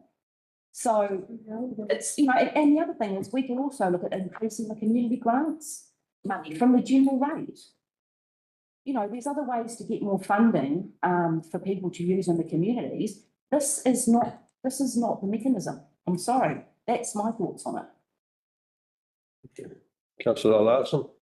Yeah, I sort of have a little bit of a different angle on it. I mean, I think we do need to look after our whole district, whether it's high growth areas or low growth areas. There are just different mechanisms to do that. And so, sorry, did you want to contribute? Yeah, I was just going to say, you're only saying that because you're running for mayor. That's the time you've ever cared about the west. If you like to be quiet, please. Yeah. You're interfering. You interfered in the first instance. Yeah. Please. You interfered in the first. Carry on, please, Mr. Larson. Thank you. And not the first time I've said that at all. Actually, said it multiple times in this debate. And we have to, if we collect money under the RMA to compensate for the effects of growth, we can't just go diverting it and spending it for other effects. That's what the point that Councillor Vincent has said on a number of occasions. It doesn't mean we don't look after the rest of the district, because we do have other ways of doing things. We can use general rate to pay for facilities, for example, and other types of grants and funding. And also, you've got to be ahead of the game, because if you look at something like Moonlight Heights, you get 150 lots in there at valuation of 350,000, and multiply that by 5%, which is what our maximum levying rate is and the standard that's used under the top of the district plan. That's 2.1 million. I don't want to see that siphoned off and used for non-growth projects either, because the Dargaville and catchment area needs that money to spend on upgrading facilities and acquiring new facilities. So I think it's a good principle to say that growth pays for growth. It doesn't mean that we don't look after low growth areas. There are other ways to do that. Thank you. Thank you. Okay. All right, let's try to reply. I think we've discussed this with some depth. We'll put it to the vote. All those in favour, raise their hand, say aye. Aye. Against? Against, can I have my vote recorded, please? Mine too. And Mr. Vincent here. Yes, vote recorded.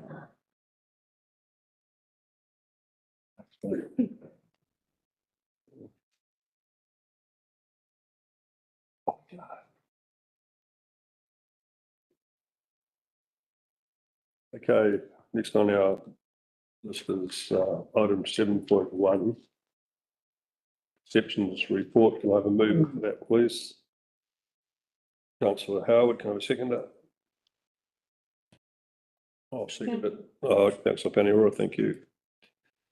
And presenting this item is Joseph. Mr. Mayor, we've got Jessie online. She'll roll us out first.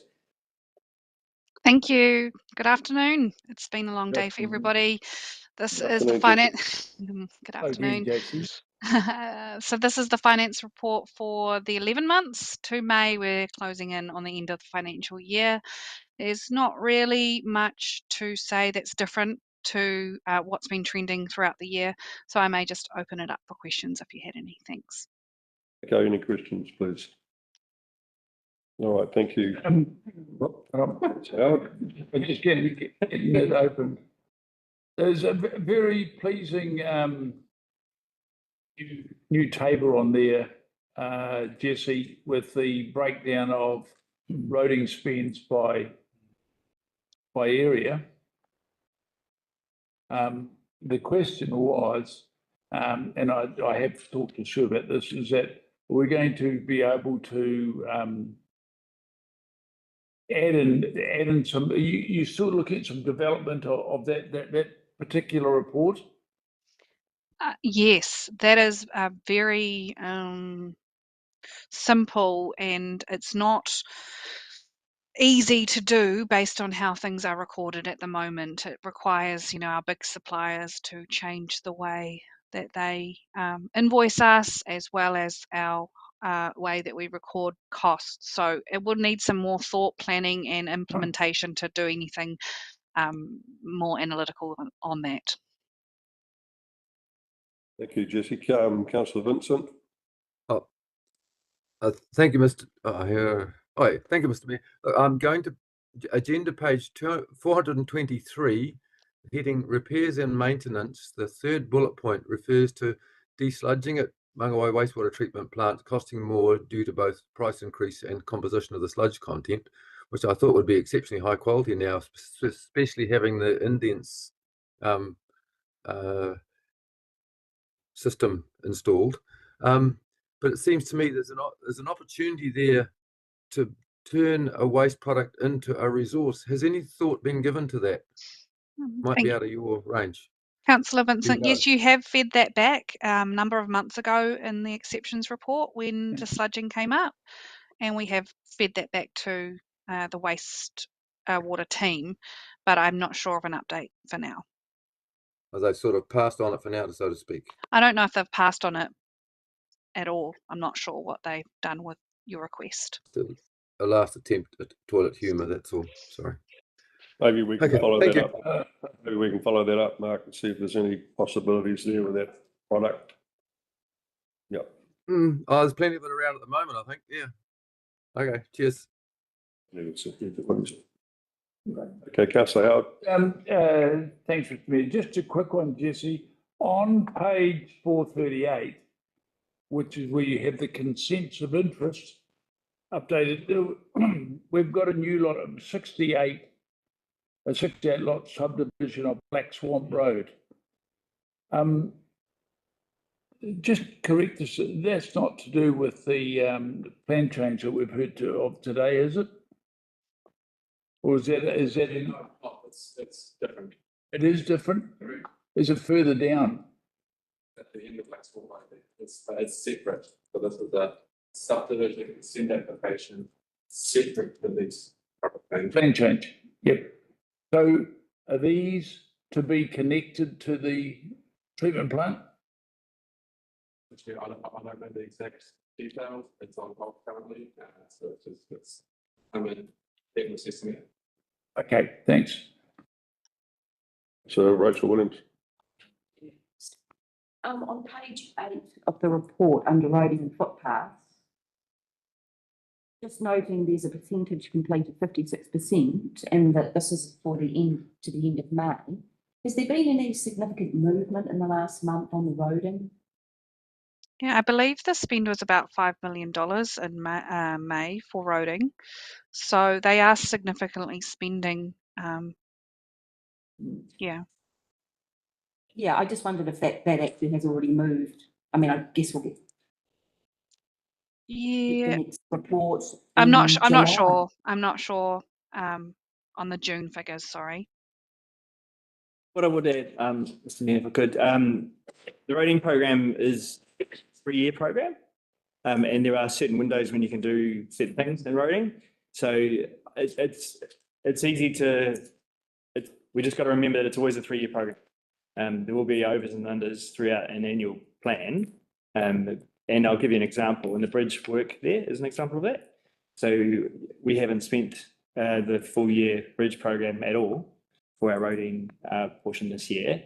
However, since the NCA stopped and we started, we've done all the work to spend this year's and next year's in the next financial year, right? So we will finish it by the 3-year project. So there is that element as well. But It's not always reflected in these reports. not always, no. It can be quite blunt sometimes. Yeah. There's nuances. Yeah. Councillor Nayyar. Thank you, Mr. Mayor. Jesse, just on page 425, where we're talking about subsidies and grant, the capital subsidies are behind budget. And the reason you mentioned is roading capital budget of 4 million underspent. And other, you have mentioned again, non-roading of 2 million approximately on water, wastewater. And the question I have is now we are having few days, 2 weeks towards the end of the year. So what figure you think will be underspent roughly out of these 6 million? Based on what you have. The capital subsidies. Yes. I do know that they've just pulled down a lot of the external funds that aren't roading. Roading subsidies are the NZTA, so it's just connected to how much we spend. But don't forget, when this year's budget was set, the NZTA or the presumed spend and subsidy revenue from roading was a lot higher than NZTA actually came and set those caps on their budgets later.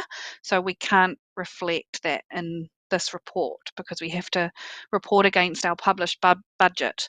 But I'd expect there to be a couple million more in subsidy revenue from NZTA for June, if not 3 million. 2 to 3 million. Thank you. Thanks, Mr. Mayor. Yes, one last one. Open spaces on that page 430. Open spaces, that seems to be for parks, etc., a huge amount underspent. 8.4 million. Any comments here? Or is there anything specific that is a major project that I'm not thinking of while I'm asking the question? Yeah, so if you go down to the last pages of the exceptions report, you've got all the projects that are in open spaces. And so there's quite a number, and one of them, the big ones are Mangawhai pensioner housing, is quite a number of million, and the town hall, which was reported on today. Oh, okay. So that's quite a number of million in those two projects. Yeah, okay, thanks. Councillor Paniora. Well, firstly, I just wanted to say, looking at all of the actuals, there's a greater number of Dargaville projects where the budget's been allocated, but there's not really much movement on those. Are they, do we have people working on those projects, or are we using the same team to move around some of these projects? Is that what's happening? I don't have personal information about what's happening with the prioritisation of projects, but the PMO reports to you on that now. Yeah, through the chair, I was going to say that will come in the briefing report. You'll be able to see where the projects are, what being carried forward or being delivered in the first part of the financial year. Okay, and Dargaville Te Kōpuru Stop Bank Establishment Stage 2, there's been 4 million allocated and the actuals are just over $1 million. How does that differ from, remind me, it's been a while since we've specifically discussed this. Can you remind me how this differs from what Taitokerau Water Trust is supposed to be doing? So initially, what this is supposed to be doing? Initially, that 4 million that was in there was funded 75% by an external fund and 25% by KDC. So I think, yeah. For the full 11 kilometres of stop bank from Kōpuru to Dargaville, we completed stage 1, and now the Storage Trust are delivering the final piece, and it's $1 million that we've paid as contribution. So the 4 million is no longer. So how does that affect this this budget item of 4 million? What's $3 million? Jesse, do you have a comment on that? Essentially, we just, it wipes itself away next year because it was a lot of it was external funds that we're not going to receive, and we still have to report against budget. That was that's yeah. So this represents a opportunity for us to look at some of our other stop bank network if there's an underspend here. It's not KDC funds, so they were external funds from the government that we're not no longer going to have. So then why aren't we tidying up our financial statements if this money's not really here? Because we always have to report against the budget that was published. That's a requirement. Well, but this is a bit different, isn't it? Because the exception is that that money's no longer really there, so we've got nothing to report against. Or how do we reckon? I suppose we could show a reduction in the budget because the external fund is no longer being received. Yeah, but well, yeah, I think we would have to realistically, wouldn't we? Because that's not showing misrepresentation of. We'll raise it with our auditors and stuff, but I mean, we've got our accountants that understand local government accounting, and they'll do the best thing for it. We'll have a look at it. Yeah, I can definitely do that. As a matter of course, next year, obviously, you're not going to be getting June reporting because we'll be doing the year-end annual reporting. So. Okay, any further questions? Thank you, Jesse. Right. Councillor Howard, you're right to reply. Move a statement, sorry. Move a statement. I pleased to, we're making progress, getting additional information here, and you know, other than the underspends or the uncompleted, you know, everything is tracking well. Thank you, Councillor Paniora. Your second statement. Yeah, same. It's looking pretty good, and I'll be interested to see what our PMO update is at the next meeting. Thank you. Thank you. Anyone else wish to speak? Okay. Councillor Nayyar. Thank you, Chair. Yeah, I'm just looking at obviously what is left to be done. And as Councillor Paniora pointed out, there's quite a few items in Dargaville wastewater reticulation renewals, still 230,000 budget and nothing done. Ponds burnt, saying 1.20 million. I think we have to shift the focus now, since we have fixed Mangawhai, to Dargaville, because this money is sitting here doing nothing. So quite a few projects, and hopefully it'll be a different picture in a few months. Thank you. Thank you. Movers right to reply, councillor Howard. Nothing further to add. Okay, I'll put it to the vote. All those in favour, raise their hands, say aye. Against, motion carried. We move on to item 7.2, resolutions register update June 2025 to be presented by Alana. I'll move that. Can I have a seconder? Yeah, I'll second. Okay, councillor Howard. Thank you, Alana. Resolutions register.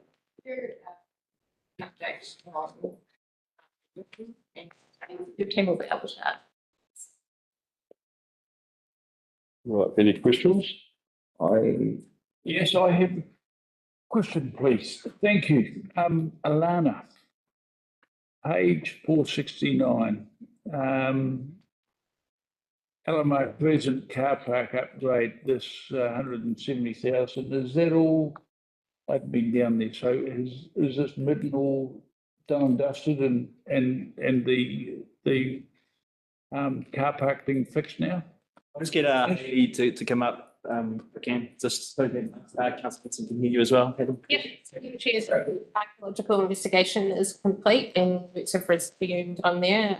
I think that the works aren't due to complete until September, so the work is ongoing. Okay. Any further questions? Sorry, thank you. No. Thank you, Mr. Mayor. Yeah, just interested in this progress, if we know anything on the wind farm, how far we are going. Because I'm representative of KDC, so it's not mentioned here. This is the thing we approved in the council a long time ago. So can someone update me on the progress of the wind farms? It's not one of our projects. Right? It's not one of our projects. No, but I'm the representative to help them. So any update you have on that or not? What? Lot of constituent ask about, issue. I think that's another matter outside this item here, councillor No, but we can find out. Yeah, and we let the other people know as well, because a lot of people are asking questions on that. So, sorry, I just didn't quite hear what was being said there. Councillor No is the representative for what, sorry? Yeah. So I am the council representative on the wind farms. Are you? Nobody else agreed to, so I am there. So I speak to Katie quite regularly. So quite a few constituents in our district talk to me about it. It'll be worthwhile because they're working alongside KDC. Mr. Mayor, sorry, you confused me, councillor No. I apologise. I don't recall any appointment of wind farms for the. So contacted us and asked us. Okay. And he put us. Okay.